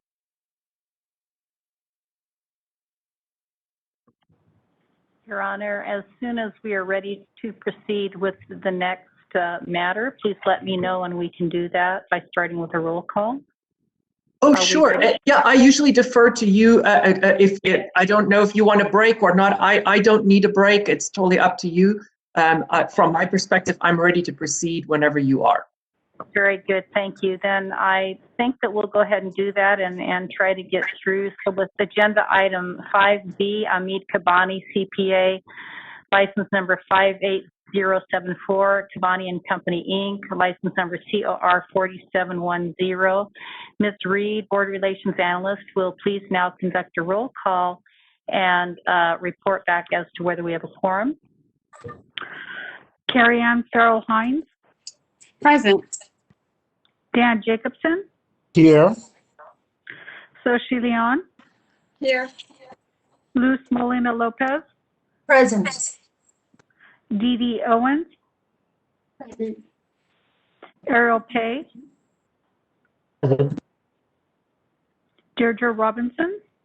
Present. Katrina Salazar. Sorry, present. Michael Savoy. Present. Mark Silverman. Present. Yin Tu. Present. And Nancy Corrigan. Present. And we have a quorum. Thank you. And my understanding is that we do not have any members that need to recuse themselves. And therefore, Your Honor, we may proceed. Thank you. Thank you very much, Madam President. And just, Mr. Sangeet, just to make sure we are on the record. We are on the record before the California Board of Accountancy. We're reviewing our next petition on the agenda this afternoon. That is the petition for reinstatement of surrendered certificates filed by Hamid Kabani. That's CPA number 58074, as well as Kabani and Company, Inc.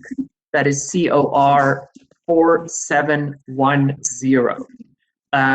And my name is Wim van Rooyen. I'm an administrative law judge with the Office of Administrative Hearings for the state of California, and I've been assigned to preside over this matter today.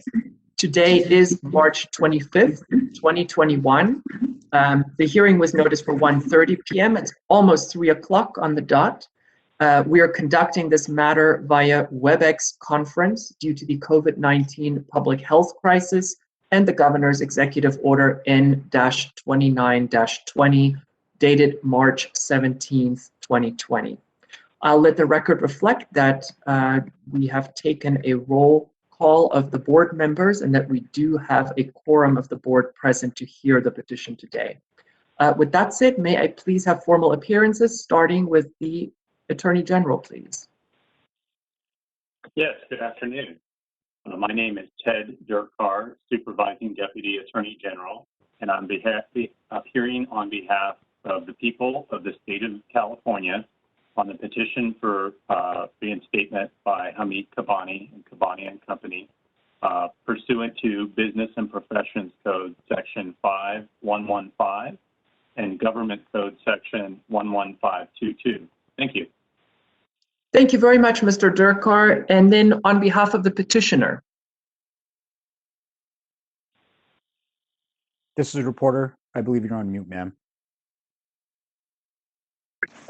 My apologies. I thought I unmuted. I must have double clicked. So much for my best intentions. Thank you for being patient, Your Honor. Good afternoon, Your Honor. Stephanie Perkins of Perkins Law Group, appearing on behalf of petitioners Hamid Kabani and Kabani and Company, Incorporated. Good afternoon to you, Ms. Perkins, and you won't believe how often that happens to myself during hearings, so no need to apologize. First of all, and welcome to you, Mr. Kabani. Is your client with you in the room there, or it's appearing separately? I'm just looking. He is not, Your Honor. He is in a separate facility, a separate location, and he is here with us. All right. Good afternoon, Mr. Kabani. Can you hear me? This is a reporter. I cannot hear anything. I cannot hear anything, and I don't see his image. Can you hear me now? Yes, Mr. Kabani. Yes, we can hear you perfectly fine. Thank you so much. I just want to make sure you can hear us, correct? Yeah, I can. Yeah. Wonderful. Thank you so much. All right. So first of all, what we're going to do is we're going to turn it over to Mr. Durkar to provide us with a procedural history of the case, a disciplinary history, and then also to introduce the petition packet. And then after that, Ms. Perkins, I'll give you an opportunity to provide an opening statement, and if there's any supplemental documents to discuss those. All right, Mr. Durkar, you're up first. Thank you. Thank you, Your Honor. I would first like to mark for identification and offer into evidence as exhibit number 1, the original petition packet with accompanying documents. The board members and petitioners have been provided with a copy of this same exhibit. The documents total 126 pages. And they have been sequentially marked starting with HK-PET-001. The notice of hearing for proceeding today, that is at pages 124 to 125. So unless there is any objection to be heard, I would ask that this Exhibit 1 be moved into evidence. Any objection, Ms. Perkins, to Exhibit 1? No objection, Your Honor. Thank you so much. Then Exhibit 1, the entire petition packet is admitted. I'd now like to offer a summary of this case and go over the materials in that packet. Hamid Kabani received his CPA certificate number 58074 in 1991. That would be at page 120 of your packet. His firm, Kabani and Company, received its Certified Public Accountancy Corporation Certificate number 4710 in 1999. The accusation against petitioners, that begins at page 58 of the packet. It was filed in February 2019, and it alleged that the certificates of Mr. Kabani and Kabani and Company were subject to discipline by this board because they had been disciplined by the Public Company Accounting Oversight Board and had lost their right to practice before the PCAOB. This is a I'm going to be referring to that public company. I'm sorry, let's stop there, Mr. Durkar. What is the concern, Mr. Court Reporter? This is a court reporter. I'm going to take us off the record. Sure, go ahead. There seems to be quite a bit of feedback. Ms. Perkins, are you on mute? I'm not on mute at the moment, but does it sound like it's coming from me? I can mute. Do you have a speaker right in front of your microphone? I do not. I have a microphone that's a standalone microphone. The speaker's quite a distance away. It's probably a foot or more away. Okay. Is it giving you feedback? I apologize. It may not be you, but I was hearing a bit of feedback from somewhere while Mr. Durkar was speaking. I was as well, Mr. Sengeet. It's not just you. So it sounds better now, whoever has changed something. Does it sound better to you? I apologize for interrupting. This is the moderator. Stephanie Perkins. It is your microphone, and I have muted. If you can please keep it muted from your end and unmute it whenever you need to speak. Okay. Does that sound any better? I moved it a little further away, by the way, Your Honor, or anyone, Madam Moderator. I'm not hearing it right now. Sorry, Mr. Sengeet. My apologies if I was the cause. I will mute. That's fine. The issue, it just may happen when someone else speaks. It looks like there was just a little bit of feedback, but as long as you're on mute, I think we'll be okay. Thank you very much. All right. No, thank you for bringing that to our attention. So what we're going to do is we'll go back on the record now, and then Ms. Perkins, if you can just back up just a little bit before make sure we cover all the ground you need on the record. All right. All right. We are back on the record. We were just resolving some technical issues. There was some feedback with the audio. Ms. Perkins, we interrupted you. Please resume with your opening remarks. Actually, Your Honor, I believe it was Mr. Durkar that was speaking. Oh, my apologies. Yes, Mr. Durkar, sorry. Thank you so much, Mr. Durkar. Go ahead. Yes. I believe I was just in the process of explaining that I'll be referring to the Public Company Accounting Oversight Board as the PCAOB. Now, the accusation that was filed with the board, it detailed that in January 2015, the PCAOB issued an order that permanently revoked Kabani and Company's registration with the PCAOB and permanently barred Mr. Kabani from being an associated person of a registered public accounting firm and ordered Mr. Kabani to pay a $100,000 fine. And I'll just explain for those who are not familiar with it what registration is, what was revoked there. The Sarbanes-Oxley Act requires public accounting firms to register with the PCAOB to prepare or issue an audit report for a U.S. public company or a broker-dealer, or to play a substantial role in such audits. Getting back to the accusation noted that in 2017, the SEC issued an order sustaining disciplinary action taken by the PCAOB, meaning that the SEC reviewed PCAOB's order.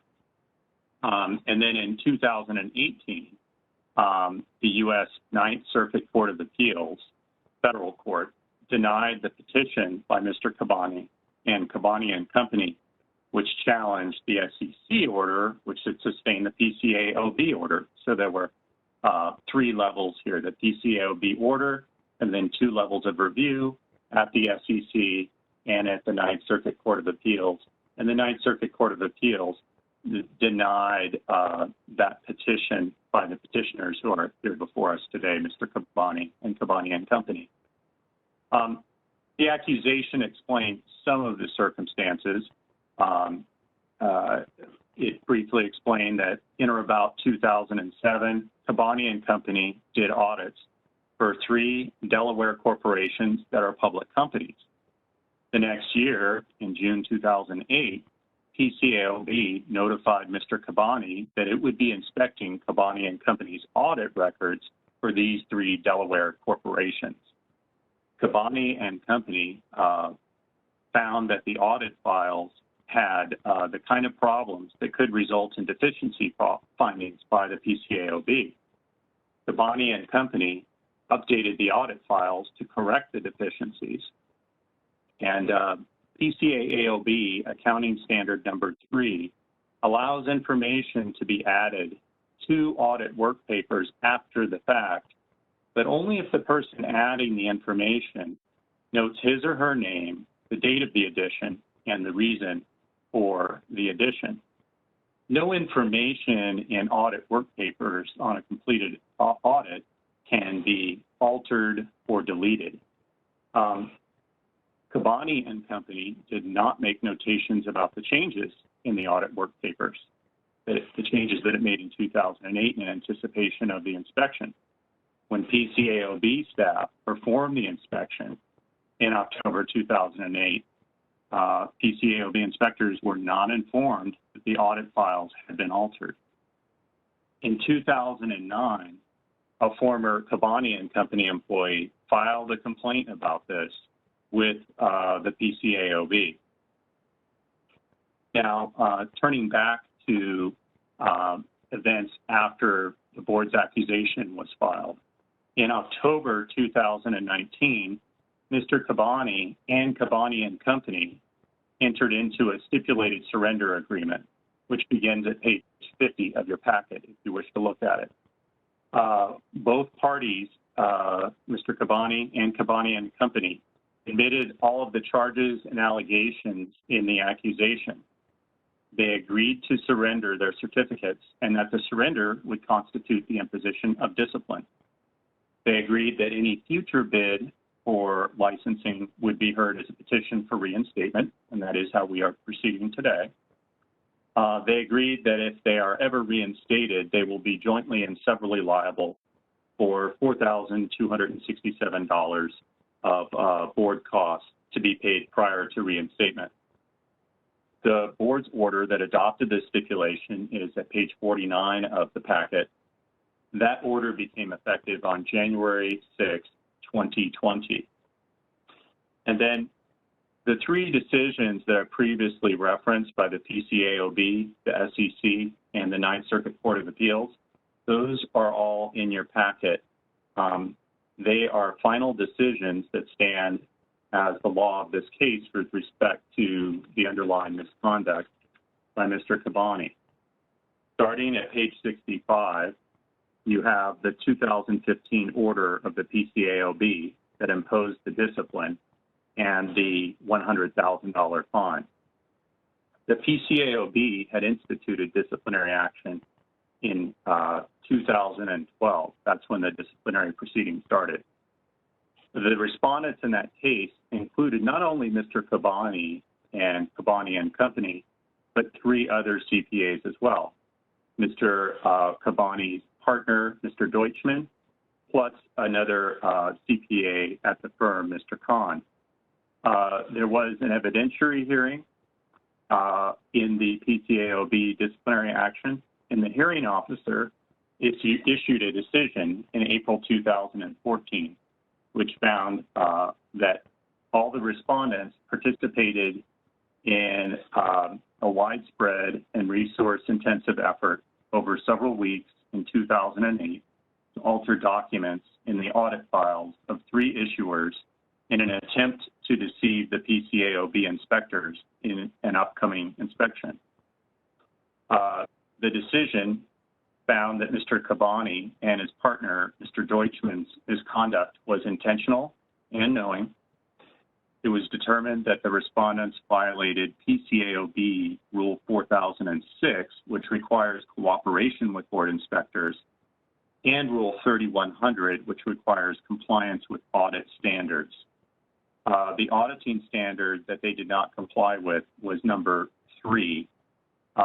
They violated standard number 3 by altering and adding to the work papers in the three public company audit files after the document completion deadlines, and they did not inform the PCAOB of any of the changes.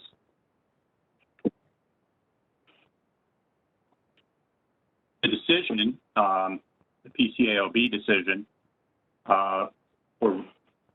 and rather what I'm referring to is the hearing officer's decision, revoked the firm's registration, permanently barred Mr. Kabani from associating with a registered public accounting firm and ordered him to pay a $100,000 penalty.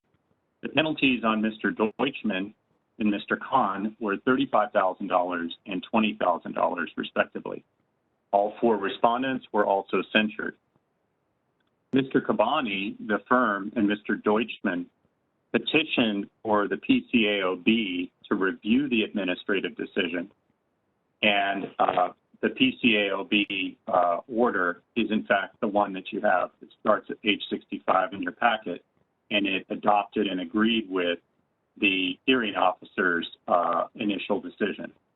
The PCAOB conducted its review of the hearing officer's proposed decision on a de novo basis, meaning it took a fresh look at the evidence. I'll direct your attention right now to some key parts of the order, and I'm going to refer to the sequential page numbers that are on the packet. At page 68, near the bottom of the page, in the next to the last paragraph, the last couple of sentences in that paragraph say that the evidence demonstrates a course of misconduct, including intentionally resetting computer clocks to make documents appear to have been finalized before operative deadlines. That is troubling on its face. But the changing, conflicting, and patently incredible explanations for these document alterations offered by respondents throughout this proceeding accentuate the gravity of the misconduct and underscore how meritless respondents' arguments to the contrary now are.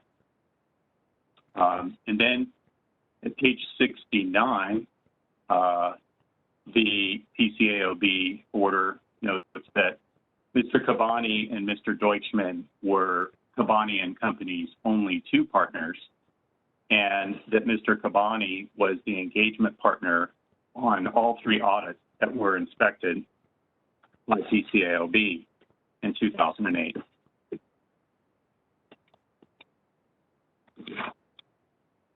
At page 70, it says that the audit files were presented to PCAOB for inspection in a content and fashion that was materially different from the actual final audit files. For example, a management representation letter that was presented to the PCAOB had an altered date and substantially different representations. And there were also changes to schedules or trial balances where the real final audit files showed that more work needed to be done, that things were incomplete. But that isn't how it was presented to the PCAOB. Then straddling pages 70 to 71, there is information about the forensics examination that was done by PCAOB staff of the electronic audit files. And that forensic examination revealed many more post-deadline changes in the audit files. The metadata had been modified, including resetting computers' internal clocks to try to make it look like the sign-off dates for edits were before the audit completion deadlines.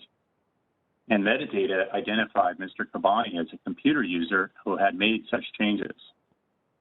At page 71, I direct your attention to the last sentence in section 2, which says, Kabani, Deutschman, and Kahn participated in the scheme to alter the work papers and provide the altered work papers to the inspectors. Starting at page 72, the order examines and refutes defenses that were raised about the metadata in violation of PCAOB Accounting Standard Number 3. The order states, they, referring to the petitioners before us today, have offered a number of different explanations for why the metadata evidence did not necessarily demonstrate intentional misconduct. Their arguments ranged from conflicting to unsupported to implausible. At pages 73 to 74, the order examines credibility issues. PCAOB adopted the hearing officer's findings about credibility. With regard to the whistleblower, Mr. Saeed, it was found that there were concerns about his conduct and motives, but nevertheless found he was credible on the major aspects of his testimony. Also, the order notes that Mr. Saeed took a risk in making his complaint and that his testimony was consistent.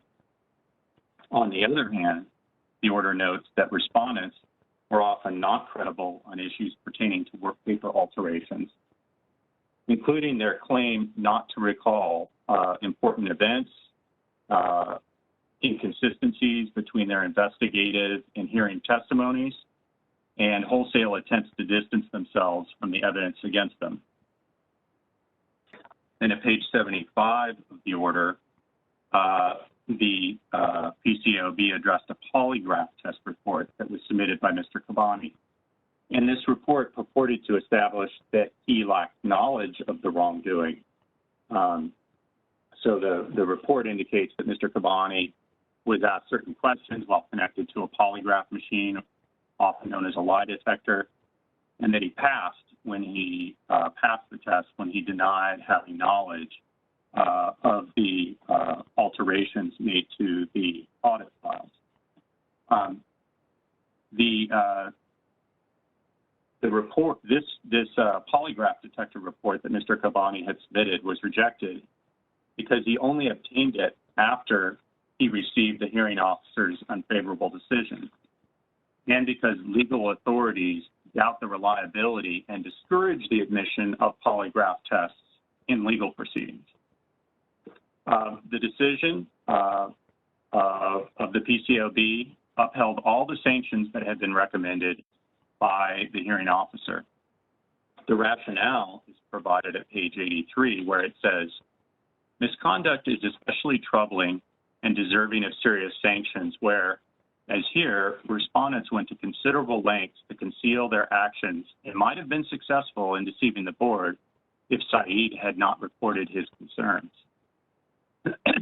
Starting at page 87, there is a 2017 opinion by the SEC.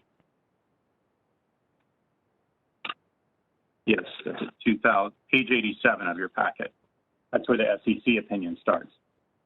So as I said, Kabani and Company, Mr. Kabani and his partner appealed that PCAOB order to the SEC. The SEC also performed de novo review of the record from the PCAOB administrative proceeding. The SEC sustained the violation finding reached by the PCAOB and all of the discipline. It said, we agree with the PCAOB that the hearing officer's findings are well supported by the evidence in the records and the law. And then I'd like to direct your attention to page 88 of the packet, the introduction to the SEC's opinion, where it says that we base our findings on our independent review of the record. That record shows that applicants added or falsified hundreds of audit documents, intentionally reset internal computer clocks to conceal that the alterations were made before applicable deadlines, and backdated their signatures on relevant work papers. We agree with the PCAOB that this evidence demonstrates a course of misconduct that is troubling on its face, and that applicants' changing, conflicting, and patently unbelievable testimony accentuates the gravity of the misconduct. As the PCAOB held, this misconduct is especially troubling and deserving of serious sanctions because applicants went to considerable lengths to conceal their actions.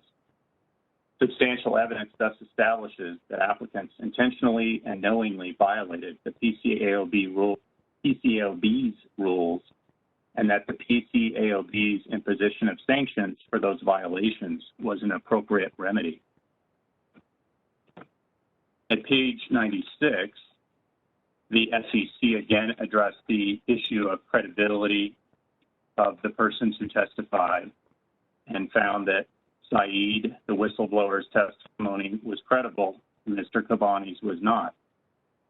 Among the incredible testimony noted by the SEC was Mr. Cabani's claim that he did not notice emails sent to him about PCAOB cleanup, and his claim that he had no idea any PCAOB cleanup was occurring in the 3 audit files.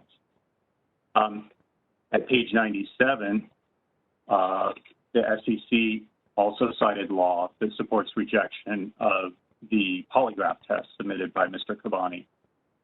At page 101, the SEC examined the sanctions issued by the PCAOB and noted that the SEC itself had authority to change, reduce, or cancel the sanctions, and the standard that they should consider the nature of the violation and should consider any mitigating factors.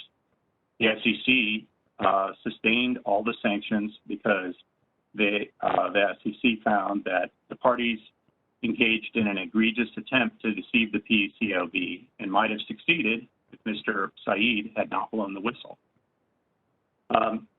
Then further on in the paragraph straddling pages 101 to 102, there was a significant findings about Mr. Cabani himself.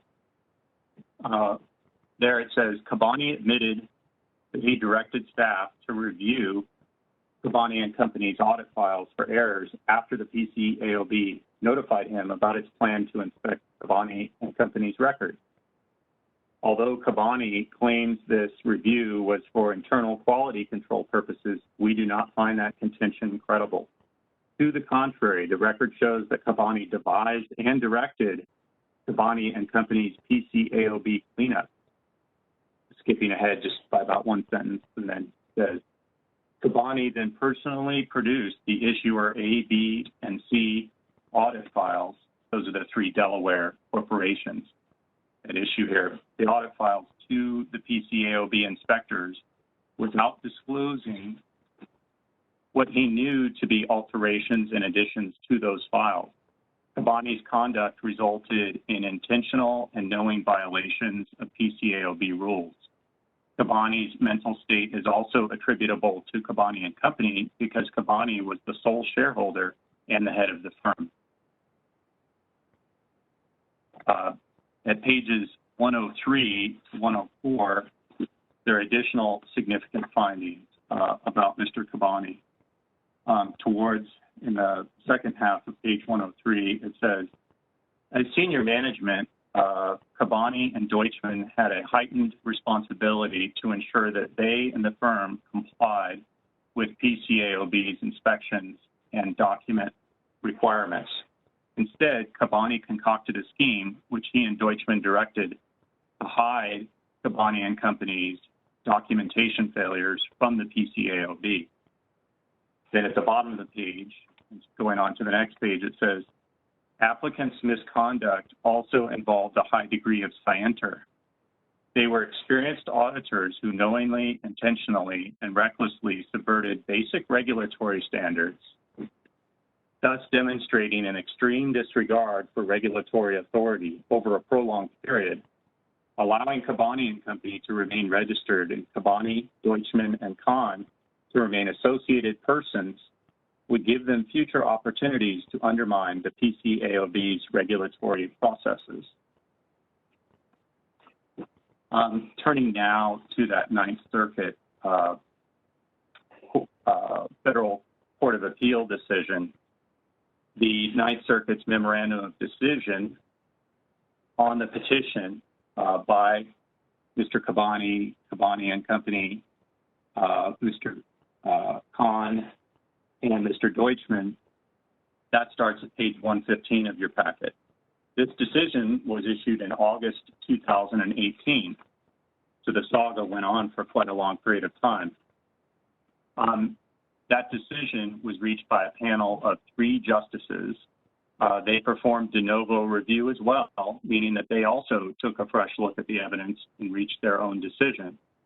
The panel denied the petition by the petitioners who are before us today, thereby sustaining the discipline imposed by the PCAOB and sustained the factual findings by the SEC including the SEC's findings, that petitioner had acted with scienter. Scienter means knowledge of wrongdoing. I direct your attention to page 116 of the packet, and I'll just read paragraph 1, where the justices held that substantial evidence supports the SEC's findings that petitioners violated PCAOB accounting standard number 3 with the requisite scienter.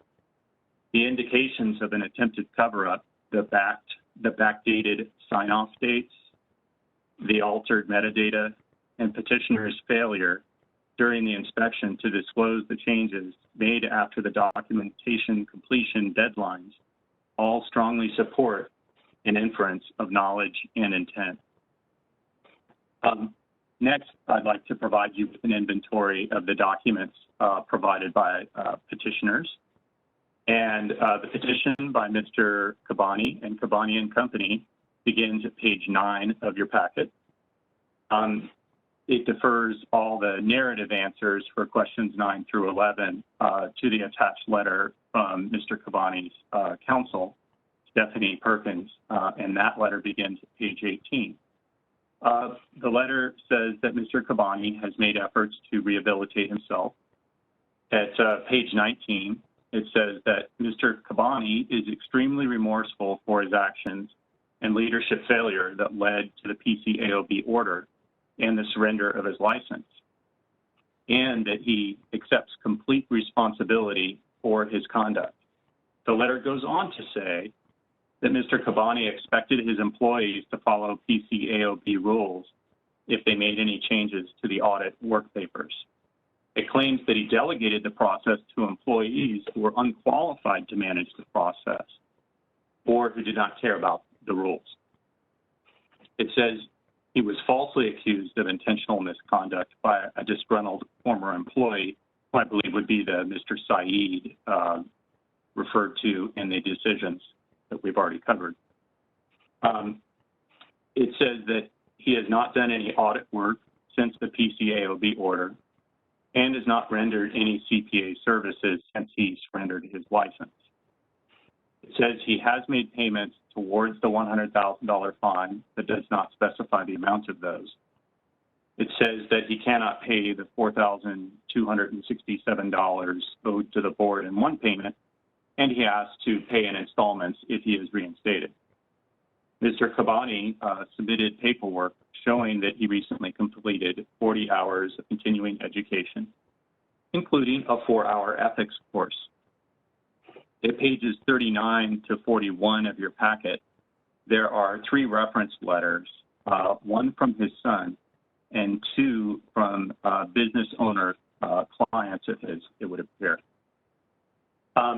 At pages 27 to 30 of your packet is the 2014 report from Polygraph Examiners of California, which states that Mr. Cabani passed the lie detector test in which he denied having knowledge of or participation in the modification of audit work papers before the PCAOB inspection back in 2008.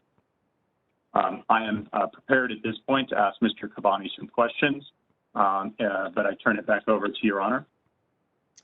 Thank you very much, Mr. Durkar. And before you do that, we're basically following this board's particular procedure. Ms. Perkins will get to make some opening remarks, and then after that, I'll turn it back to you to start questioning of the petitioner.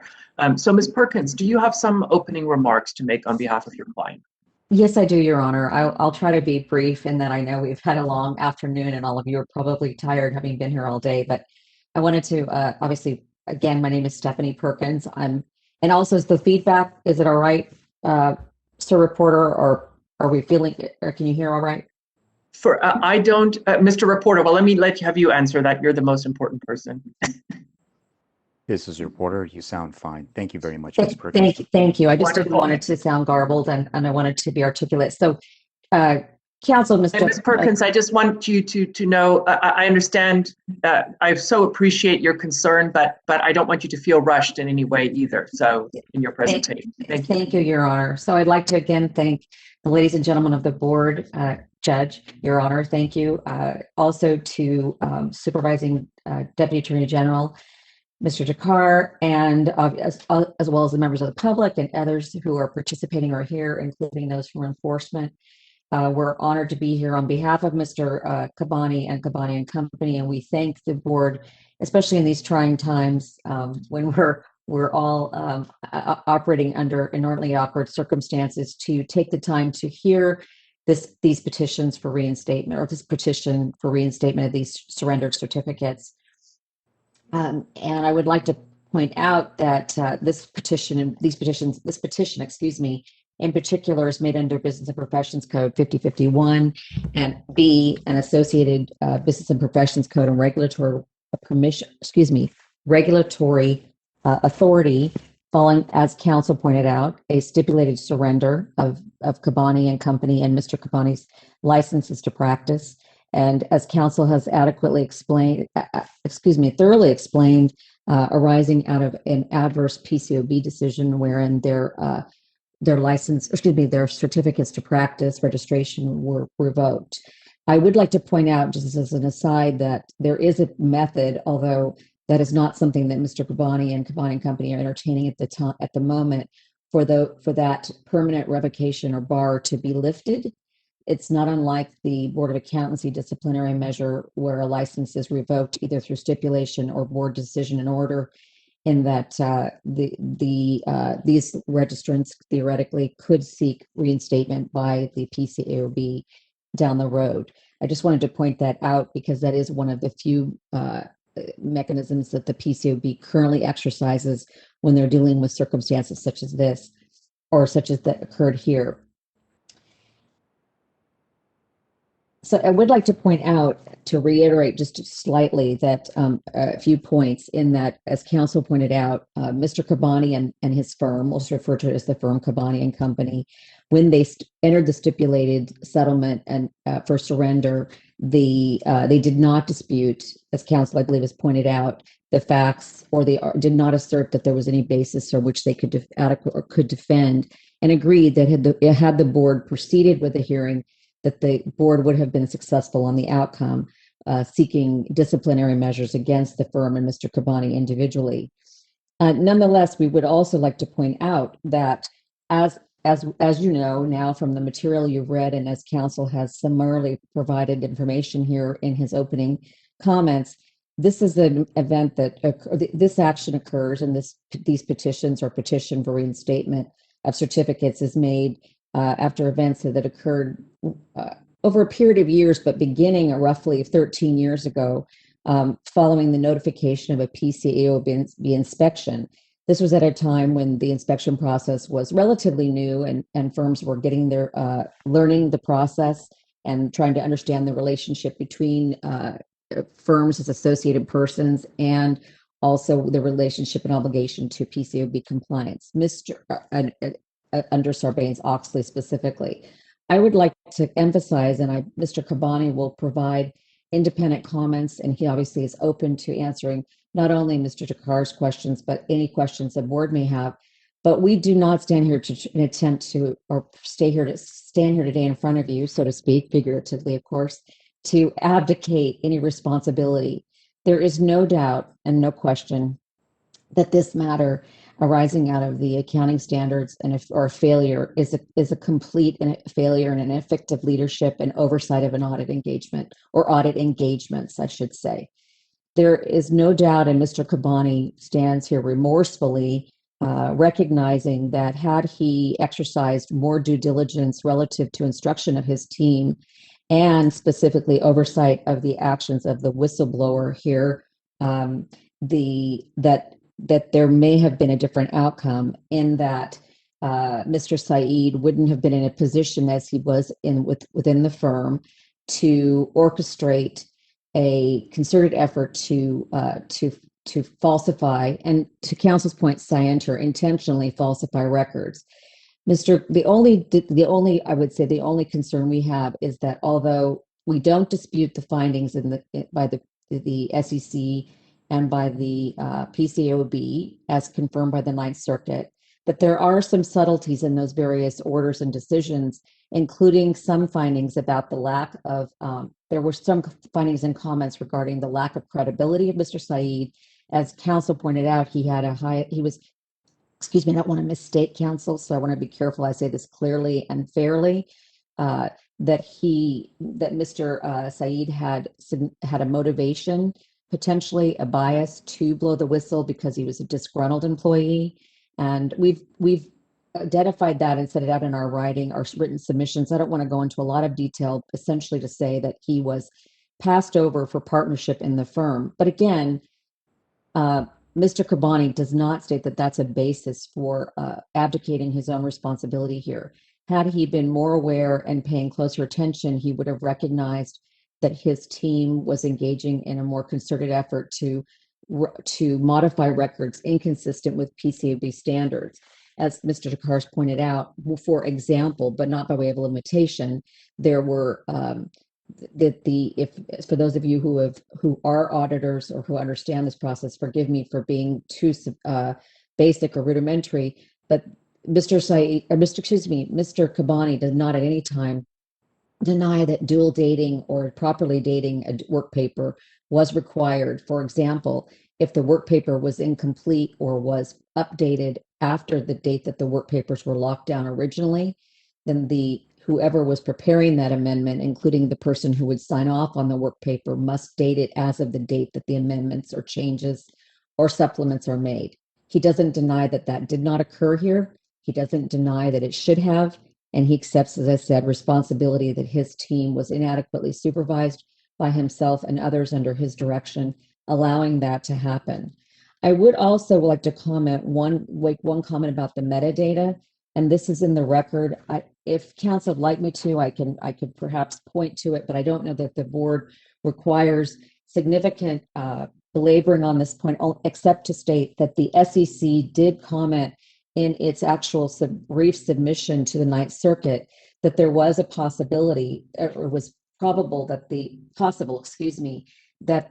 metadata was not deliberately altered, that in certain cases that the firm pulled up work papers, which then changed the date of that the records were active, and that may not have been intentional. There were a lot of moving parts here, obviously, and again, Mr. Kabani does not attempt to push this onto Mr. Saeed and say that it was solely his responsibility. Mr. Kabani accepts that responsibility. And I would also like to comment, as counsel has pointed out, that there are several character references that are attached and submitted with our petition for reinstatement of these certificates, both an individual submission on behalf of Mr. Kabani or Mr. Kabani's son, as well as several clients. Mr. Kabani has not, as Mr. Dakars pointed out, practiced in any way, or engaged in any conduct which we construed to be practice of public accounting, and he has essentially carved out a relatively humble existence on very modest means, living off savings and attempting to support his family and to the extent necessary, and to support himself on those means. He'd like to come back to practice under any conditions and terms or restrictions that this board may deem appropriate, if it deems appropriate, to consider reinstatement of his license and or the firm's license to practice. He recognizes emphatically and clearly the importance of ethics and the importance of compliance with Board of Accountancy regulations and applicable professional standards. Again, I will defer to him at some point to address that, because in my experience as a practitioner before this board, on many occasions, it often is best for you to hear directly from your licensee or former licensee regarding their wherewithal to undertake accountancy with the integrity and professional responsibility attendant to this profession. And I think after having discussed this for many hours with Mr. Kabani, although my humble opinion is probably just that, very humble and perhaps not as important, is that he appears very committed and very ready to practice under whatever conditions and restrictions the board may deem appropriate, again, if it were to grant this petition. I probably could go on, but I think that it's probably best to defer to Mr. Dakar, or Deputy Attorney General Dakar, and to the board for questions, and then perhaps if there are areas we feel that it's necessary we can circle back and fill in any blanks if necessary. Thank you, Your Honor. Thank you, Ms. Perkins. And just for the sake of completion, all the documents you intended to submit in support of the petition has already been admitted, correct? There's nothing else that's out there. That is correct, Your Honor. Perfect. Thank you so much. Then with that, I will turn it over to you, Mr. Durkar, to start questioning Mr. Kabani. Mr. Kabani, I will have to swear you in before Mr. Durkar starts. So if you could raise your right hand for me and I will swear you in. Do you solemnly state under penalty of perjury that the testimony you're about to give shall be the truth, the whole truth, and nothing but the truth? This is a reporter. I cannot hear him. I also cannot. Let me just make sure. Are you unmuted, sir? Okay. Yeah. Sorry about that. Okay. Did you hear my? Let me just. Did you hear my administration of the oath? Yes, I did, and yes, I do. Thank you very much, sir. You can put your hand down. And now that you're testifying as a witness, can you just spell your full name for us briefly? Hamid Kabani, Hamid Kabani. Thank you so much, Mr. Kabani. And if you get asked any question by anyone today and you think it's vague, ambiguous, unclear, just let us know. We can get it rephrased or clarified. If you do answer a question, we will assume you understood the question. Fair enough? Fair enough. Thank you, Mr. Kabani. All right, Mr. Durkar, your witness. Good afternoon, Mr. Kabani. Can you hear me? Yeah, good afternoon. I can hear you very well. Oh, thank you. How much of the PCAOB's $100,000 fine have you paid? Okay, so when this fine was imposed, I spoke to SEC because this amount has to be paid to SEC, not directly to PCAOB. That I learned. And I agreed with the person in charge in the collection department at SEC that we will pay it in installment of $5,000 per month. I believe roughly half of that amount, $50,000, has already been paid. I have not missed a single payment since that agreement was reached. So every month I just pay them $5,000. Did you ask the SEC for a written statement on that debt? Yes, I can do that. Yes, that's not a problem. Yeah. Okay, but you didn't include it with the materials, did you, with your petition? No, I did not, but I can easily submit it within a week. I can get a certificate from the in charge at SEC that I am in compliance with their payment plan and I have not missed any of the installment. The letter from your attorney, Ms. Perkins, it says that you do not dispute the facts of the underlying PCAOB matter. Do you now admit that the PCAOB's findings about your misconduct were correct? I initially, fought against PCAOB in the hearing, just to get you a little bit idea that when the hearing took place, the original hearing officer was replaced by the Enforcement Division of FINRA attorney who presided over the hearing. And we had initially objected to the internal hearing by a person who was famous for his actions against the accountants. That motion was denied, as you had eloquently initially in your initial statement mentioned all those denial by PCAOB board, as well as SEC. The only hearing we got so far was that hearing. After that, SEC had looked at the document, they denied. Then we went to Ninth Circuit Board. Ninth Circuit Board had actually scheduled a hearing for us. At that time, a case by Supreme Court called Lucia versus United States was announced by the Supreme Court. And immediately after that, Ninth Circuit Board basically canceled the hearing and gave the judgment that since it's in the judgment, the package you have submitted, that Mr. Kabani did not mention about the Lucia case of improper hearing officer, therefore that petition is also denied. We went to the Supreme Court, and as probably all of you can feel that is a pretty costly process. I spent a ton of my saving on that. Supreme Court did not hear us. So now as we stand here, I have accepted everything, whatever has been in the case. I have accepted that we did not perform our job to the way we were supposed to. My firm grew too fast for me, actually. At one time, we were termed as the fastest growing CPA firm in US in 2008, around the same time when this inspection took place.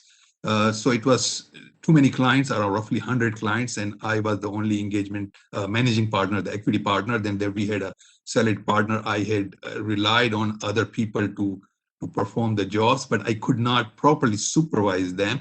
That was my fault.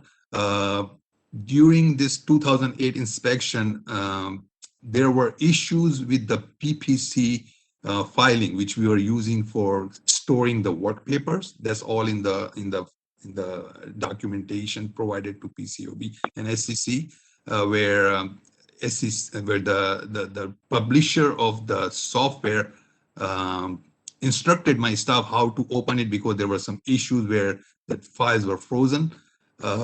There were things going on between Mr. Saeed and our staff. I don't want to go in all this detail because I have accepted the responsibility, whatever happened. They missed to enter the name and sign that these documents were taken from one computer to another computer. As SEC has also mentioned in its verdict that we are not saying that you have added all the document. We are saying that there is a possibility you move from different computer into one computer, these documents. So everything was supposed to be stopped if I had properly supervised it. It's my fault, and I fully accept that. Well, you say that you take responsibility as a supervisor, but did you yourself intentionally violate PCAOB accounting rule number 3? It's called AS3. And to be honest with you, in my heart, I did not want to deceive anybody. I may have unintentionally violated the rules because when you have the documents properly documented in the work paper file, or you are supposed to put the name and sign, and that's it. Had my staff put their name and sign on those documents, we would not be talking right now.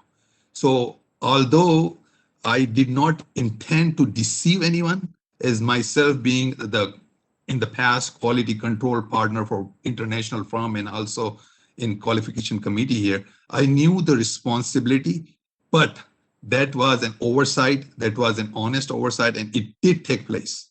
So I accept that oversight, and I did accept that it was my fault as overall that these things happen in my firm. What wrongdoing did you engage in with respect to the 3 public company audit files that were inspected by the PCAOB in 2008? So the documentations which were added from one computer to the another computer should have been properly documented that these were added on these files from one computer to another computer on this date. And person who did that, like junior staff or Mr. Saeed, whoever had done it, or I or my partner, whoever in the firm had done it, should have put their name, that these are the documents we have added, and that would have been fine, but that did not take place. Now, you were the audit partner on all 3 of these company files, weren't you? I was. That's for sure, yeah. You were very heavily involved and very familiar with these files, weren't you? I was, yes. Okay.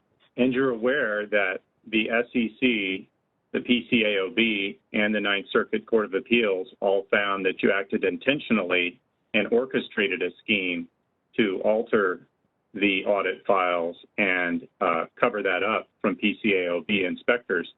Do you still reject and dispute those findings? I do not reject or dispute any of the findings. As I just mentioned, I have accepted the decision. However, I just wanted to explain it to you that there were no malice involved in any of the wrongdoing. It was purely because of too much work at that time, and things got something in such a way that the staff missed to put their name and sign off dates on the documents. But I do agree that these things took place. These were violation of AS3 of PCOB rules, and that was under my supervision. So there's no question that this did take place. Okay, so it's undisputed that the standard number 3 was violated, but you still deny the finding of scienter that you had knowledge of the wrongdoing. Exactly. I do agree that this violation did take place. I did not have any intent to deceive anyone at that time. Neither I have ever in my life. If you see that this was relating to 2008 inspection. Since then, there were 2 more inspections by PCOB of my firm in 2011 and 2014. And there was 1 inspection prior to 2008, which was in 2006. And all these 3 inspections were found to be accurate in compliance with PCOB's standard. Also, just to add, this 2008 inspection where these 3 files were supposed, where there were violation took place for AS3, SCC and PCOB did not find any wrongdoing in the audit, any deficiency in the audit. They did not require us to re-audit or restate any of the financials because the work paper did exist on different computers, except those documents were added to the work paper file later. That was my guilt. The letter from your attorney says that you have put in place sufficient safeguards to prevent any occurrences similar to those that gave rise to the stipulated surrender of these licenses. What are those safeguards that you've put in place? Okay, so since then, it has been extremely humbling experience. I have roughly 40 years of audit experience. My whole life has been on this audit, and I've given my best to serve the community and do the audits. And this incident had brought bad name to me. Since then, I was, as you had mentioned in your opening statement, that I had a permanent bar by the PCOB and my firm. I have been reviewing other firms' quality control standards and the documentation system. There were few things which I should have done better and which I will definitely do in the future. One, my firm grew too fast. I started in 1999. You just mentioned that the firm was granted license in 1999. In 2008, my firm was the fastest growing firm in US already by the independent publications. That was mistake. Number 2, I was not proper in hiring the staff who should be able to supervise it properly for me and helping me out in finding any deficiency if I or my staff are doing. So there should have been an independent quality control department where all the files should have gone. So that was a mistake. So in reality, 2 or 3 things I would like to improvise in future. One is that to hire the staff who is knowledgeable and put a system in place where any violation of PCOB, either intentionally or unintentionally, is caught and reported back to the partner who is in charge of the engagement and the partners committee. And number 2 is that making sure that I can take I accept only clients which I can properly handle. Accepting too many clients was a major mistake, and things grew out of hand as I realized later.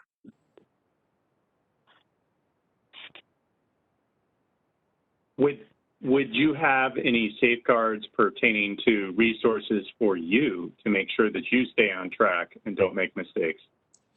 Definitely. I have taken courses which I have submitted, keeping up in the standards, making sure that all the standards are complied with, including the PCAOB standards, including the US GAAP standards, making sure that I understand my responsibility and not committing any error or mistake in the future. This one blame has actually put a bad name on my name, on bad spot on my name, which I had created very hard, brick by brick. I had built my reputation brick by brick, started from a little firm, went to the quality control partner of the whole Western region for an international accounting firm, and then creating my own firm. But this blame has put such a bad impact on my career and my firms and my professional career that I have learned the lesson that make sure that you go according to the books, take the clients you can handle, and make sure that the staffs are properly educated. Make sure that I am properly educated with the new rules and regulations. I don't know if I understood what you said correctly, but are you saying that your reputation was ruined by the whistleblower, or do you now think that your reputation was ruined by your own misconduct? No, my own misconduct. I am not blaming anybody here. No, nobody is to be blamed except me. I'd like to ask you some questions about the reference letters you submitted. Those are at pages 39 to 41 of the packet. In looking at these letters, I noticed that they are all in the same font and they have similar formatting. Can you tell me who prepared these letters? The individuals who had prepared those letters, they prepared themselves. Can you explain to me why the font and the format are similar in all three? Is it just a coincidence that all three people had the same style in preparing a letter? It might be. It might be. You are more than welcome to talk to any of the individuals who have prepared the letter. You can check with them independently what did they use. I can provide their name and number, and you can talk to them. Counselor, if I may. Yes.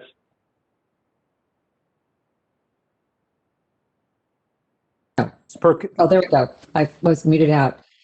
Forgive me. Just to clarify, Mr. Dakar, prior to receiving the letters, obviously, again, our office vets with our client or vetted with our client here who would be in position to provide letters, and we would have given them a template, not the content, but how it might look. In other words, formatting wise. So I can't speak to whether they use the exact font, but it looks very similar to a format that I might have utilized and would have provided to these reference points, these references, in order to provide information to the board for this purpose. Thank you, Ms. Perkins. All right. Then I wanted to ask you, Mr. Kabani, some questions about that polygraph report at pages 27 to 30 of the packet. Sure. Did you get the polygraph testing done after you received the PCAOB's unfavorable initial decision? That's correct. And were you the one who paid for the polygraph test? Yes, that's correct. I just want to make sure that we captured all of your testimony. You spoke to some degree about this, but can you tell us anything else about steps that you have taken to rehabilitate yourself since those legal challenges to the PCAOB order failed in the last few years? What have you done? Yeah, it has taken a toll on me financially as well as emotionally. Financially, as you just presented all the different decisions from different courts we went through. That was very expensive. Also, since this decision, I have not been able to practice any audit for the public companies, and since last year, January, I have not been able to do any accounting whatsoever. So it has taken a toll on me financially. As well as emotionally, because I was very well reputed person in the community, serving in the community, and it has blemished my name quite a bit extent, as I agreed with you that it was because of my conduct. Since then, I have, as I mentioned, have been looking at all the quality control files and manuals of various CPA firms where this kind of wrongdoing can be stopped, and how they have been able to stop the same kind of wrongdoing in their firm, and how they have been able to control regardless of number of clients. And then I have also a chance to look upon and see what I lacked, where I did not pay proper attention, where I should have paid a lot more attention. And it was my fault as an engagement partner on these 3 clients. So I will only accept the clients which I can handle. And also I have to look upon and see what are the new rules and regulations for PCAOB and US GAAP to make sure and appraise myself to see that what are the rules in place so I can comply with them. I have done the CPE in that regard, continuing professional educations, and I will continue to do so. Mr. Kabani, could you tell the board about the nature of your accounting practice right now and how it would change if your CPA certificate were restored? Currently, as we speak, there is no accounting practice. Since last year, from 2017, when the SCC issued the verdict on agreeing with the PCAOB, our registration was revoked. My and my firm's registration was revoked, and I was unable to practice any audits for the public companies. So I have not done that. I was doing some accounting and tax work. Since last year, after the agreement with the California Board of Accountancy, when I surrendered my license, I agreed not to engage in any accounting activities, and I have not done anything since then. So far, I am in a stage where I am just keeping myself appraised with the accounting rules and regulations, but I'm not doing any tax or auditing work.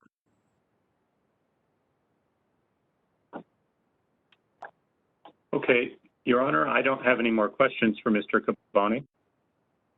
Thank you very much, Mr. Durkar. Ms. Perkins, did you have any questions you want to follow up on with your client before I have the board members ask questions? I do not, Your Honor. Thank you. Okay, no, thank you so much. Ms. Reed, then I'll turn it over to you to poll each individual board member to see if they have questions for petitioner, please. Thank you. Carrie Ann Farrell Hines, I have no questions at this time. Dan Jacobson, I have no questions at this time. Your Honor, I do request, may we take a 5-minute break, the kind of break that old men like me need now and again? Absolutely, you don't need to say anything more. Let's go off the record. It's 4:07. Let's come back at would 5 minutes truly be sufficient for you? Yes. All right. Okay. Let's come back at 4:12 p.m. then. 5 minutes. We'll be back. Thank you so much.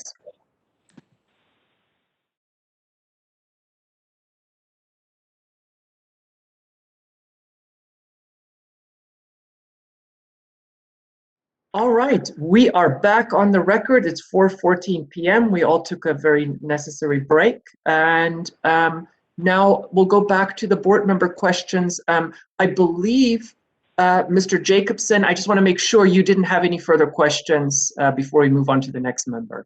Thank you, Your Honor. I do have no further questions. Thank you so much. All right, Ms. Reed, I'll let you take it from there. all right, thank you. Soshi Leon, No questions.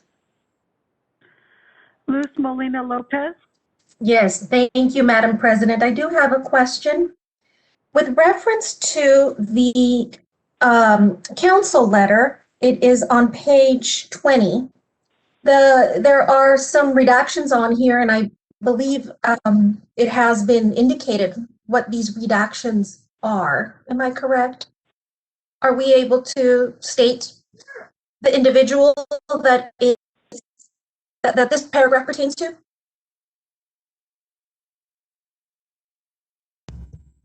I'm not clear, Ms. Lopez. This is Stephanie Perkins, where you're referring. Perhaps I'm... Yeah, thank you, Ms. Perkins.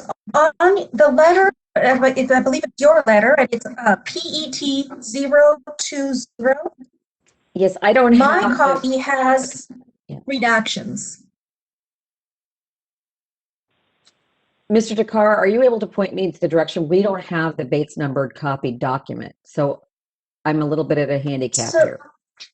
Yeah, Ms. Perkins, if you look at page 3 of your letter, Yes. the second paragraph, it's actually the first full paragraph on that page. There are a number of redactions, including on the second line. The first redaction, it refers to an audit staff employee, and there's a blank there, and then it says CPA. So that name has been redacted. And I am supposing that that is the same Mr. Saeed who is referred to and whose name isn't redacted in some of the federal decisions we looked at. Correct. Just for clarification, Ms. Lopez, I believe that the redactions are made by the Attorney General's office, incidental to ensuring privacy of various individuals who may be referenced. However, again, to Council's point, to Deputy Attorney General Dakar's point, that Mr. Saeed, who is one of those individuals, in fact, I think he's the only individual listed there, was referenced specifically in public records. Thank you. Thank you for clarifying that. My question has to do with sentence about midway through that paragraph, which states that Mr. Saeed, I'm going to say his name, later admitted under oath in the PCAOB hearing regarding the matter that claims were false, and then it further says, lied to teach Mr. Kabani a lesson for not promoting him to shareholder. And I want to know whether this is testimony that occurred with the January 22nd, 2015 PCAOB order. Ms. Lopez, this is Stephanie Perkins. It was connection with the original hearing before the administrative hearing officer. However, I would defer to Mr. Kabani, who was present, if you would like to answer your question more specifically, as I was not present, and I want to make sure that you get a clear answer to your question. Okay.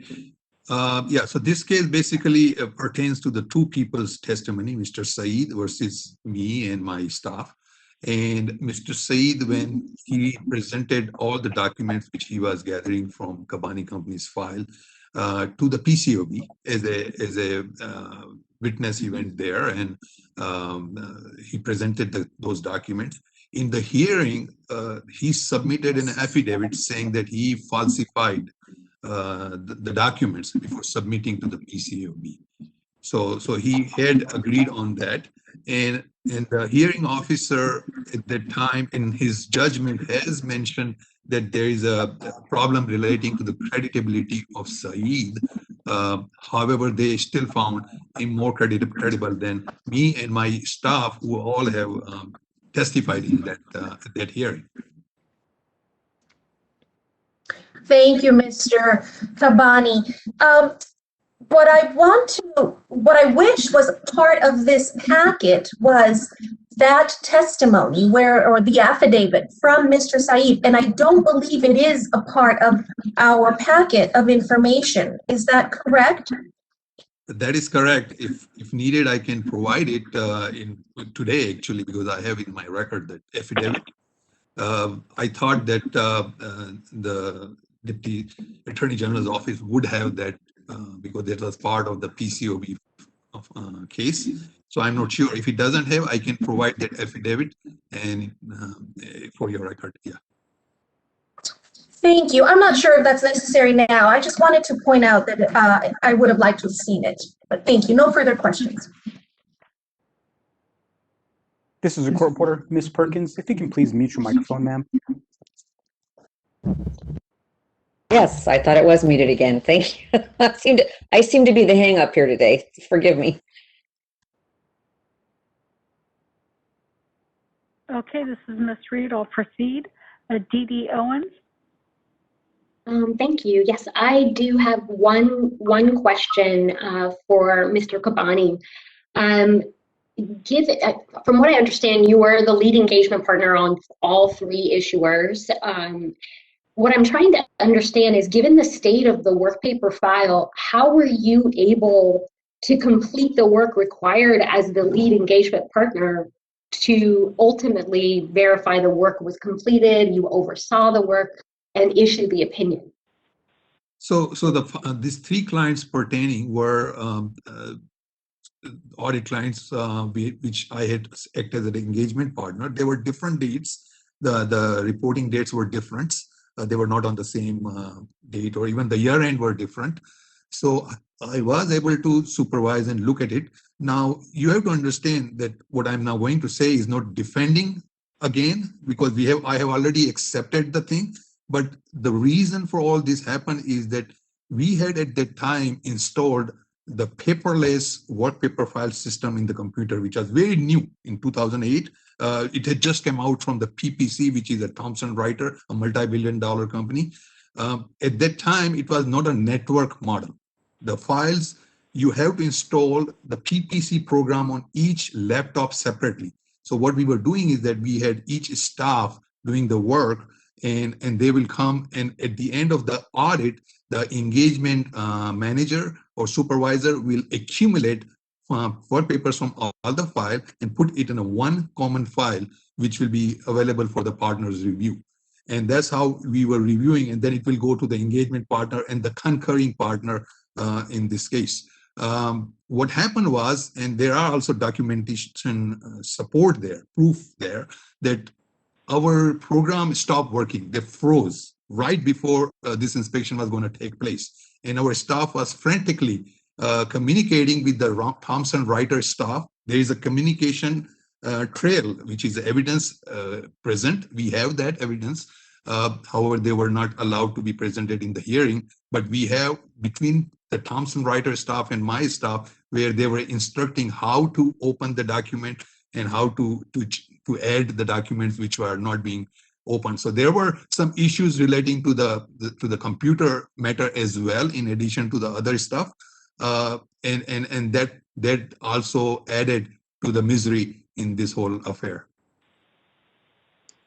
So just one clarifying question. So when you ultimately signed off on the audit and gave your opinion, you actually looked at all the work papers on these separate computers to make sure that everything was fine? Exactly. And then it was accumulated in one work paper file, which I had signed off. I had looked at it and made sure that each and every work has been performed, and I had signed off on each and every work paper individually. Each audit process, I had signed it off on the work paper file. So those work paper files were stored until when we were getting ready for this inspection we put in a computer, because when PCOB staff came at that time, I don't know what is the now procedure, they will ask you to provide them the laptops, and they will ask you to store all the clients they have chosen to be stored in each laptop. So if they are coming with 5 staff, we will have to provide them 5 laptops from our office, and we'll make sure that whatever clients they have selected, 8 clients, we will make sure that we supply 8 files on each laptop. So when we were doing that, at that time, we discovered that there were issues with the IT matter as well. And that, as you can see from the SEC verdict, that staff was trying to open the document. And during that process, they have taken back the document which was in common file they could not open. They had gone back to the individual laptop and brought it back. And that was the problem there. Okay, thank you.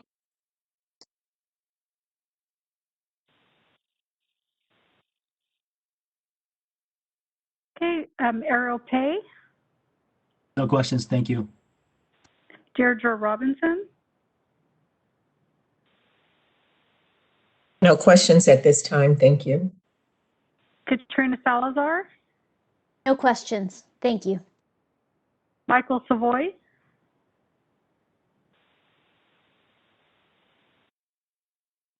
No questions.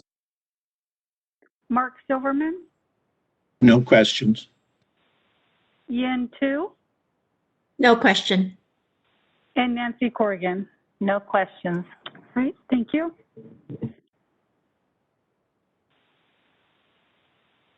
All right, and I just want to make sure there were no other board members that had any follow-up questions. If so, just speak up, please. All right, I'm not seeing any hands raised anywhere, so thank you very much. That then takes us to our closing remarks, and both the Deputy Attorney General and Petitioners Counsel will have an opportunity to do so. I'll start with you, Mr. Durkar, and then Ms. Perkins, you get the final word. Mr. Durkar, you're up next. Thank you. Yes, thank you. As I believe you all may have just noticed, Mr. Kabani is still trying to relitigate the facts about what happened in 2008, but you should have no hesitancy in accepting the PCAOB's finding that Mr. Kabani orchestrated the misconduct and acted with knowledge of his wrongdoing. Those findings were reviewed many times. The hearing officer found that first, and Mr. Kabani petitioned for review by the PCAOB, which performed the de novo review, a fresh look at the evidence. Mr. Kabani then took PCAOB's decision up to the SEC, which again exercised its independent judgment de novo review of the evidence, and it had all of the evidence before it. It sustained the PCAOB's decision and finding and the discipline. And then Mr. Kabani took it up to the Ninth Circuit Court of Appeals, which issued a memorandum of decision. Again, de novo review, their independent judgment. They looked at the evidence and they found that it supported the finding of knowing and intentional misconduct. Mr. Kabani has the burden of proof here today to show that he and his firm should be reinstated, but he's treating this proceeding like another opportunity to relitigate the facts that have been found against him over and over. That is a done deal. He should not be doing that right now, and there is considerable public protection concerns here because he's still doing so. The passage of time since 2008 would be mitigating if there had been contrition and admission facing up to the misconduct at some point. The concern is that rehabilitation cannot occur absent admission of the extent of one's own wrongdoing. And the board should be concerned that dishonesty is at the core of the misconduct here and all of those decisions that are in your packet. And rather than look also at the misconduct itself, rather than deal with the consequences of having incomplete audit work papers, Mr. Kabani orchestrated a program to alter them, even altered the computer metadata to try to make edits look like they occurred before the paperwork deadlines. This attempt to deceive investigators does raise a concern that probation would not be sufficient protection. Because Mr. Kabani tried to conceal his misconduct from investigators and still denies that he was involved in that, and we see that he mounted a years-long campaign in which he stubbornly denied that responsibility, and he's still doing so here today. It seems like he is resistant to lawful authority and to taking responsibility for what he did.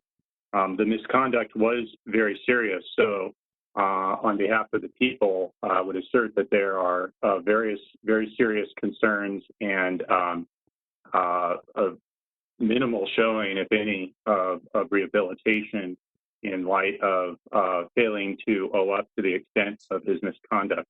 Thank you. Thank you, Mr. Durkar.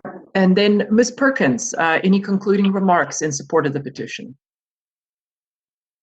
Yes, Your Honor, a few brief remarks. First, I'd like to reiterate my thanks to the board and to those in attendance otherwise for hearing this petition. And I would like to address Mr. Durkar's comments and apologize to a degree if our offices, in my office in any way, or Mr. Kabani, has led this board to believe, as Mr. Durkar would indicate, that we are attempting to relitigate the facts.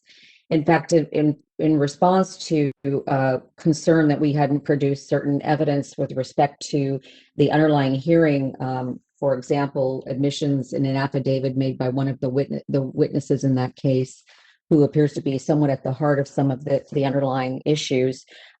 We felt that that would be attempting to relitigate the matter. And Mr. Kabani, as he said, I would dispute, or excuse me, respectfully disagree with Mr. Jakar's assessment that this is a resistance, an attempt to relitigate or a resistance to authority. Mr. Kabani and his firm exercised their due process rights to pursue redress and seek a remedy when they were unhappy with and disagreed with the original outcome of the PCAOB hearing. That doesn't mean that he can't, in retrospect, accept those findings. The facts may have been in dispute, and he may personally disagree to some extent, but he obviously has exercised complete contrition in that he now, contrary to at the time when this was occurring, it appears, recognizes completely that ownership of and oversight of these engagements rests on his shoulders. Whether it was his purposeful conduct or else some other person's personal conduct becomes irrelevant to a degree in this respect only. And again, not to abdicate responsibility. Strictly, and for the sole reason that he, not unlike a respondeat superior or an agency relationship, for lack of a better description, Your Honor, and others, members of the board, the buck stopped with him. And he knew it. He understood that, and he let others, understandably so. I shouldn't say we should understand why he did it, but he accepts responsibility for the fact that they acted under his direction, and that at best he gave poor direction. In some cases, didn't give any direction. There's no doubt that that's an abdication of responsibility that he can't avoid and isn't trying to. So again, to the extent that the board has interpreted our submission or petition for reinstatement as an effort to relitigate these facts, that is not the case. Again, he agrees that he's accepted the PCOB outcome, he's accepted the appeal outcomes and the de novo reviews, and has tried to move on with his life, albeit under certain constraints, not only as a result of this actual order that ensued as a result of his stipulation for surrender, but also due to the COVID-19 pandemic. It's limited his ability to earn a living. He's asking humbly to come back to the practice under any conditions that this board, if it's inclined to consider the petition, may deem appropriate with any appropriate restrictions to demonstrate his ongoing commitment.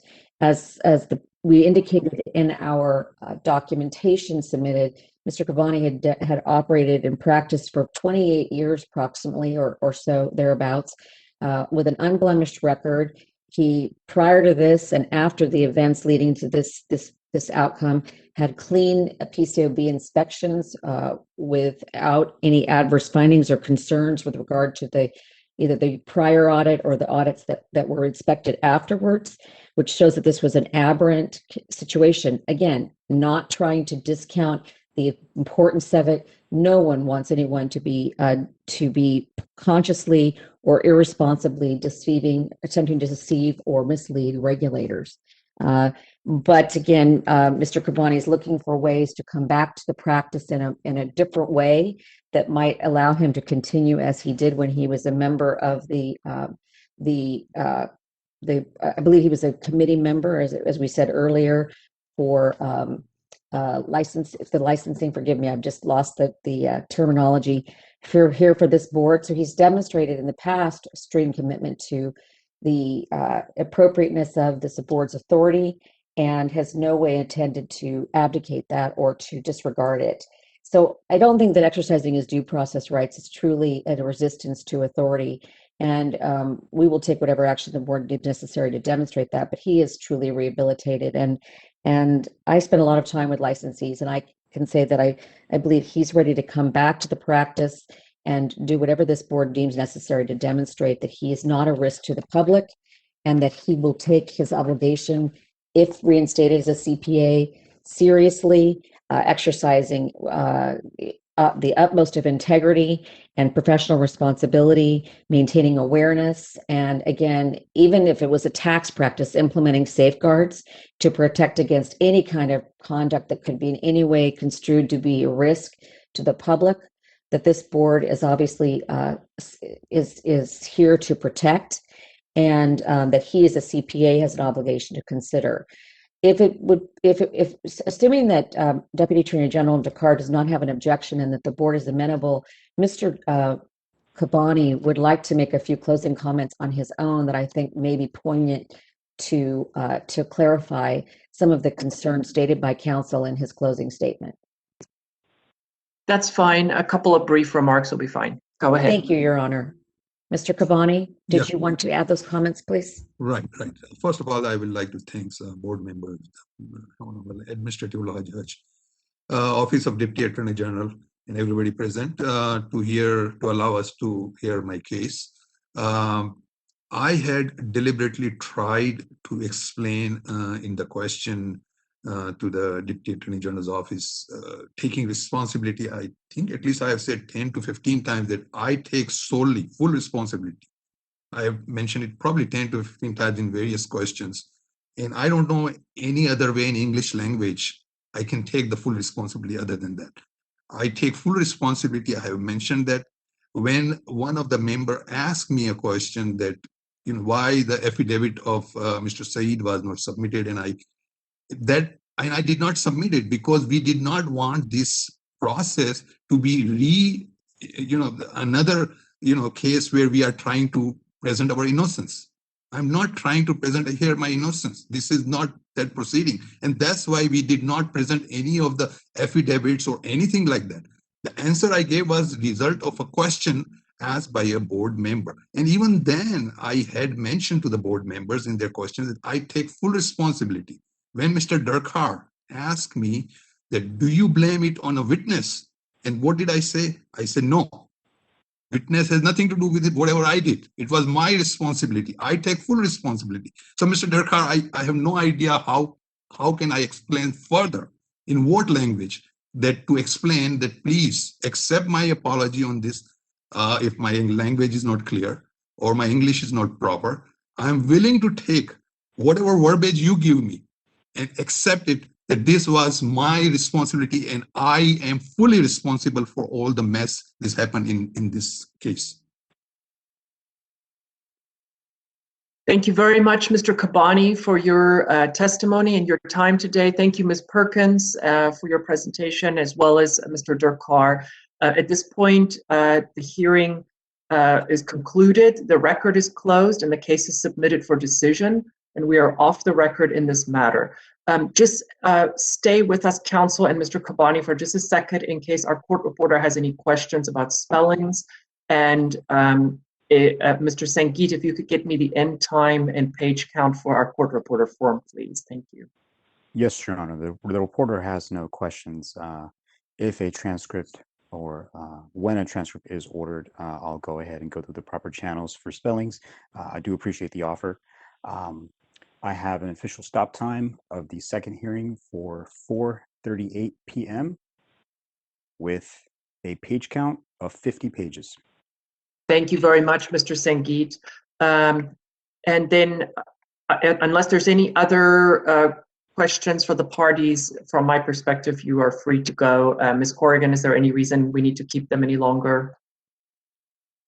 No, at this time they're free to go. And once we have only those present who should be, then we will go into closed session under agenda item 6. All right. Thank you very much, everyone. Thank you, Your Honor. Take care, Your Honor. Good to see you. Thank you. Good to see you as well. Take care. Thank you, Your Honor.